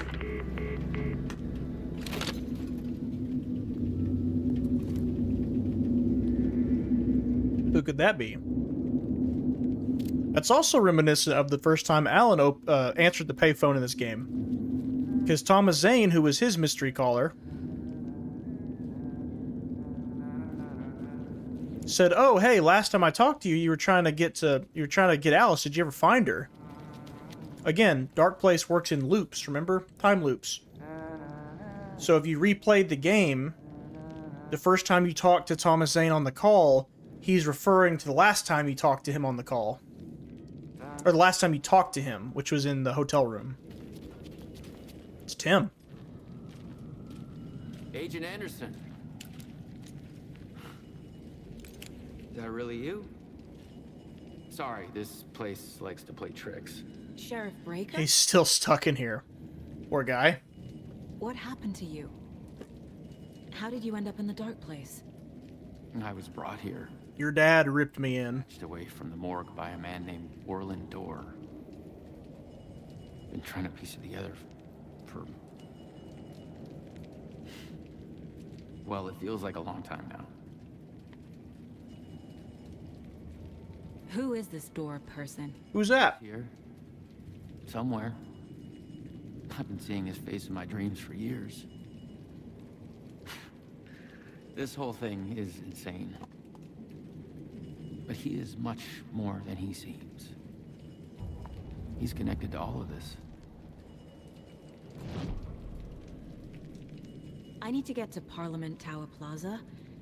Do you have any idea where it is? This place, it's like trying to find your way around in a dream. I've been trying to map it, but it keeps looping, shifting. Like there are many versions stacked on top of each other. There is a page describes Door finding his way through this place. I tried to follow the steps, but no luck. Can I see that page, Tim? Of course. In fact, it's the page I tried to give you back in the morgue in Bright Falls. Huh. Now that I think about it, maybe Door brought me here to keep you from reading it. Here. I'm gonna keep looking for Door. The closer I get, the closer I feel to waking up. I think one of the DLCs will involve Tim and Door. Warland Door walked across the rain-slicked tiles of Caldera Street Plaza. He stopped at the door to the construction yard. A poster for his talk show hung there. He stepped through, willing it to take him to Parliament Tower Plaza. I know what I need to do. The door to Parliament Tower Plaza was at the construction yard. Okay, so two things. One, let's look at this page. It's a page about Warland Door traveling through the dark place, okay? It says, the rain did not seem to touch him. He sensed his steps were being observed. Listen to this. His steps were being observed and documented into the story. He allowed it, this one time, for this one reason, to be passed on by his unwilling disciple, assumingly talking about Tim, to be read at the right time. The ocean that was the dark place took the shape of New York City, drawn from the mind of Alan Wake, in part for the writer to navigate his prison, in part to torment him as he struggled to find his way out. Door was not bound by the rules as Wake was. He came and went as he pleased. For now, Door entertained the writer's fantasy, for a purpose known only to him. At the edge of the plaza, he stopped at the door to the construction yard. A poster for his talk show hung there, another part of Wake's fiction. He stepped through it, willing it to take him to Parliament Tower Plaza. So according to that page, not only is he not bound to the rules of the dark place or the story at all, like he can come and go from the story as he pleases, he also chooses when the story takes note of what he's doing. Like it said, he allowed it to happen just this once. Which, that's crazy. That means anything and everything he does, he is not under the effects of the dark place at all. Crazy. So let's try to profile him. See what happens. This is the first time I've seen a page about Warland Door. Who is he? A door that stands between two rooms is in both. A door that can lead anywhere is everywhere. That door is the center. He governs the currents of reality. With all the powers mixed up in this, it's hard to know who's playing who. Opening too many doors. This isn't important right now. I can look into it later. So, Warland Door saying that a door that's in two rooms is in both. I think this guy has the power to move between realities, dimensions, loops, all the above. Because clearly, he can manipulate reality and leave it and jump around it as he sees fit. The page describes him moving through the door. How can I do that? And his name is Warland Door, for crying out loud. And many names. It is a mirror, reflecting all possible realities. The family of Doors have the power to shift between these realities. Here. Oh, well, there you go. If I can find a way to navigate through this nightmare, maybe I can find a way to get back home. So he absolutely has the ability to shift through realities. But no, unfortunately, Dwayne, Saga never meets Door. But Door has seemingly allowed himself to be noticed so that it would be documented in a page and then given to Saga at the proper time to show her how to navigate the dark place. If not, outright exit it. So, I was memeing earlier, it's not actually Saga's just that much better than Alan. both Ahti and Warlandor are actively helping her get out of the dark place, when Alan did not have that help. He was having to figure it out on his own and try to write his way out, because that's all he had.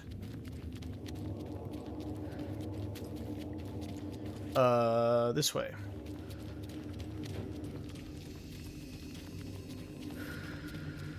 Oh, there's a little bit of loot in some places. Very nice. Take that. I made it. I need to get up to the street and find that statue. So, Enough already. So somebody's voice told Saga on the phone she needed to go check out the stuff in the shoebox, which we know Alan placed there were photos from Alice of the clicker and a bullet of light. And look. What kind of bullet? Shining with light. How did the clicker get hit? It's her art. It's coming true in the dark place. There's the actual clicker. And here is a bullet made of light.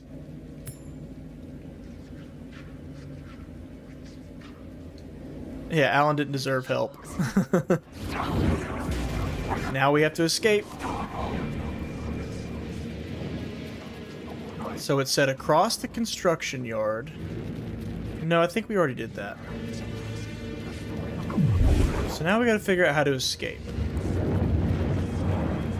How shall we escape the dark place? Ouch. Oh, well, we already... Oh, we just have to go back the way we came. Wow. Gotta go right now. I gotta go now. Do I have any pain pills? Nope, sure don't.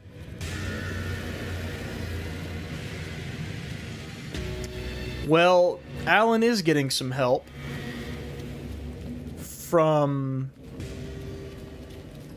Ahti. He did get help from Ahti, because remember, Ahti was the one who said, hey, go check that shoebox. There's something left in there for you. And which they were the photos, and then he put the photos in this shoebox, and now Saga has them. So Ahti did eventually help. Eventually.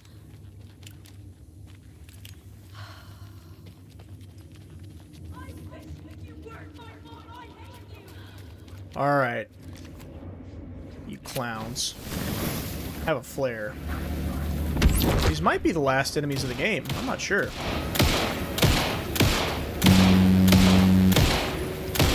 Wow, I don't know if that was my headset or if that was the game. That came in strong in my left ear.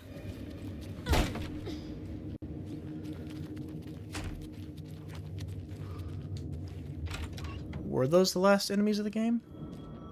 The phone again. They might have been.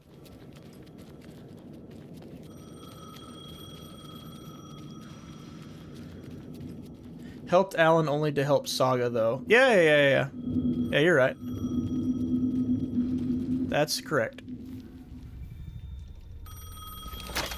Yes? Hello. You don't know me, but you need to listen. Who's that?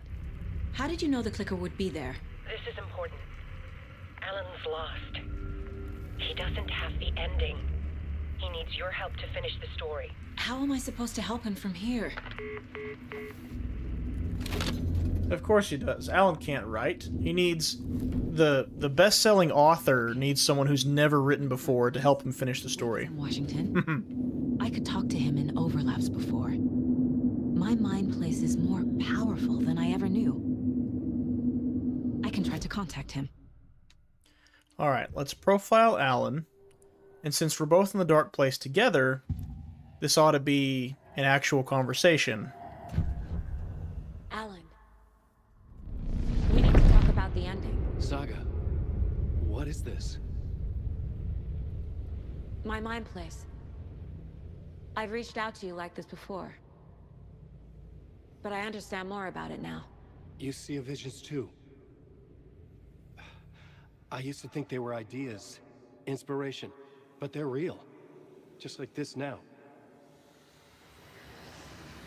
I try to use them to make the story come true. So this is coming from both of us. Maybe that's how we could communicate in the overlaps. We could use this to stop Scratch. First, I need the ending.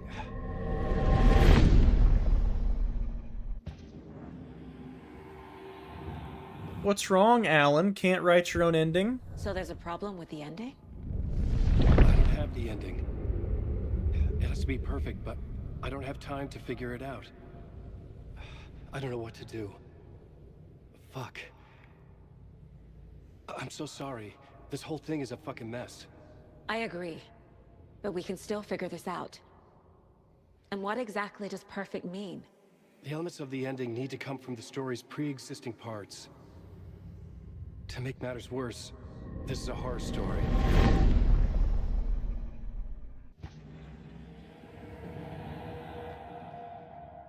Nice, Dwayne. Horror story? You don't need to tell me this is a horror story. Yeah, this is the end. The ending has to fit the genre if it's going to work. In a horror story, there are only victims and monsters. There must be a way to bring a hero into the story. If there is a hero, they will ultimately pay a heavy price.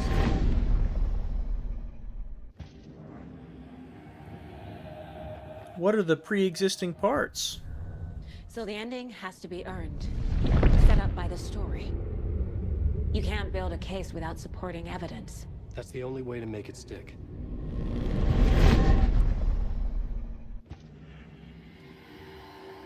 Logan and Casey must survive. Screw the rest of the world. I can't let the horror story take Logan and Casey. They were dragged into this. They need to survive. Non-negotiable. Not just them. Well, what if you don't have a say in that, Saga? Like, what if that's the answer to saving the entire universe? Then what are you gonna do? Person who I twisted into a character. Ooh. He isn't my creation, so he isn't a suitable host for the Dark Presence. There you go. I can write that into the ending to drive that fucking thing out of him. That's big. That's a big piece of lore right there. Alan said he's a real person who I twisted into my own creation. So basically, all of the cult case followings and ritual murders that Alex Casey was checking out in New York, that was all written by Alan. Because, again, time loops.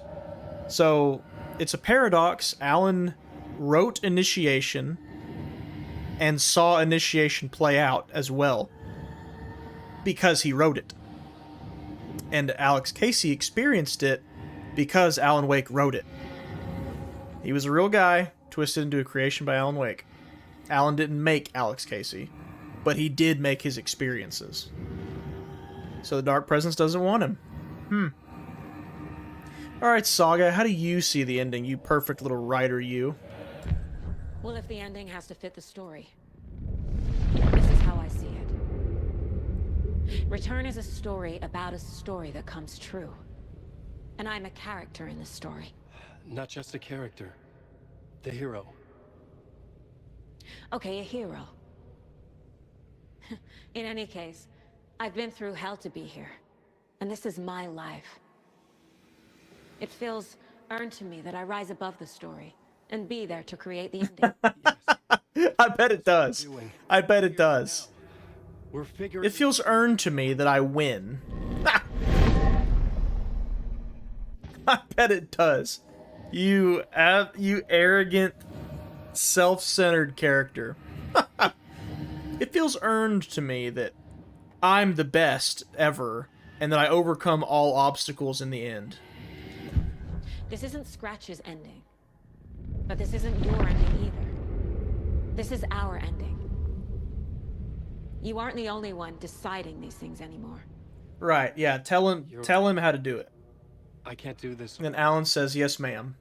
Every time I write, things only get worse. You beat this thing back in 2010, Alan. And here you are doing the same again. You're a hero too. We're in this together. Then let's bring it home.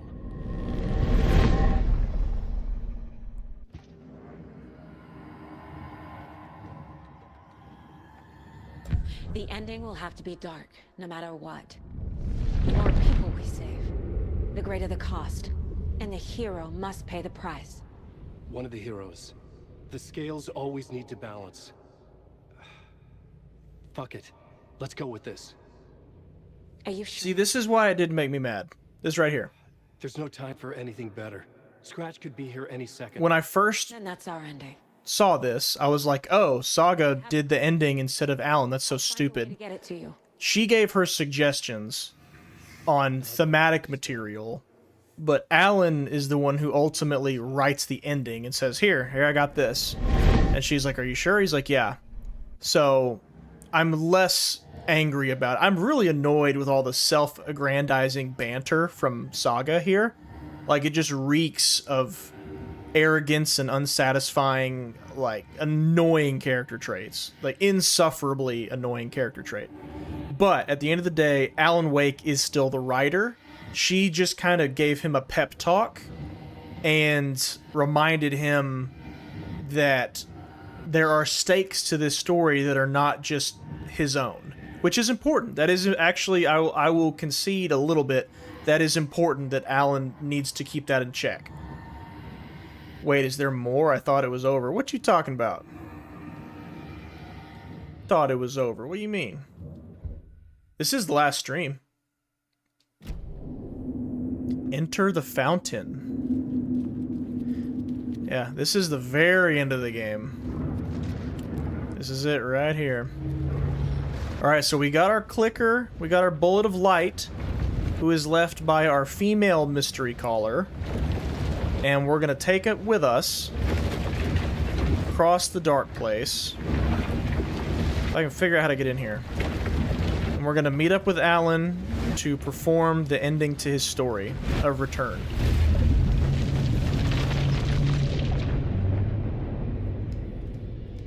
Here's the ending. Alan? Saga, I finished it. The ending we talked about. I have the clicker and the bullet of light. Let's do this. I have to be the one to do it. I bet you do. Always been on this journey. I bet you are. It must end here. This darkness. What lies under the surface now shifts. A play of shadows catching my eye, thrusting my face into the water. He's here. It's shockingly cold. Past the mirror of the surface. And I will see. KC? The end. Scratch! Now!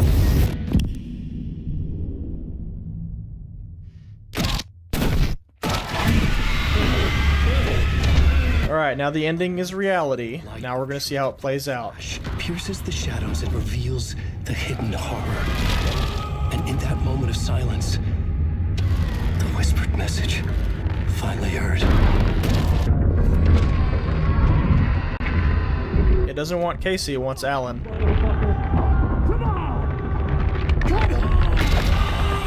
What if there's nothing waiting to be revealed?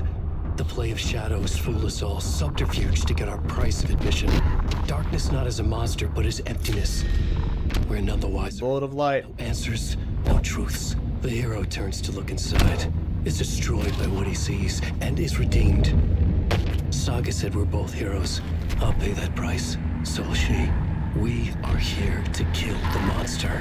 I pray nothing comes after this. Nothing but sleep. This is how we win. Is it too easy? What if this is still the dark? This image right here is literally the first image of the first cutscene of the game. They sixth sensed us. They showed us the ending right at the beginning. Another dream to wake up from, always coming back to the beginning. The memory of what came before burned away by this terrible realization. Maybe it's a mercy, forgetting. To know nothing when we loop around, back to the... Maybe it's a mercy to forget, looping around back to... what?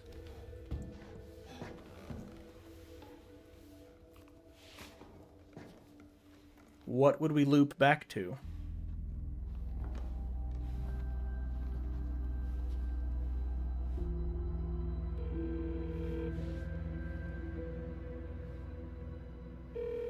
Is it over? Anderson?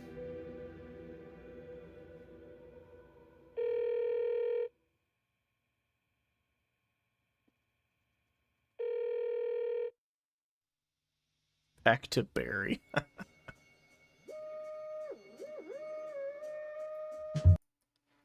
Alright, I'm gonna...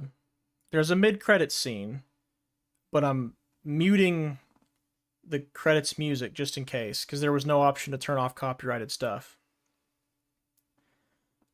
So for the second game in a row, they gave us a cliffhanger, but that's not the whole ending. There's more.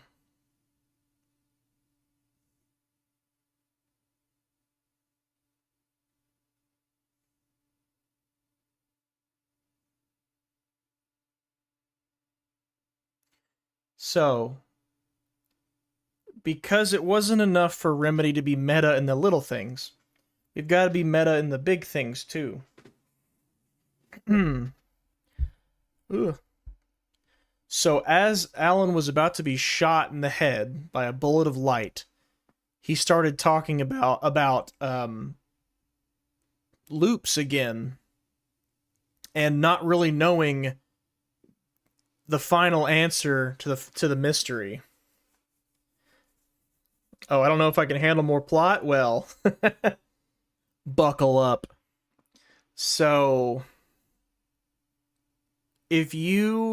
while we wait for the mid-credits scene, I can do one of two things. Either one, you guys can go back to the first stream we did of this game and open the opening seconds of the campaign, or I can show it to you again myself from here to make this come full circle.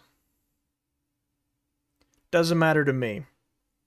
But there's more I can say, but I'm waiting for this dang mid-credit scene to come up.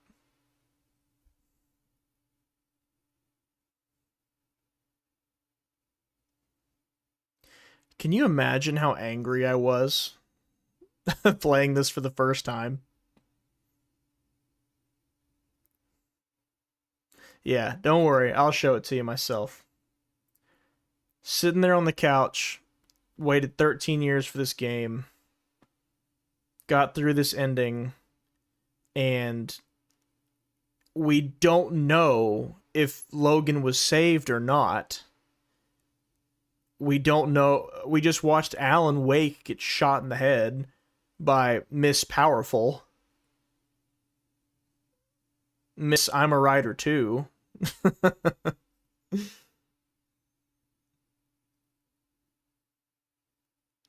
Which, granted, the bullet of light and the way it was used to shoot him, bring the dark presence into him and then shoot him with a bullet of light to try to take out the dark presence for good, was his idea.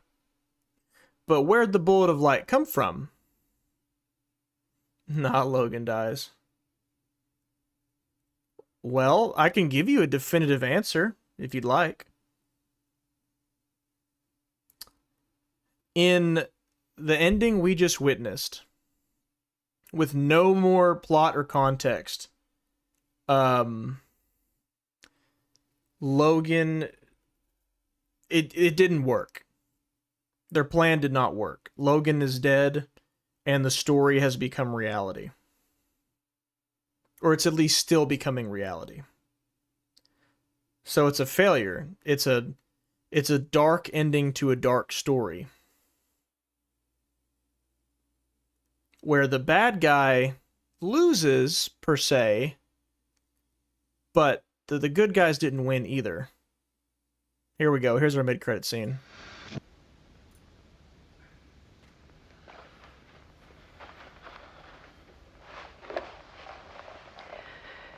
This part is just for you. After the haunting started, I got in touch with an organization that was still looking into what happened in Bright Falls. Bureau of Control. I went to their offices and something happened there. After I got home, I could suddenly remember everything. I remembered being trapped inside that lake. A dark ocean with echoes of myself. My fears, my photos. Inside a dark, tide of madness, the same events and images looping again and again. And then I saw a light. Your light. You dove in just as I swam out. You never drowned. And you're still there reaching out. That is what the haunting is. Mm-hmm. I can see you because I've been there too. He figured out it wasn't Scratch, finally. She knows it was Alan. I chose to come back to the dark place. She didn't kill herself. She jumped into the lake. That's why I put on this exhibition. I had to mislead you. So that I could get you to where you needed to be. The only way out of your loop is destruction or ascension. Light or dark. And we've covered the destruction part many times over. And we're getting to the ascension bit by bit. Time means nothing here. You'll still need to go through the loop. But I will keep showing you the images you need to see. The light you need to see. Until you're ready. Alan, I think we're getting close. Correct, Dwayne. Alice is still in the dark place. It's not a loop. It's a spiral.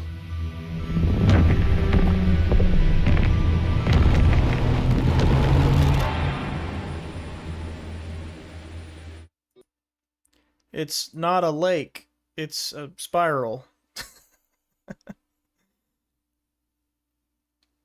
Oh, there's a speed up option on the credits. I didn't realize that. Whoops. Okay. So let me put this metatextually now. What she just said was that she misled Alan, made him believe that she had ended her own life, so that he would become as rageful as he was and go through the path of destruction, which was to try to tear everything down, which he did. He walked into the writer's room and shot himself, well, another version of himself, thinking it was Scratch. And now we're like, alright, destruction doesn't work, we're gonna have to try ascension. So, him saying it's not a loop, it's a spiral, frames the game itself. Every time you hit new game, you are playing a loop from start to finish, and it will continuously loop, never ending. It's not a game, it's an interactive story. It's a loop, never ending. Doomed to repeat the same path of destruction every single time. It becomes a spiral when each new loop is done just a little bit differently than the time before. Which in this case, literally translates to this, the final draft. And in fact, I'll show you. We're gonna go new game, normal. Remember how the game just ended? When you start a brand new game, this is what you see for the first time.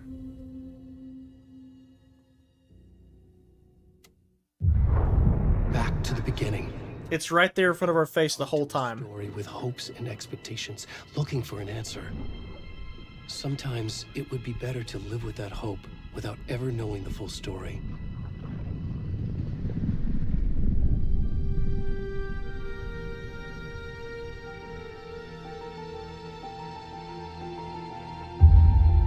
Literally back to the beginning.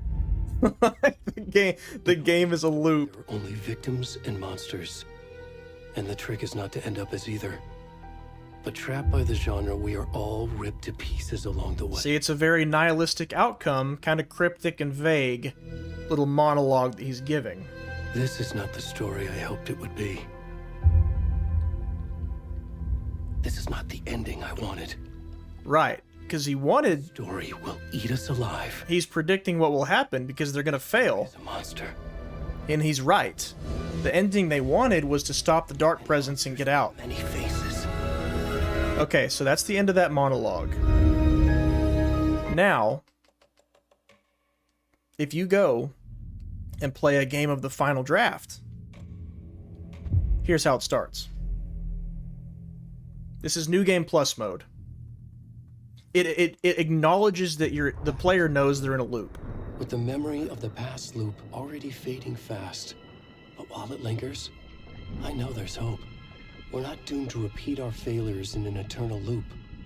This is a spiral.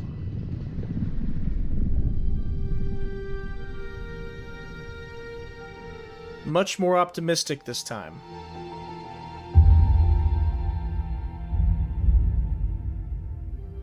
A fictional poet once said, "Beyond the shadow you Tom step Zane. forward, there is a miracle illuminated." Tom the Diver. I'll not settle for a shadow. I'll find the miracle through the night.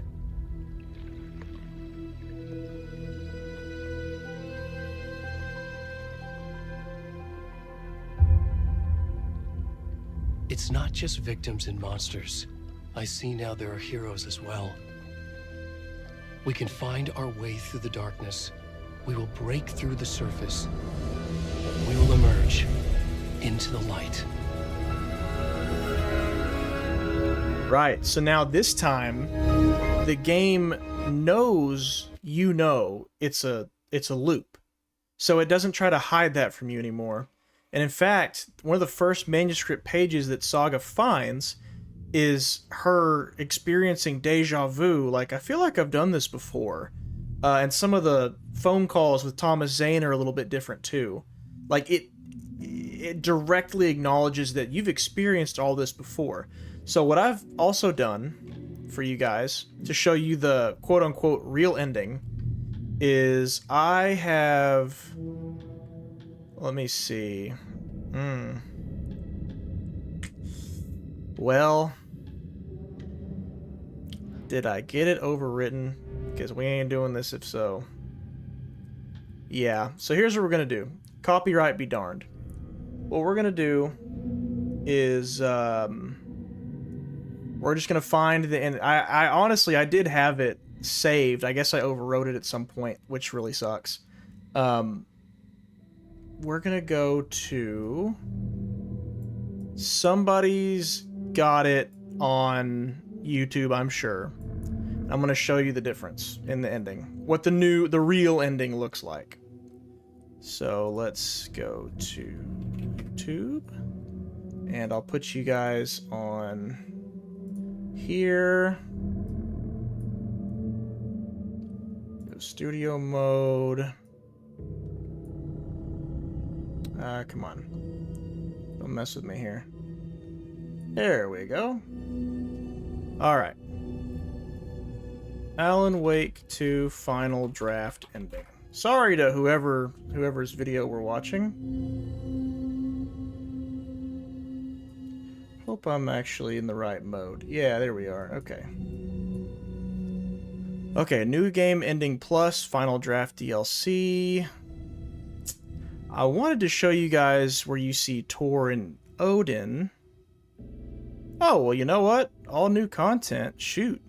Nah. That ain't worth it. Let's do this one. Here we go. Better prices. Real quick, let me stop the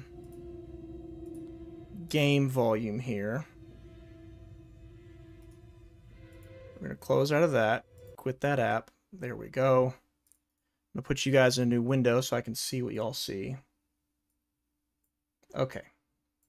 Dang, that really sucks. I had it ready for y'all and everything. That's unfortunate. Okay. Even go ahead and mute that. So, the path of destruction doesn't work. Alice has said we've tried that over and over and over, and it doesn't work. Next, we need to try the path of ascension. So here it is. This is the New Game Plus ending. Now, keep in mind, Alan is aware of what has happened before, and he now knows that he is now aware that Alice left the bullet of light and the clicker. He knows that it's Alice doing that for him. It's not... He's not tricked into believing that she offed herself anymore. He knows that she's helping from the dark place. Alan? Saga, I finished it. The ending we talked about. I have the clicker and the bullet of light. Let's do this. I have to be the one to do it. I see it clearly now. This part at least. Okay. We have met here before. Time loops in the dark place. Every choice you make affects everything that comes before and after you make it. He's here. Like it does when you change a detail in a story you're writing. KC? Scratch! Now!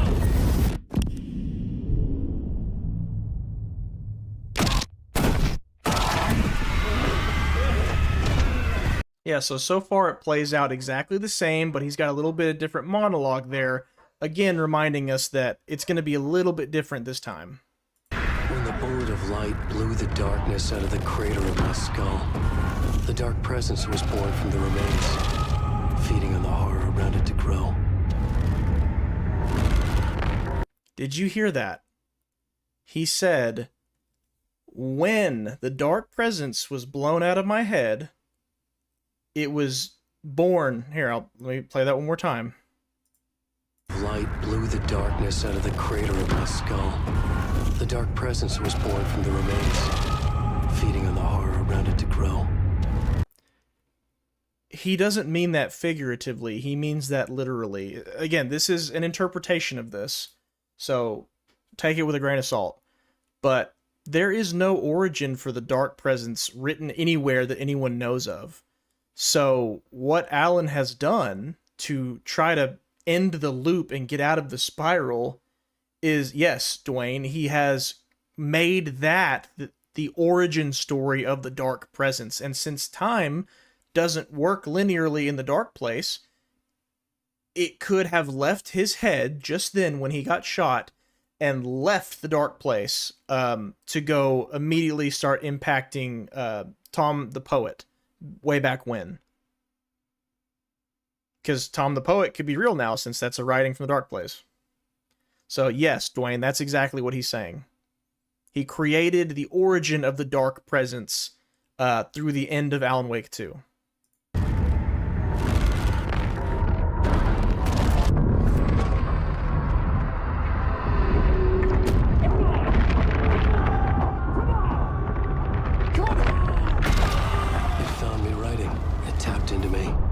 Influenced me. I was lost in my work. The link was severed when I finished Return, but the dark presence was hungry for more. And I was missing the small part of myself that it had been born from. Alice, love is strange. Even apart, we're still together in our memories. We put each other through hell to set us free. Again and again. Different versions of us. Alice helped me get there, where I needed to be. It has taken so long. The process to change reality is so delicate. To be true in... Okay, so real quick, what he's also saying is that if you think back to Alan Wake 1, think back to the bits of characterization we got for him, he was always a guy with darkness within him. And there's been several hints about this throughout this game too. Lyrics of Herald of Darkness, it said, the darkness within him held her hostage. What do you mean the darkness within him held her hostage? Well, there's darkness in Alan. He punched paparazzi. He was known for his temper. And he was saying that the part of him that the dark presence had been born from, his anger, his guilt, the metaphorical darkness within him, stemmed from Alice. Love is strange. So, you know, she led him to take on a lot of his insecurity and darker pieces, unfortunately. But it's because he loved her and wanted to take care of her and felt guilty when he couldn't. So, love to be true in just the right way, still find a way past our flaws. Just the right way and still find a way past our flaws. So many drafts, so many photographs, so many lives lived outside of time. Pull the gun on Hartman, right? On this journey to finally arrive here. And he gets shot exactly the same, but with that origin of the dark presence now being written in, he changed the origin of the dark presence. Now, instead of leaving him to go and do Alan Wake 1... Is it over? it doesn't leave him this time. Anderson.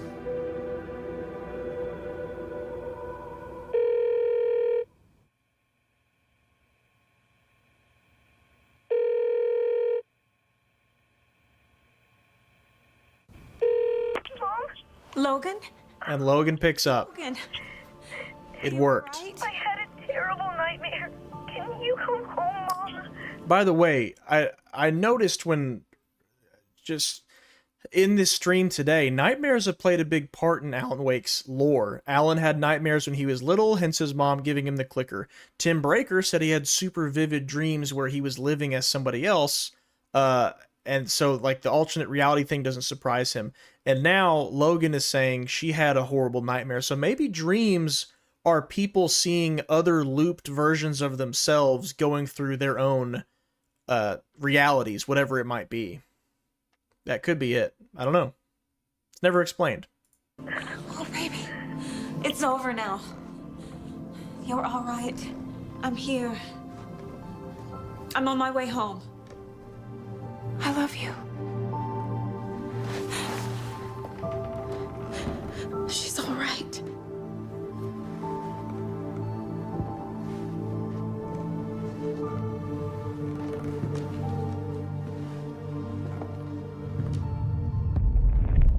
Ah, and our boy's back.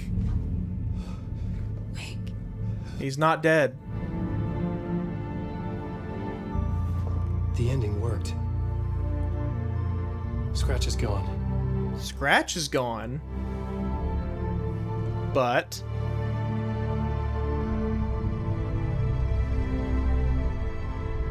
at last. Thank you, my love. And so I return. With me I bear the torch of knowledge, the light, the miracle illuminated,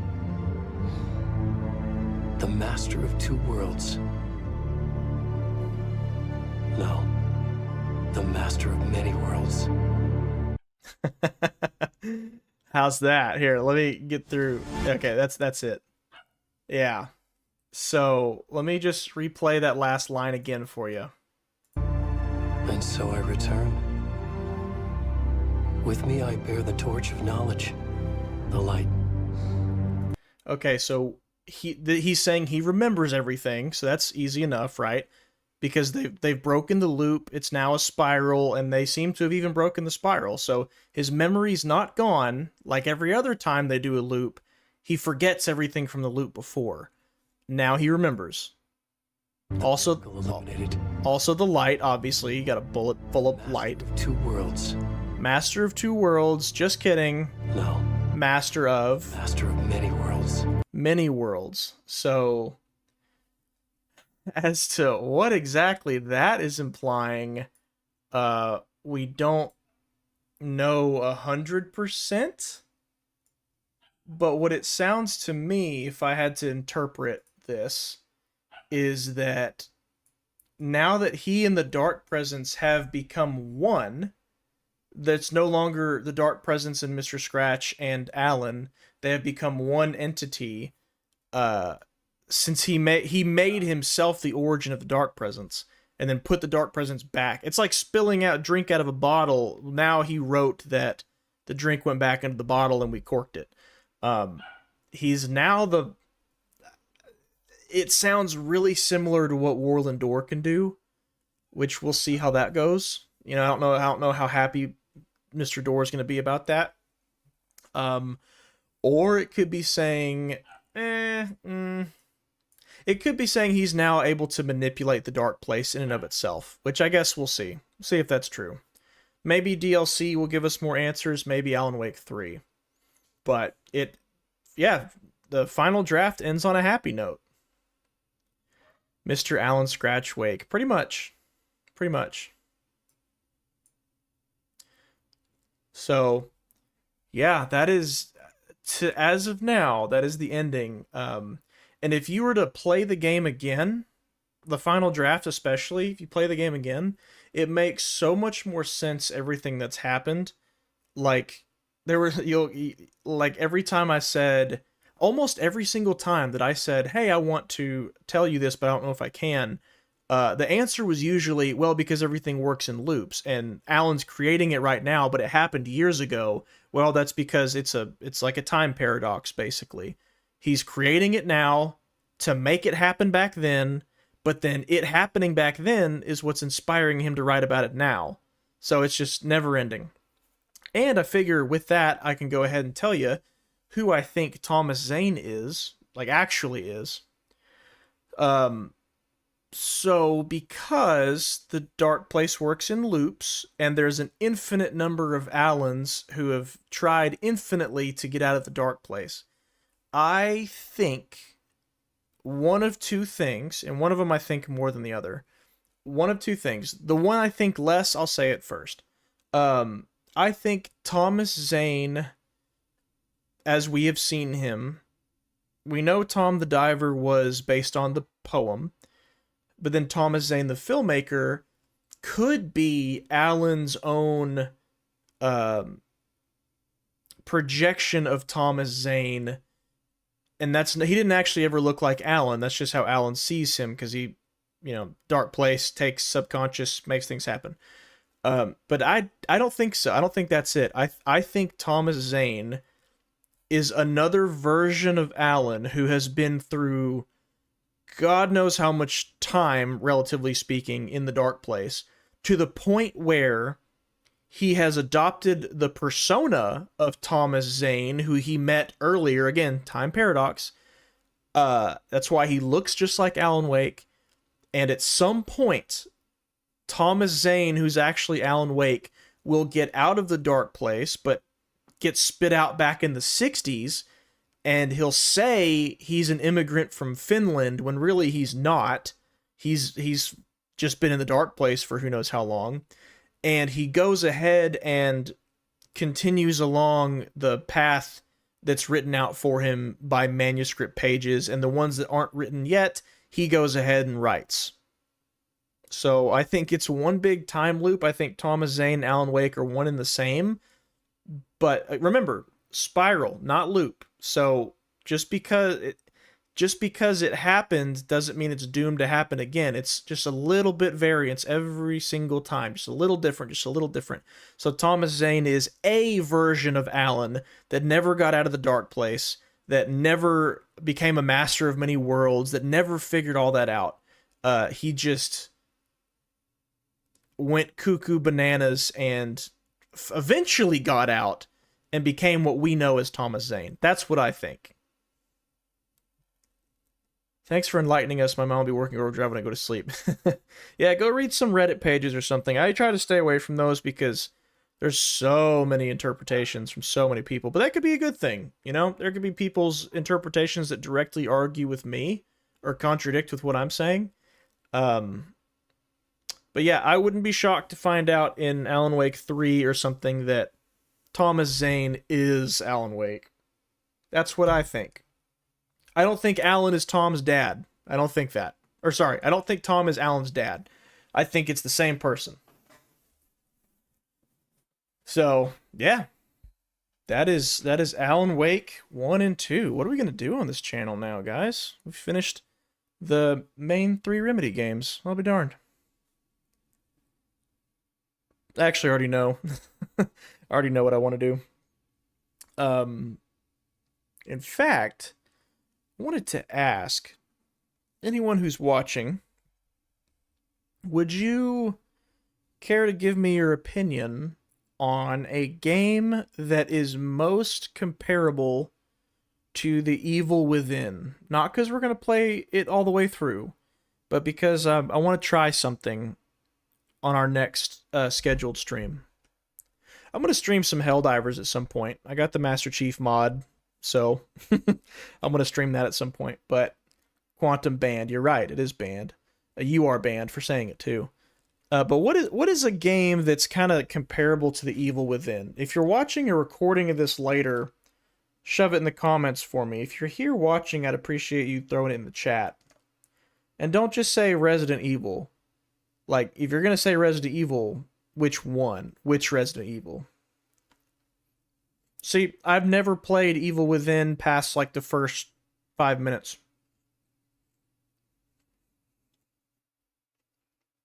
I'll just go ahead and tell you what I want to do. So, what I'm thinking about doing is doing like the first hour or like the first hour and a half or something of 2 different games that I've never played before, or maybe I have, but it's been a while. And judging just from the opening of the game, like from the hour or hour and a half, which game has the better opening. And then whichever one wins is what we'll play for the rest of the stream. So, like, say, Evil Within and one of the Resident Evils. I would play the first hour of Evil Within and the first hour of one of the Resident Evils, whichever one is most like it. And whichever of those I subjectively deem is the better opening is what we'd play for the rest of the stream. Evil Within was a good game. RE2 Remake or 3, it's like Alan Wake 2. So is it more like Resident Evil 2 or 3 than it is like Resident Evil 4? Because as you know, I mean, Resident Evil 4, more enemies, more action. RE2, gosh, there's probably not even 20 enemies in that game. There's probably are, but something like that. And that doesn't mean we have to play through all of Evil Within. It could. Whichever one wins, I mean, we could play through the whole game on streams afterwards till it's done. But I kind of like the idea of... I like challenging the idea that you have to play 50 hours of a game to have an opinion on it. Like, that's absurd. We've all got a limited amount of time on this earth till our heart stops beating. And if a game sucks for 50 hours straight and then suddenly gets good, that's a flaw in the game design. It's a flaw. Shouldn't be a feature, it's a flaw. I guess it could be a feature, but you get what I mean. A flawed feature. More horror than action, but still action-y. Okay. More horror than action, but still action-y. Okay. Because I've got access to... If Resident Evil's the answer, which I assume it would end up being one of the Resident Evils, because didn't the main creative director... I'm gonna so I don't spout off nonsense.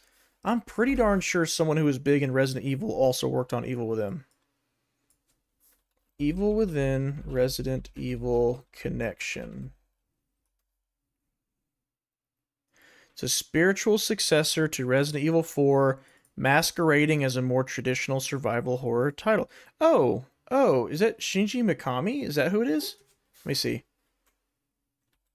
Shinji Mikami, Evil Within, Resident Evil. Oh. Yeah, I didn't know it was him.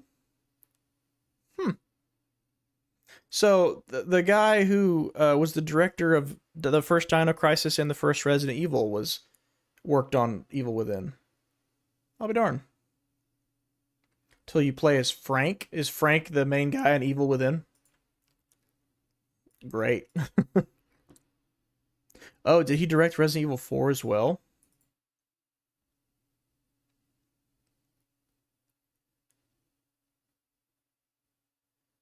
Resident Evil 4... I don't know. All these articles are saying it's more like Resident Evil 4. I don't know. Maybe I'll do like a community poll on it or something, because I'm definitely with you. It probably is Resident Evil that needs to be the answer. There's just such a dramatic difference between RE2 gameplay-wise and RE4 that I don't want to be wrong. You know, I don't want to be wrong. I want to make sure that it really is as much like Evil Within as possible. Which I'm kind of excited about, just trying Evil Within, because I tried the first like 10 minutes or so. I think back when the Xbox One and PS4 came out. I think that's how long it's been. Maybe it is, then I might be confused. I don't know. RE2 is extremely slow paced, very heavy on puzzle solving, backtracking, and lots of enemy dodging instead of enemy fighting. And then RE4 is much more linear. Ammo's really not that much of a problem. A little bit, but not much. Yeah. So I don't know. I'd be interested to try Evil Within.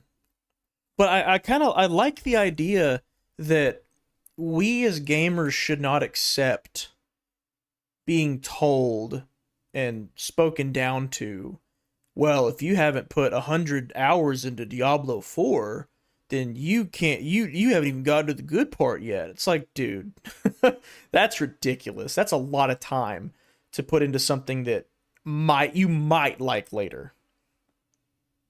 Yeah. Oh yeah, Evil Within 2 is like RE2. Oh, did they slow down the pace for Evil Within 2? Evil Within is like RE4. I've never played Evil Within 2. That's a fact. I have. So I think my last memory of the first Evil Within was I know you go into like a hospital or something at the very beginning. Like you're a cop and you see a bunch of dead bodies and you look at some security footage. And I remember being kind of turned off because it was like it looked more paranormal than anything else, and I wasn't really into that at the time, but now I'm into it. Thanks, Alan Wake, for that. Because I think I'd heard that it was going to be similar to Resident Evil, so I was hoping like zombies or science fiction, and it didn't seem that way, so I bugged out. But like, I don't remember even fighting an enemy. Yeah, I did. I think you had to light enemies on fire too, so that they didn't do something. Maybe come back, or mutate, or something. You collect like green fluid. I think was that's all I remember. Honestly, that's it. But with Tango closing down, hearing lots of positive stuff about Evil Within again. So I'm thinking I could give it a shot. Yeah, that's a trippy intro. Okay. But yeah, I like the idea of testing out games based on the merit of just the opening to see which one hooks the best. Again, totally subjective, but so I may try that. We'll see how it goes. And then, whichever game wins, whichever one I think has the better first hour or whatever, we see through to the end, or we just play for that stream. I don't know. We'll see. I feel like it'll last us a lot longer if we play the game through to the end. But it also just depends on the game. Because, my availability with streaming and just this channel probably will work best for single player experiences that aren't super open-ended. So like a Resident Evil game, or like Evil Within, like that works fine. But like, am I going to get on here every Saturday for 3 hours and play a Fallout game until I beat it? Probably not. Probably not. That would be like a chill and chat random live stream. I'd definitely watch you stream that. Okay, cool. Well, I know I like Resident Evil 4. I know that. But Evil Within I don't. But I can't imagine I would dislike it with all the things I've seen said about it. So I don't know. Anywho, I just wanted to try something interesting and different. And I think what would interest me is challenging a game's ability to draw you in. Because like The Witcher 3, dude, I've tried, I think, on 3 separate occasions to play that game, and I can't get into it. I'm sorry, I just can't. Everyone and their mother talks about how it's the best game ever made, and I get a couple hours in, and I'm I'm bored. I'm not interested in anything that's happening. And if you got a job and a family and the desire to sleep every night, you don't really have time to put 100 hours into every game until it suddenly gets good. So, consider that a boomer take or whatever, but I think if a game expects all of its gamers to stick around for 50 hours regardless of quality of content.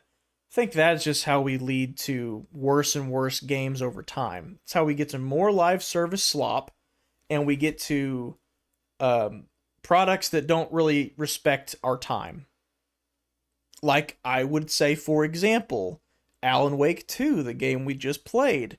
I do not feel it is respectful of players' time to ask them to play the game a second time to get the real ending. About a minute's extra worth of cutscene footage. I do not believe that's respectful of a player's time. I wish it had done what Control did and had like a fake ending and then maybe put us back a little bit. By the way, you do see Tor and Odin again. I was going to show you guys that. Forgot to. When you're Saga and you go into that whirlpool thing at the end of the fountain, Tor and Odin are standing off to the side. They're like, "Hey, Saga, we missed you the last time around, but glad we caught you this time." And she's like, "What are you guys doing? Are you going to get out of here?" He's like, "Well, we can't really tell you that yet, but we still have a part to play here. You go ahead and go." So it's like, are they referring to they're about to go play in Herald of Darkness? Or is there something else they got to do in the Dark Place? Don't know. We'll see. Anyway, pick and choose your poisons. Yeah. So, if a series like that were to take off, like, oh, there's no way you could possibly know if a game's good in the first hour. I'm like, why not? Sure, you don't experience every single mechanic and every story beat in the first hour, but why shouldn't a game try to hook you in its first hour? Why should it just assume you're going to be around to grind it out like it's a second job? Because players have been trained to do that with battle passes and FOMO in shops and limited time of challenges and events? Maybe that's exactly why. I don't know. I don't think that's fair. I've got one friend who I respect his opinion, but he did say he's got a pretty strong philosophy that if you haven't played a game for at least 10 hours, then your opinion is going to not be very valid. And while relatively speaking, that sounds not crazy, but it's also like 10 hours? Dude. 10 hours? I could complete the Lord of the Rings trilogy in 10 hours. Well, maybe not exactly, but I'd get close. You can consume a lot in 10 hours. 10 hours. What else could I do? I could watch 1, 2, 3, 4. The first half of around the first half of the Harry Potter series. A lot can happen in 10 hours. Why should we accept not much happening in 10 hours? What? Because we're supposed to be around for a couple thousand hours? Come on. Dylan has a vision of that well in Watery. It was a secret vision, but it showed the well from the bottom in New York in red and shadow and daylight. That's cool. Dylan also mentions a man named Door. And I missed that in my Control playthrough, because I didn't realize you could just go chat with the psychopath while he was being held prisoner. I didn't know that. Like, nonsensical chatting. I had no clue. But apparently one of the conversations with him, he talks about seeing a man called Door. Oh well. Oh well. Anyway, yeah, if Evil Within is like RE4, I think I could give that a shot. I'll have the games downloaded and ready to rock and roll. Oh, you know what though? I will say, I think I'm gonna have to take a break from streaming next weekend. I will be out of town, but I 100% plan to do a random bullcrap stream at least some point this week, going full Master Cheeks in Helldivers. Got the mod for it, want to play it, so I still feel kind of dirty with not Master Chief, with Helldivers, considering what Sony's done. But at the same time, like, I also can't deny that I'm not spending money in the game. So, am I hurting anything by playing it? I don't think so. maybe you could argue if I'm streaming it, I am promoting it, but also it's like, dude, I don't hold any resentment towards Arrowhead. I feel bad for them, honestly. I really do. It sucks for them. I feel the same way about Arrowhead and the Sony thing with the PSN as I do Remedy with Sweet Baby, because there's no shot on earth that Sweet Baby was Remedy's idea. It had to be Epic's. I have no doubt in my mind. I feel the same way about both of those things. I got into Remedy properly with Control. Yeah. So yeah, I'm gonna take the weekend off next weekend, but I think a Helldiver stream at some point this week will suffice. And keep your eyes out for, I got a video on the main channel coming up in the next couple days. So if not today, it could be today. I don't know. I'm gonna go through it one more time and look at final touch kind of stuff. And if I'm happy with what I see, then I'll upload it today. But if I'm not, then it'll be probably tomorrow or the next day. So keep your eyes open for that. And it's the most expensive video I've ever made. So if it doesn't do well, then I am not only in trouble, but I also won't be able to replicate it for future videos. And I really like the way that this one was made, and I would like to be able to replicate it. So, but obviously, if it doesn't make its money back in ad revenue and whatnot, then I can't. I'm not an endless money pit. I won't be able to replicate it. So. Anyway. Yep, appreciate it, Dwayne. All right, well, I'm going to go ahead and call it. That'll be the stream. Thanks for hanging with Alan Wake 2. I know I got another viewer. It might be Krishna, maybe. I don't know if Krishna bounced already, but Dwayne, you are certainly a loyal one. I appreciate that. And somebody's always watching it with you. I don't know who it is every time. They don't always chime in, whoever they are, but you know, this channel's not about the numbers. This channel's about just getting to experience cool stuff and talk about it. And I'm kind of leaning towards a horror vibe, if I'm being honest. When it comes to single player, limited scope games that seem to be fun in a streaming environment, it seems like horror games is where it's at. You know? So, I guess we'll see. All right, I'm going to go ahead and call it. Thanks for tuning in. As always, thanks for watching. Kingard out.